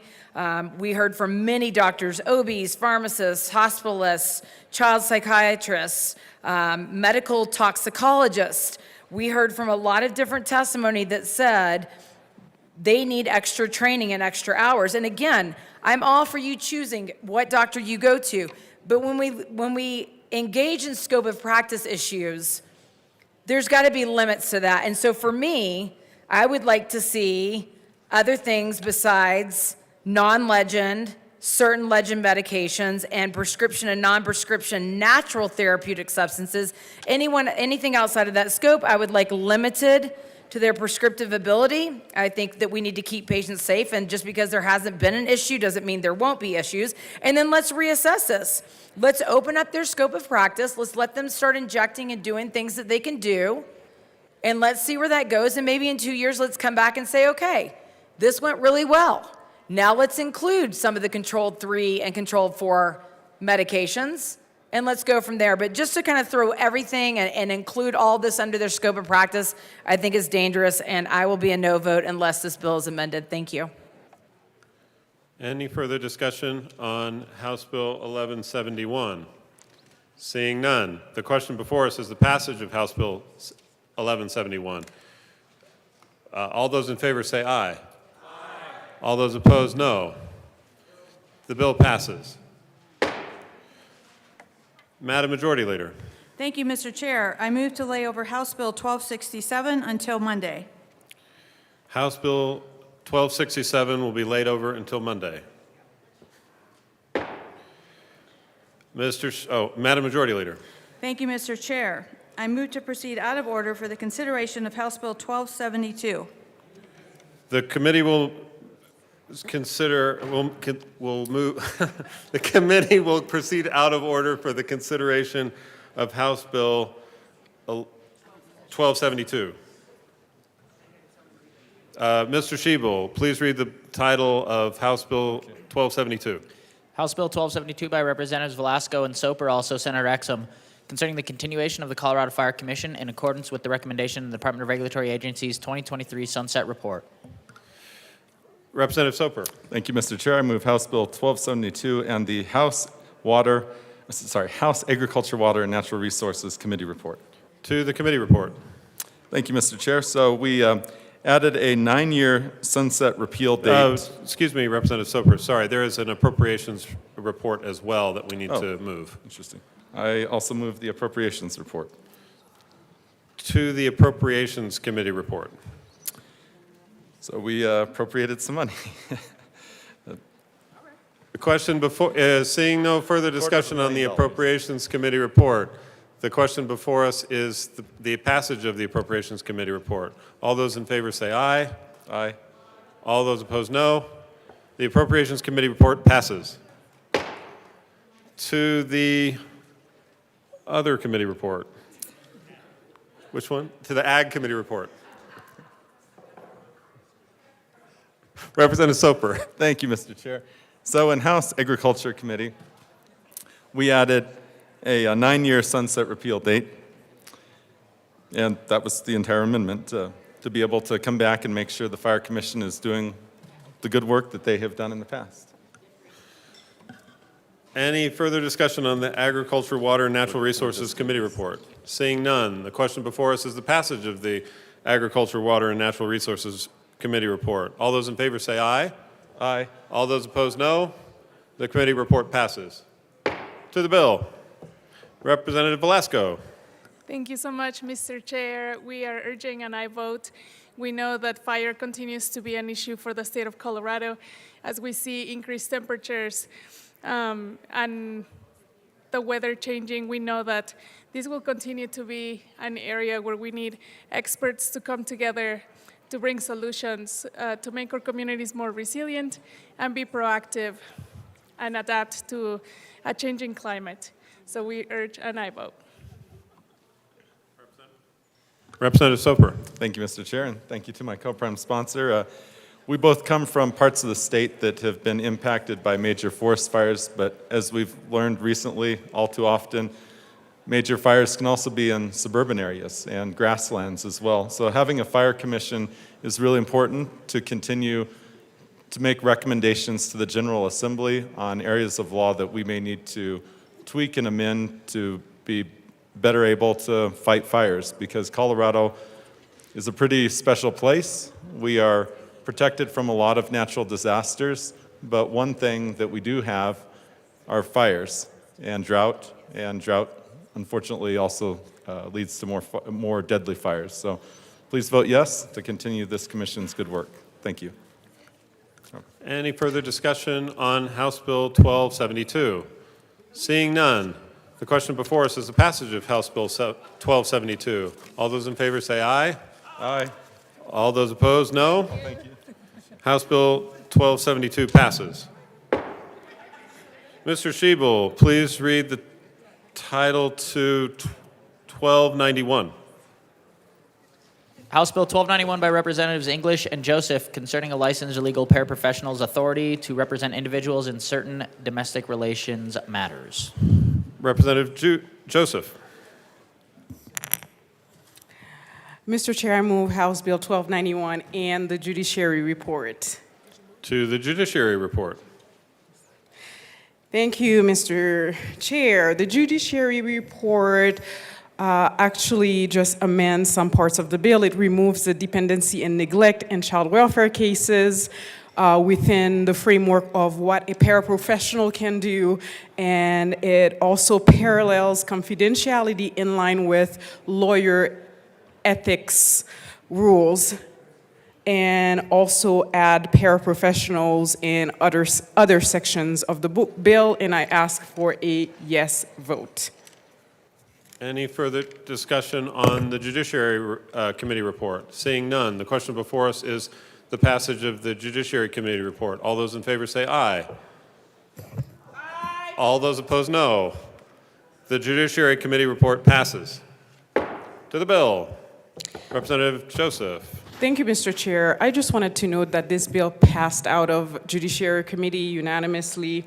The bill amends statutes to reflect the current regulation of licensed legal paraprofessionals authorized by Colorado Supreme Court rules. This is a great bill. Again, it's about access to justice to our community members, and I ask for a yes vote on this particular bill. Thank you so much, Mr. Chair. Any further discussion on House Bill 1291? Seeing none, the question before us is the passage of House Bill 1291. All those in favor say aye. Aye. All those opposed, no. House Bill 1291 passes. Mr. Schiebel, please read the title to, Madam Majority Leader, excuse me. Thank you, Mr. Chair. I move to proceed out of order for the consideration of House Bill 1057. The committee will proceed out of order for the consideration of House Bill 10. Madam Majority Leader. Thank you, Mr. Chair. I withdraw. Okay. Thank you, Madam Majority Leader. Your motion is withdrawn. Thank you. Mr. Schiebel, please read the title to House Bill 1293. House Bill 1293 by Representative Clifford concerning voluntary payroll deductions for state employees. Representative Clifford. I move House Bill 1293. To the bill. Representative Clifford. In committee, the best question that was on this bill was, is it really that simple? This is a technical change to allow DPA to deduct payroll issues or payroll items from a paycheck. This does not give them the authority to create a program. It doesn't give them something new. It just says that if there's an approved program, they do have the ability to deduct it from your paycheck. The existing code was written before we did those types of things, and this is a technical fix to give them that allowance. Is there any further discussion on House Bill 1293? Seeing none, the question before us is the passage of House Bill 1293. All those in favor say aye. Aye. All those opposed, no. House Bill 1293 passes. Mr. Schiebel, please read the title to House Bill 1057. House Bill 1057 by Representative Woodrow, concerning prohibiting the use of an algorithmic device by a landlord for the purpose of determining the amount of rent to charge a residential tenant and in connection therewith, declaring that such use is an unfair and deceptive trade practice under the Colorado Consumer Protection Act. Representative Woodrow. Thank you, Mr. Chair. I move House Bill 1057 and the Transportation, Housing, and Local Government Committee report. To the committee report. Thank you. Colleagues, we're going to talk about this awesome bill in just a moment. I'll tell you that in committee we made it even better. Through the stakeholding process, we incorporated some changes suggested by the Colorado Apartment Association, and we asked for an aye vote. Is there any further discussion on the Transportation, Housing, and Local Government report? Seeing none. Sorry. Madam Minority Leader. Thank you, Mr. Chair. I do have an amendment that I'd like to offer on the committee report. All right. Just a second while we get that displayed, Madam Minority Leader. Thank you, Mr. Oh, yeah. Chair. Would you please move your amendment? All right. I'd like to move L006 to House Bill 1057 and ask that it be properly displayed. Thank you, Madam Minority Leader. It is properly displayed. Thank you, Mr. Chair. And I appreciate, this isn't my area of expertise, so I hope that the sponsors will be a little bit graceful with me. But when we're using software and devices interchangeably, it seems like there are two different things, and it opens up the policy for maybe some unintended consequences. The legislative declaration of this bill states algorithmic software. So this amendment would fix the word discrepancy throughout the bill to align with the legislative declaration. And with that, I would ask for an aye vote. Thank you. Is there further discussion? Representative Woodrow. Thank you, Mr. Chair. Colleagues, this amendment is more stylistic than anything. I am going to ask for a no vote on it, but I would want to assure the other side that I am willing, instead of making all these changes throughout the bill from algorithmic device to algorithmic software, to simply changing the loan reference to algorithmic software on page 1, line 3 of the bill, to algorithmic devices. And I think that would accomplish the consistency the minority party seeks. Thank you. Madam Minority Leader. Thank you, Mr. Chair. Thank you to the bill sponsors for trying to work with us to make sure we clean up this language to make it just more readable to the user. I think that would be a great change and really appreciate your work on this. Thank you. Is there any further discussion on L006? Seeing none, the question before us is the adoption of L006. All those in favor say aye. Aye. All those opposed, no. The amendment fails. To the committee report. Representative Woodrow. Thank you, Mr. Chair. Given this change, we're just going to need a moment to get an amendment drafted. In the meantime, I will tell you that the committee report, that the work done in committee was in recognition of the stakeholding process. We heard from the Apartment Association. We actually had several robust conversations with the makers of the algorithmic software, at least the largest one in the country. That's RealPage.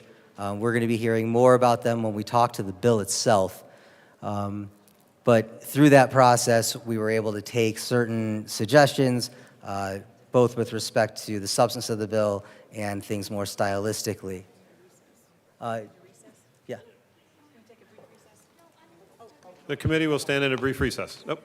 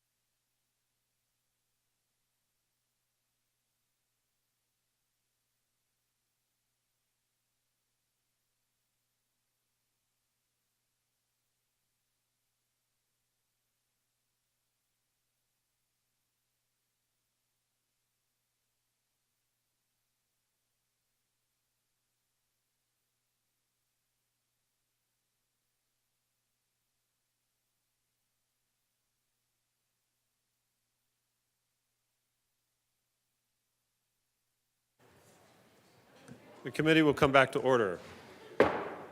Representative Woodrow. Thank you very much, Mr. Chair. It turns out, folks, that the amendment that we're going to be running is to the bill itself and not to the committee report. So with that, I would ask for an aye vote on the committee report. Is there any further discussion on the committee report? Seeing none, the question before us is the passage of the committee report. All those in favor say aye. Aye. All those opposed, no. The committee report passes. To the bill. Representative Woodrow. Thank you, Mr. Chair. Good afternoon, colleagues. It is an honor to come before you with Representative Mabry and present House Bill 24-1057. Friends, we all know the truth. The rent is too damn high. Among the many culprits, and there are many, stands price fixing and market manipulation.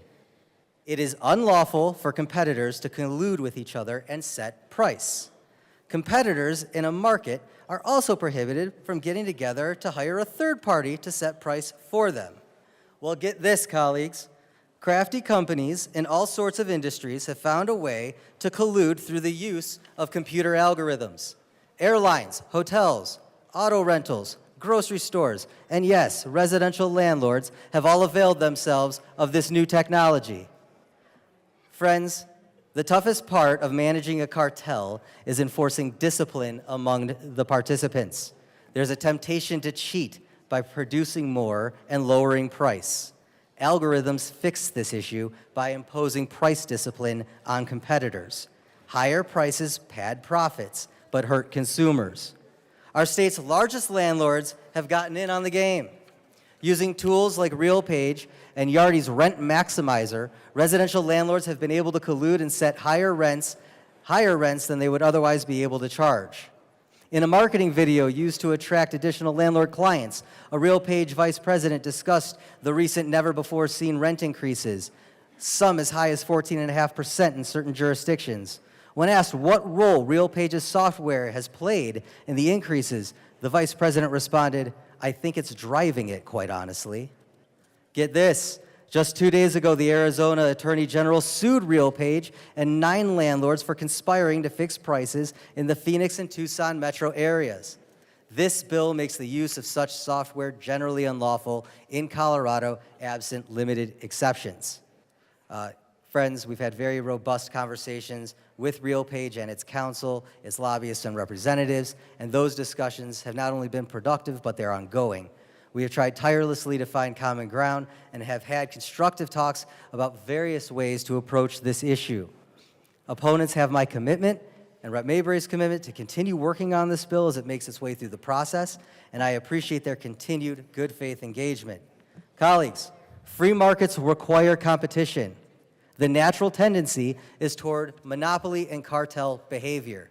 It is unlawful under the Sherman Act, one of the most complicated laws in all of American jurisprudence. This bill makes it a clear violation of the Colorado Consumer Protection Act. I urge an aye vote. Representative Mabry. Thank you, Mr. Chair.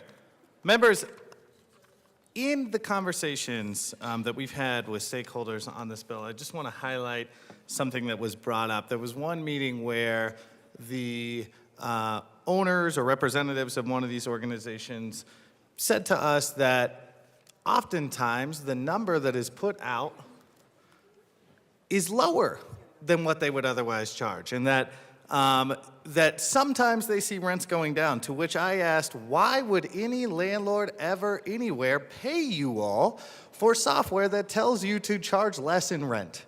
That just does not at all make sense. I also want to highlight my co-prime sponsor, Representative Woodrow, highlighted the Sherman Act.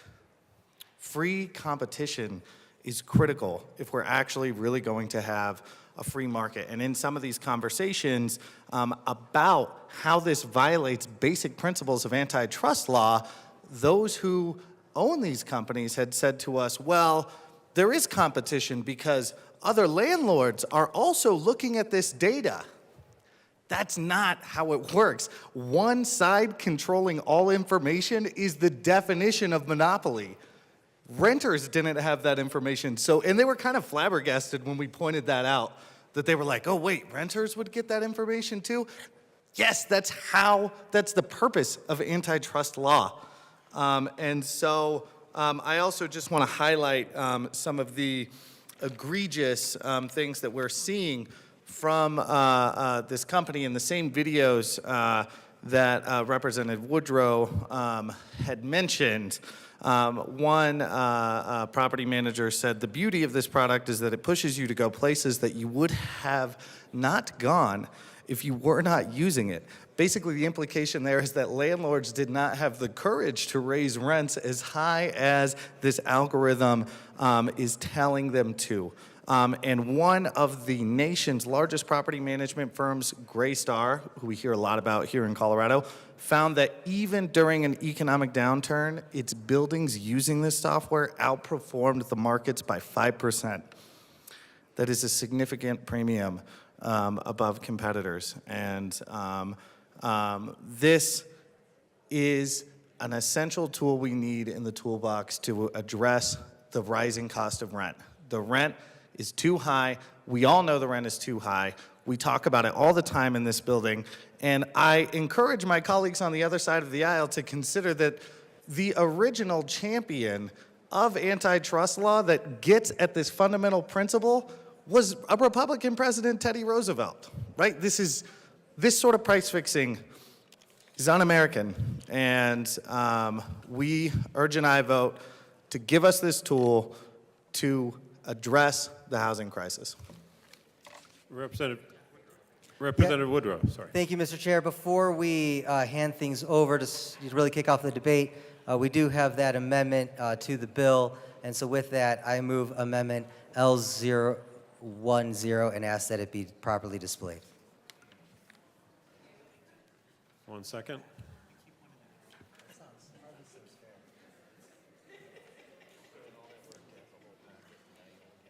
Thanks, Robin. It is fuzzy. There it is. Properly displayed. Please continue, Rep. Woodrow. Thank you, Mr. Chair. Following up on our discussion from the committee report, the minority party had some linguistic clarifications that they wanted. We believe that this takes care of it by making sure that the term algorithmic device or devices is used consistently throughout the bill. I ask for an aye vote. Is there any further discussion on L010? Seeing none, the question before us is the passage of L010. All those in favor say aye.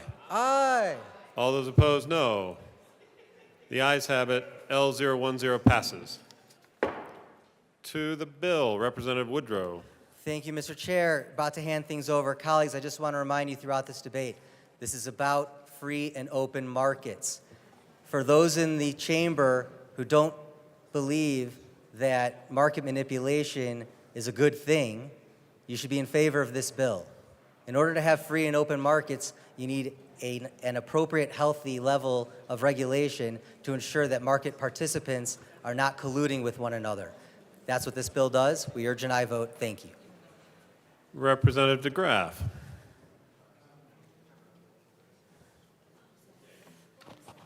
Thank you, Mr. Chair. I love free markets. I wish we had a free market. If we had a free market, we would have a lot less of these problems, and we wouldn't be going through and dealing with these symptoms. What's messing with the market is we have what we know is 25% of the cost of a unit, the cost of housing that's amortized in is going to be from regulation, especially the confusing regulation that is put out by this body and all of the continuing changes. And then we have our energy costs. Our energy costs are too high. And then we have that we're trying to cram anybody and everybody into Colorado well past the carrying capacity. So yeah, I'm for free markets, but this market is fouled up beyond anything recognizable in terms of being a free market. If you want a free market, we can stop interfering with the market. What's going to really help renters is maybe lowering energy costs by getting over the carbon superstition. Representative DeGraff, I'll interrupt you just a minute. Just make sure that your comments are to the bill, which is about algorithmic devices used by landlords. Thank you, Mr. Chair. The sponsors did bring in that the rent was too high as the reason for this bill. So I'm going to be opposed to this bill just because I think before the ink dries, and I suspect by now, especially with artificial intelligence, these agencies already have a workaround for this. Is artificial intelligence, when you go to Google and you ask, what's the average rent on an apartment in this neighborhood? Or and it comes back and tells you. Or, what is an algorithmic device? I did look up algorithmic device. A finite sequence of rigorous instructions to perform step-by-step procedure for solving a problem, which would include all computer programs. So now you can't use a computer program of any sort to help you set rent. Like you could, as an individual, I suppose you could go through, and this is what an algorithmic device would do, is it would go through and you would put in all of the values of the properties, and then you would make a decision. When I did my own house, I did that. I made the decision like what would be the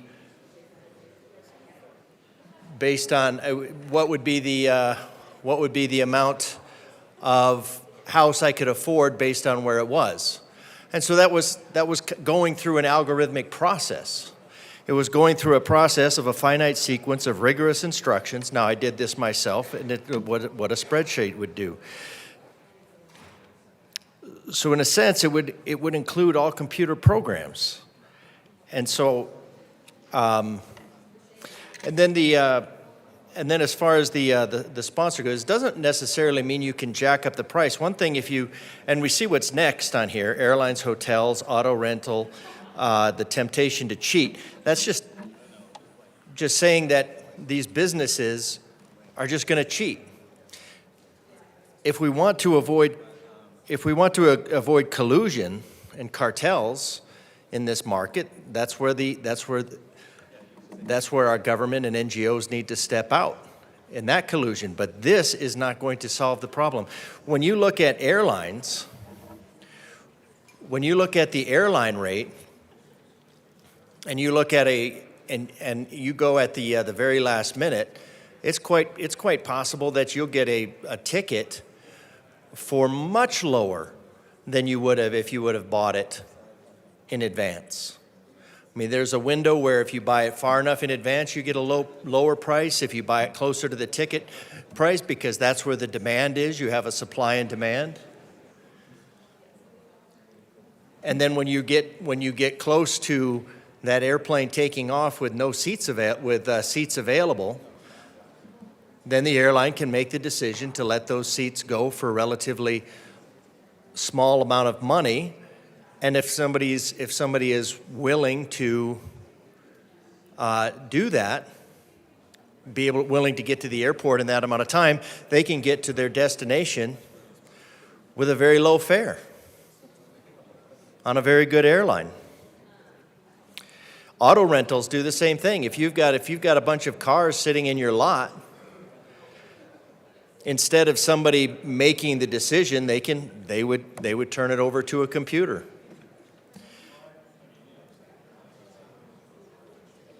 I'm not sure how we'll keep this from happening out of state.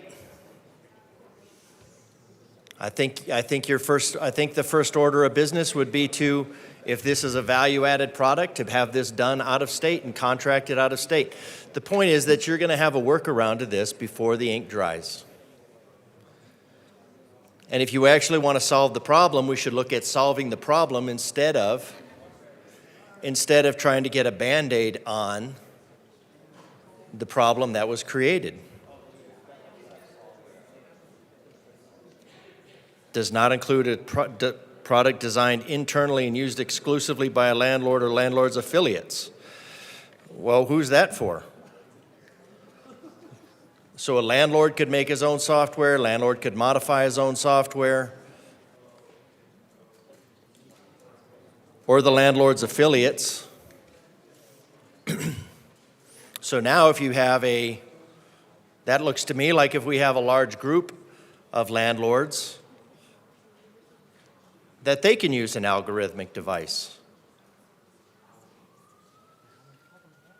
So I just have a lot of problems with, I mean, I get it, this is trying, but maximizing rent might not be charging more, it's just charging less, I guess. You're optimizing the profits. What you're looking for is, what we want to be doing is encouraging these landlords to stay in business. You want to encourage the landlords to stay in business. In order to stay in business, they have to make a profit. And if you're going to have them make a profit, the renters use algorithmic devices to figure out how to pay less rent. There's a market solution. So as far as keeping a free and open society, a free and open market, this puts the hand of government into the market. This does not level the playing field. So if we want to solve the problem of rent, which if I thought we wanted to solve the problem of rent, it would actually be pretty easy. But this will be the prelude, because this has the emotional hook, but this will go after airlines, hotels, auto rentals next. Because you have precedent. Product designed internally, used exclusively by a landlord or landlord's affiliates. Well, that just says the bigger the group, the more the advantage that they have. So I think leave the market free. These algorithmic devices are really just trying to stay alive and keep somewhat ahead of the chokehold of the government on these continual regulations that drive them out of business. So this is not a free market solution. This is a heavy-handed government solution. Representative Woodrow. Thank you very much, Mr. Chair, and thank you, Representative DeGraff, for those comments. I would disagree. I think that free markets require some modicum of regulation in order to ensure that they remain free. We know through economics that market tendency is towards monopoly. We've all played the game Monopoly, and we all know how it ends. A lot of people think the game ends when one person has all the money, okay, and all the property. It actually ends right before that, when the rest of the players flip the board over. Okay? Okay? That's what we're talking about here. Anti-competitive conduct is unlawful. It should remain unlawful. We are not talking about the heavy-handed government. I appreciate your time today. Thank you so much. Vote yes on 1057. Representative DeGraff.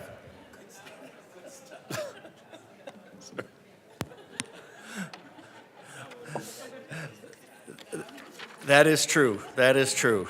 And that is the monopolistic effect. But again, I don't think this is dealing with the monopolistic effect. What you have is landlords, and we have legislation in this building that is pushing towards larger corporations, and the larger corporations, what I see, and maybe the sponsor can define this for me, is why do we have a carve-out for something that is used exclusively by a landlord or the landlord's affiliate? So maybe I'm just misunderstanding that. But the biggest monopoly we have to fear. Just a second, Representative DeGraff. Members, I appreciate the levity, but let's keep our conversations down and move them to the side. Representative DeGraff, please proceed. That's true. That was funny. I mean, you can't lie about that. That was funny.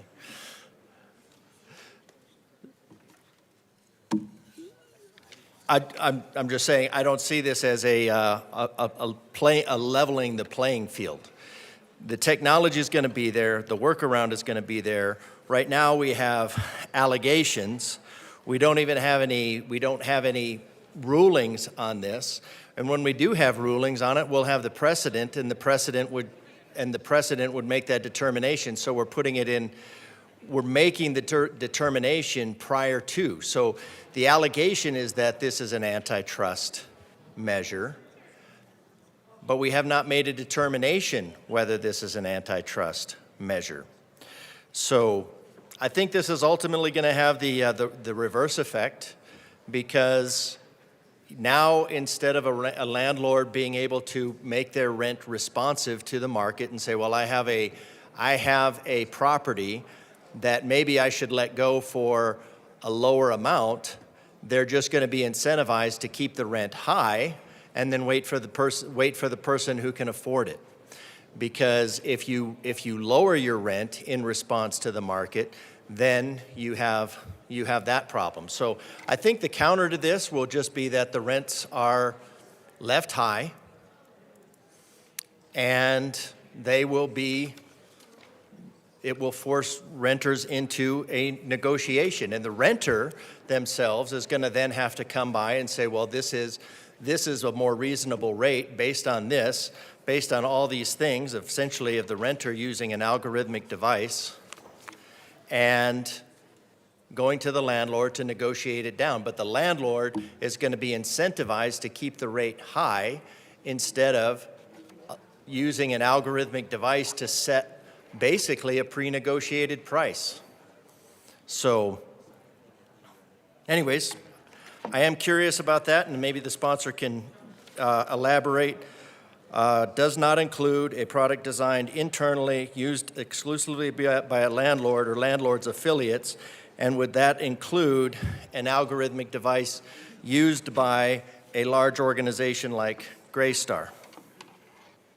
Representative Woodrow. Thank you very much, Mr. Chair. Excellent question, Representative DeGraff. I direct your attention to the committee report, where it says in the committee report that on line 14 of the committee report, page 3, strike lines 14 and 15.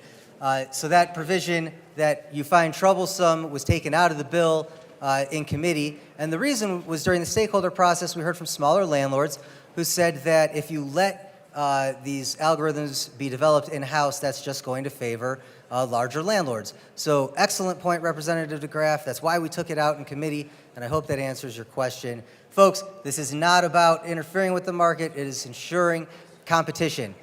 Competitors are not allowed to collude with each other over price. They are not allowed to hire third parties to set price. That's why they are being sued. That's why we should make it clear that it is a violation of Colorado law. Thank you very much. Vote yes.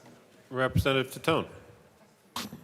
Thank you, Mr. Chair. It's an honor to serve with you. It's an honor to serve with you. Yeah, thanks. A couple years ago, a constituent of mine sent me some information about this exact thing, and it was quite disturbing. He said he went to go look at several different apartments. They quoted him a price, and of course, you want to look at the apartment that you want to get before you commit. So he took a few days to go look at some apartments that he was interested in, and then when he went back and he was interested in that apartment, the person said, well, the algorithm says that the rent is $500 more today. And this was just a few days after he went to go look at this apartment for the first time. The algorithm told me the price was this. That was what the person quoted. That's what my constituent said. So how could rent go up $500 in a few days? I mean, that's outrageous. This is not a commodity. This is not, frozen orange juice futures or whatever. And I ask you to support this bill today as well. Any further discussion? Representative DeGraff. That is an interesting problem. In a sense, you're talking about somebody's property. Rent is, in that effect, rent is a commodity. It's part of the give and take. If you're going to go into there is a downside. There's a specific downside in owning a home. When you commit to owning a home, you have you have tens of thousands of dollars of initial upfront costs, and then in renting a home, you have a certain amount of flexibility, and the owner of the property takes on that.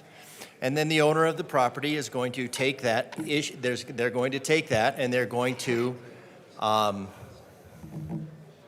they're going to try to maximize their profit. And that's the exchange of good for good. One person has something good, the other person has something good, and they make that determination. Now, probably what happened is the same thing. Members, please keep your voices down and move your conversations off the floor. Representative DeGraff, please continue. Probably what happened is just the fact that the property was not rented at the first time, and then when you come back, then the process would be to raise the rent, because now you went from casually interested to it was based on the interest of the renter themselves. And that puts that into a negotiated price. So now they're going to bring that up, and then the renter's going to try to bring it down through negotiation because they know what it has, and they have to be willing to walk away. So that's just part of the negotiation process. Now, if people are using software, I think it's a little bit duplicitous. I mean, maybe they'll find this, but right now we're declaring use of a software, use of an algorithmic device.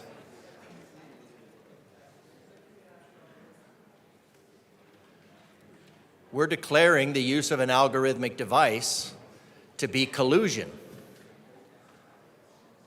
And that's quite a determination by the legislative body. Because none of these, once they're put in law, and anytime it can be weaponized against you, it will.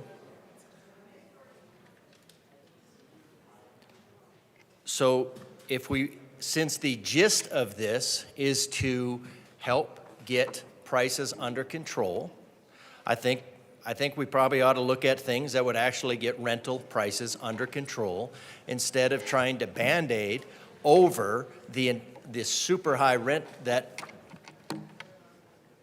legislation is driving. Because what you're doing with this sort of thing, instead of saying the landlord can maximize the profit based on all of the taxes and everything that they're doing, is you're going to minimize the profit that the landlord can make. That is not an open market solution. Now, you could look at some other bills, other legislation, because they all tie together, the ramifications and the effects of it. And I do appreciate that lines 14 and 15 were carved out. But I also note that lines 14 and 15 were there. So I don't think this is going to help the market. I think it's going to probably have the opposite effect. And of course, when it has the opposite effect, then there'll be another piece of legislation to try to control the behavior of people in order to force them into a pattern that the General Assembly deems acceptable. So I'll still be a no. Is there any further discussion on House Bill 1057? Seeing none, the question before us is the passage of House Bill 1057. All those in favor say aye. All those opposed, no. The ayes have it. House Bill 1057 is passed. Mr. Schiebel, please read the title to House Bill 1248. House Bill 1248 by Representative Snyder concerning the Uniform Non-Testamentary Electronic Estate Planning Documents Act. Representative Snyder. Thank you, Mr. Chair. And let me just say, that's a fine-looking tie you're wearing today. And a fine-looking tie you're wearing, too. Thank you, sir. And with that, I move House Bill 1248. To the bill. Thank you. So, folks, this is one of the more exciting bills you're going to hear about today. So this has been a long time in the working, and actually, Representative Soper, who's online with us today, will be my co-prime sponsor. But for now, it's only my name on here. So we actually ran a bill together back in the special session of 2020, December of 2020, the Electronic Wills Act. And that was very much needed then in the throes of the pandemic. We didn't want to be bringing a dozen or so people into small conference rooms to sign wills, and so we got that through. It has taken this long to have the companion piece, and that's what this is. So this is the Uniform Non-Testamentary Electronic Estate Planning Documents Act. And the UEEPDA, as we like to call it, modernizes the laws of estate planning. It will enable more people to make an estate plan. It's especially useful for people who have disabilities, trouble getting around. It allows a lot of this, all this work to be done electronically. It's also a very forward-looking bill. So the language that's in the bill allows for changes in technology. If new types of communication come online, it's flexible enough to adapt to that. And really, it's just a great cleanup bill. It brings the last piece in the estate planning world into the electronic world. And with that, I would ask my co-prime sponsor if he would like to say anything. Representative Soper, because you're a sponsor, even though you're on the wall, you're allowed to speak, so go ahead. You'll need to unmute Representative Soper. Are we seeing an action? Okay, can you hear me now? We can, yes, thank you. Awesome. Yeah, thank you, Representative Snyder, and it's great to be on this bill, to be able to update our non-testimony documents to allow for e-signing. It doesn't just look forward and address people who might be handicapped or shut in at home, but it also recognizes a new generation of Coloradans who are more likely to do business electronically and think nothing of it. If you were to have told me back in 2019 that we would be signing almost everything in an e-signature nowadays, I certainly would have been shocked. And to think that our court system and even the behaviors of people have readjusted this much has been quite amazing. So being able to do this for things like power of attorney or medical durable power of attorney are very, very important. That's for yes vote. Thank you. Is there any further discussion on House Bill 1248? Seeing none, the question before us is the passage of House Bill 1248. All those in favor say aye. Aye. All those opposed, no. The ayes have it. House Bill 1248 passes. Mr. Schiebel, please read the title to House Bill 1277. House Bill 1277 by Representatives Doherty and Holtorf, also Senator Gonzalez, concerning the continuation of the Youth Restraint and Seclusion Working Group and in connection therewith, implementing a recommendation in the 2023 Sunset Report by the Department of Regulatory Agencies. Representative Doherty. I move House Bill 1277. To the bill. The bill continues the Youth Restraint and Seclusion Working Group in the Department of Human Services, which is scheduled to repeal on September 1st, 2024. Is there any further discussion on House Bill 1277? Yes, I believe there is further discussion. There is further discussion. Great. Representative Bradley. Hi. I move Amendment L003 to House Bill 1277 and ask for it to be displayed. Sorry, it's been a while. Give us one moment.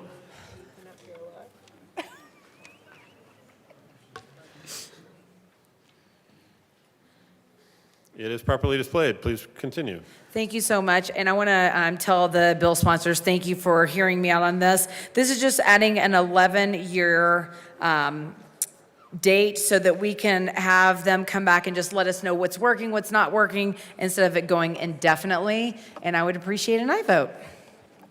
Representative Doherty. Yes, this is a friendly amendment, so we'd also urge an aye vote. Thank you. Any further discussion on L003? Seeing none, the question before us is the passage of L003. All those in favor say aye. Aye. All those opposed, no. The ayes have it. L003 passes. Any further discussion on House Bill 1277? Seeing none, the question before us is the passage of House Bill 1277. All those in favor say aye. Aye. All those opposed, no. House Bill 1277 passes. Mr. Schiebel, please read the title to House Bill 1046. House Bill 1046 by Representatives Duran and Evans, also Senators Kolker and Kirkmeyer, concerning measures to enhance child welfare system tools. Madam Majority Leader. Thank you, Mr. Chair. I move House Bill 1046 and the Health and Human Services and the Appropriations Report. To the Appropriations Committee report. Madam Majority Leader. Thank you, Mr. Chair. I move L004 to the Health and Human Services Committee report and ask that it be displayed. Madam Majority Leader, my apologies. We're on the Appropriations Committee report right now. So we need to, yeah. Adopt that first? Yeah. So is there any further discussion on the Appropriations Committee report? Seeing none, the question before us is the passage of the Appropriations Committee report. All those in favor say aye. Aye. All those opposed, no. The Appropriations Committee report passes. To the Health and Human Services Committee report. Madam Majority Leader. Thank you, Mr. Chair. Now I move L004 to the Health and Human Services Committee report and ask that it be properly displayed.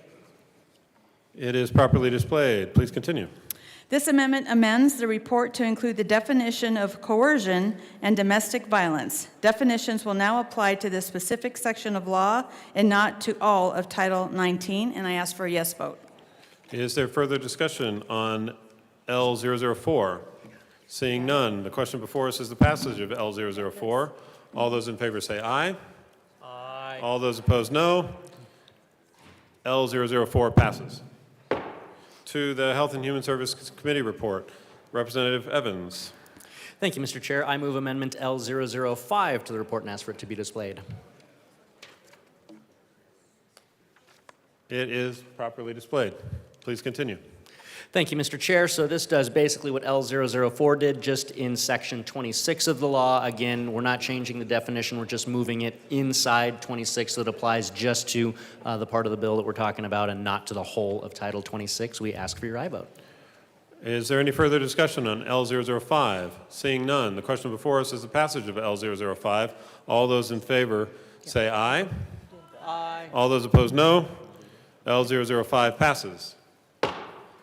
To Madam Majority Leader. Thank you, Mr. Chair. I move L006 to the Health and Human Services Committee report and ask that it be properly displayed. It is properly displayed. Please continue. This amendment amends the report to include the definition of coercion and domestic violence in Section 26-5-118, which focuses on the audit of the child welfare system tools. It also strikes these definitions from Section 19-1-103 and the definition section that applied to all of Title 19, and I ask for a yes vote. Is there any further discussion on L006? Seeing none, the question before us is the passage of L006. All those in favor say aye. Aye. All those opposed, no. L006 passes. To the committee report. Representative Evans. No more amendments. We would ask for your aye on the committee report. Is there further discussion on the committee report? Seeing none, the question before us is the passage of the Health and Human Services Committee report. All those in favor say aye. Aye. All those opposed, no. The Health and Human Services Committee report passes. To the bill, Representative Evans. Thank you, Mr. Chair. So House Bill 24-1046 came out of the Interim Child Welfare Committee. We were looking at a couple of different things. What this bill does is it, first of all, it audits some of the screening tools that are used in order to ensure that we are identifying the appropriate people for intervention and we're not getting other folks who should not be wrapped up in the system, we're not wrapping them up. Some of these tools haven't been independently assessed since 1999, so it's very important that we make sure that we just take an objective look at these. The other thing that this bill does is it includes domestic violence as some of the information that needs to be reported, so it's not a trigger for the mandatory reporting, but if a mandatory report is made, it includes domestic violence information because we know that that is a major indicator oftentimes of violence. That's why we just ran through all of those amendments about it, because again, we want to make sure that we're absolutely clear and precise about the sort of behaviors that we're trying to identify, and that everybody else, we're not inadvertently wrapping them up in the system. So we would ask for your aye vote on 24-1046. Seeing no further discussion on House Bill 1046, the question before us is the passage of House Bill 1046. All those in favor say aye. Aye. All those opposed, no. House Bill 1046 passes. Mr. Schiebel, please read the title to House Bill 1037. House Bill 1037 by Representatives Epps and DeGree Kennedy, also Senator Priola, concerning reducing the harm caused by substance use disorders. Representative, or Mr. Speaker Pro Tem. Thank you, Mr. Chair. I move House Bill 1037 and the committee report from Health and Human Services. To the committee report. In the committee, we added one amendment to clarify a section of the bill pertaining to clean syringe programs, and we added a safety clause. We ask for an aye vote. Any further discussion on the Health and Human Services Committee report? Seeing none, the question before us is the passage of the Health and Human Services Committee report. All those in favor say aye. Aye. All those opposed, no. The Health and Human Services Committee report passes. To the bill. Representative Epps.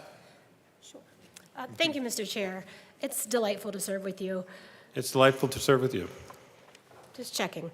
So HB 241037 is one of the bills that came out of the opioid and other substance use interim committee and released harm reduction. Few key things we want to make sure that you know that it does.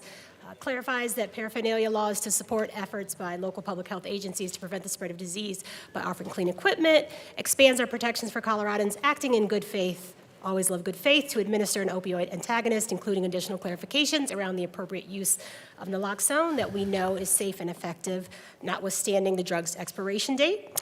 Make sure that our neighbors who use banned drugs know that they can go to a hospital without the fear of arrest by removing the requirement that a healthcare provider must call law enforcement if the only suspected crime associated with the patient's injury is possession of drugs or paraphernalia, allegedly, and broadens the existing drug testing grant program to get ahead of the next, what is unfortunately likely coming black market substances hitting like xylazine, tranq, etc. Mr. Speaker Pro Tem. Thank you, Mr. Chair. I move Amendment L5 and ask that it be displayed. Thank you. It is displayed. Please proceed. Thank you, Mr. Chair. So on the last note that my colleague spoke about, we are really worried about the next wave of black market substances that are going to be hitting the market in Colorado. And the one that is talked about most is xylazine, also known as tranq. This is a non-opioid. It is something for which Narcan will not save your life. And it is something that causes all kinds of different health problems. We have seen some evidence of it in Colorado. It's not widespread yet, but you never know what could happen as the year goes on. One of the issues that came up was making sure that our existing grant programs that help harm reduction organizations purchase testing strips could be more flexible so that it wasn't limited exclusively to fentanyl, but could also be used to help purchase xylazine testing strips to help people make sure that that is not getting into their drug supply. My colleague caught an issue in committee that I had not seen coming, which was that we were accidentally forcing all of this money to be spent by the end of this fiscal year. And so this amendment gives one extra year for the Department of Health and Environment to use the existing funds that they have to purchase either fentanyl or tranq testing strips to make sure they're available to these harm reduction organizations. And we ask for your support. Is there further discussion on L005? Seeing none, the question before us is the passage of L005. All those in favor say aye. Aye. All those opposed, no. The L005 passes. To the bill. Further discussion on 1037. Seeing, Representative Evans. Thank you, Mr. Chair. Sorry I missed that. I thought we were still on the amendment. So to the bill.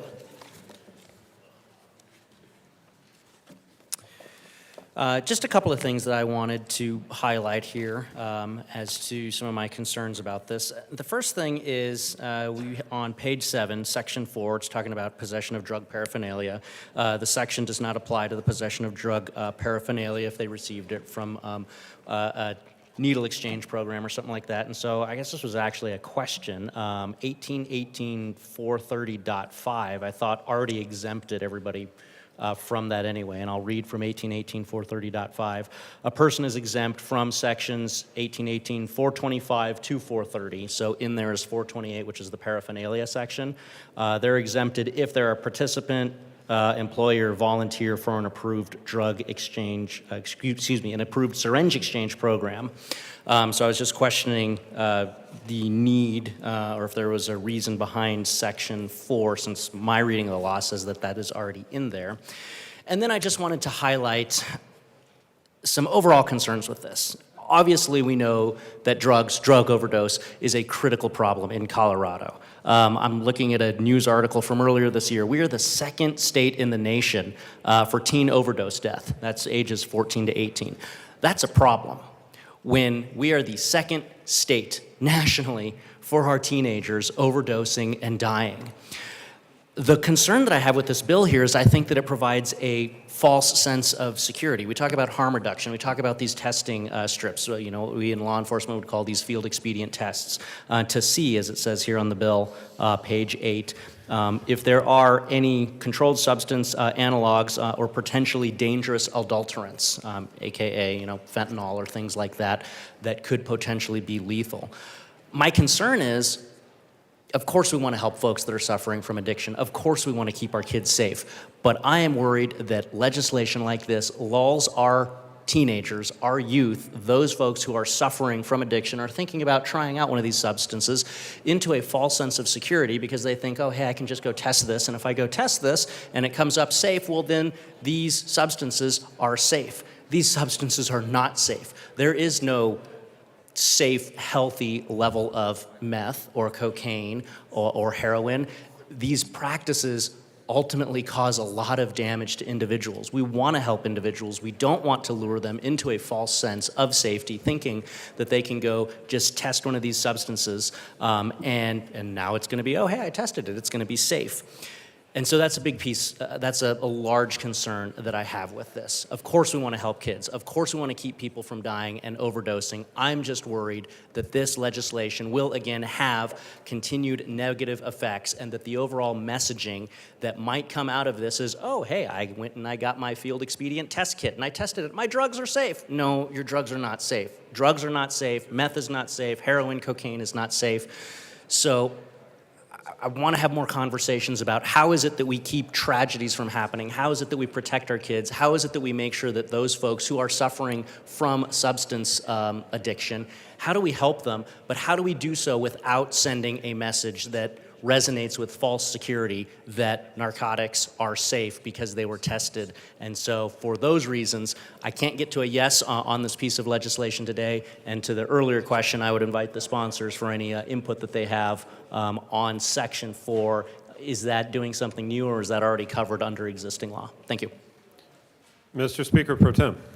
Thank you, Mr. Chair, and thank you to my colleague from Weld County. I'll start by addressing the larger argument that was made, and then I'll get back to the question in a moment. To the larger point, I completely agree. There is no safe level of fentanyl, and we should be doing nothing that encourages kids to use it. I think where speaking for myself, I would disagree is I don't believe that harm reduction strategies do encourage that. I think we can do both things. I think we can make Narcan available and also tell kids, do not use fentanyl. I think we could do both of those things, and I think that by doing that combination of things, you maximize your chances of saving lives. To the question about how this bill interacts with existing law, my understanding was actually the same as my colleagues from Weld County at the outset here. We looked at the statute and said, why is it that these harm reduction organizations do not feel like they are covered? Why is it that they feel fear of giving out that safe equipment? So to be honest with you, what we were putting into the statute here is kind of a belt and suspenders approach. It is saying, we are going to make it abundantly clear, explicitly clear, even more clear than it already was before, that if you are a harm reduction organization or a local public health agency and you want to give out clean equipment to make sure people are not spreading disease if they are using these substances, that you can do that. Is there further discussion? Representative Evans. Thank you, Mr. Chair, and thank you for that clarification. I guess just my last point is, for the last several years, we've talked about harm reduction. We've talked about ways to communicate to folks that drugs are bad, fentanyl bad, meth bad, heroin bad. And the problem is it seems like we're still trending in the wrong direction. And so, again, the concern that I have is while we are trying to tell folks drugs are bad, at the same time we're also sending a mixed signal of, hey, you can go test your drugs and your drugs are going to be safe. We're trending in the wrong direction. Colorado is trending in the wrong direction. The approach that we've been taking has not been working. That's why we're now #2 in the nation. And so again, I reiterate the appreciation that, yeah, we all want to help folks, but what we're doing, this harm reduction strategy that we've been talking about for the last several years has not been working because we are now the #2 state in the nation for overdose deaths for teens ages 14 to 18. And so my concern is that this, again, continues to push the narrative in the wrong direction. We should be doing more to talk about the dangers of drugs and not having legislation like this that gives that false sense of security that you could potentially have safe drugs. There are not safe drugs. There is not safe meth, heroin. We're trending in the wrong direction. I think this continues to push us down the wrong path. So I still can't get to a yes on this. Further discussion on 1037. Representative Epps. Thank you, Mr. Chair. I appreciate the opportunity to tout the benefits of harm reduction and just to say in what I hope is wrapping up in a closing that, of course, it's the case that we don't want to be trending in the direction of more deaths. When we hear folks say that the message that drugs are bad, those of us survived the 1980s will remember that wasn't exactly a message that resonated. Harm reduction, on the other hand, that does resonate with our young folks and with folks who are using banned drugs is based in the idea that we can make scientifically sound decisions that lessen and minimize impacts. It would be remiss for me to not mention that while this bill doesn't go there, we should be in a position where we're ready to talk about safe supply in the coming years, and we should be looking towards that. When we think about a false sense of security, y'all, I want to be real clear that what this bill gives us the opportunity to do is to take guidance based on the folks who are frontline workers and who are doing the work of keeping our neighbors alive until and hopefully until they are able to get in a position where they can be well. But in doing that, it's not giving them a false sense of security. It's recognizing that there are things that we can do to make their lives better and to keep them well. So thank you to the folks who do this frontline work and give us the opportunity to recognize that a message that's just as simple as drugs are bad, that's not going to cut it. But harm reduction work does help, and it'll get us there. Is there further discussion on 1037? Seeing none, the question before this is the passage of 1037. All those in favor say aye. All those opposed, no. 1037 passes. Madam Majority Leader. Thank you, Mr. Chair. I move the committee rise and report. The committee will rise and report.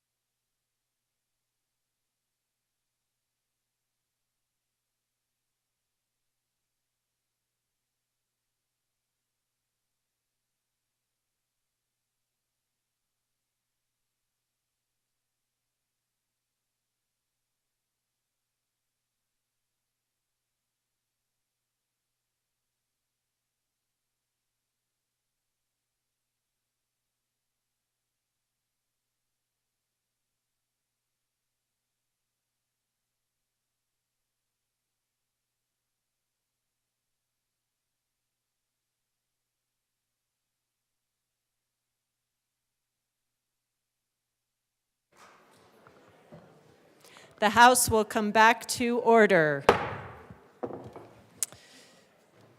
Whew. Hold on. I guess it's you. No. Mr. Shebel, please read the report of the Committee of the Whole. Madam Speaker, your Committee of the Whole begs leave to report. It has under consideration the following attached bills, being the second reading thereof, and making the following recommendations thereon.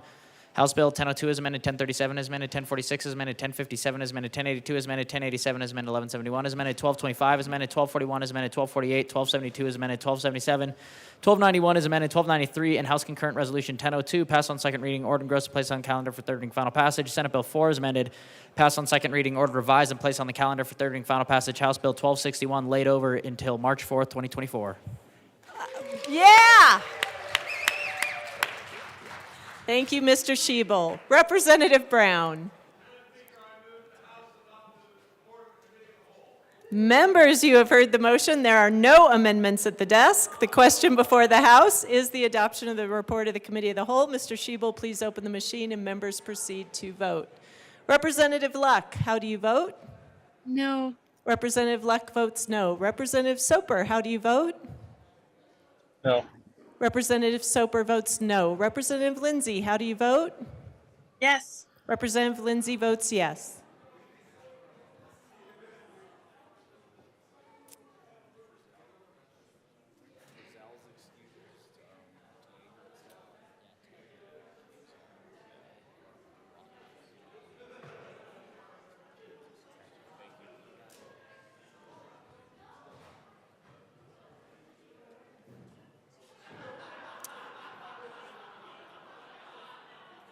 Oh, look, Representative Woodrow came walking in with his $20 fine.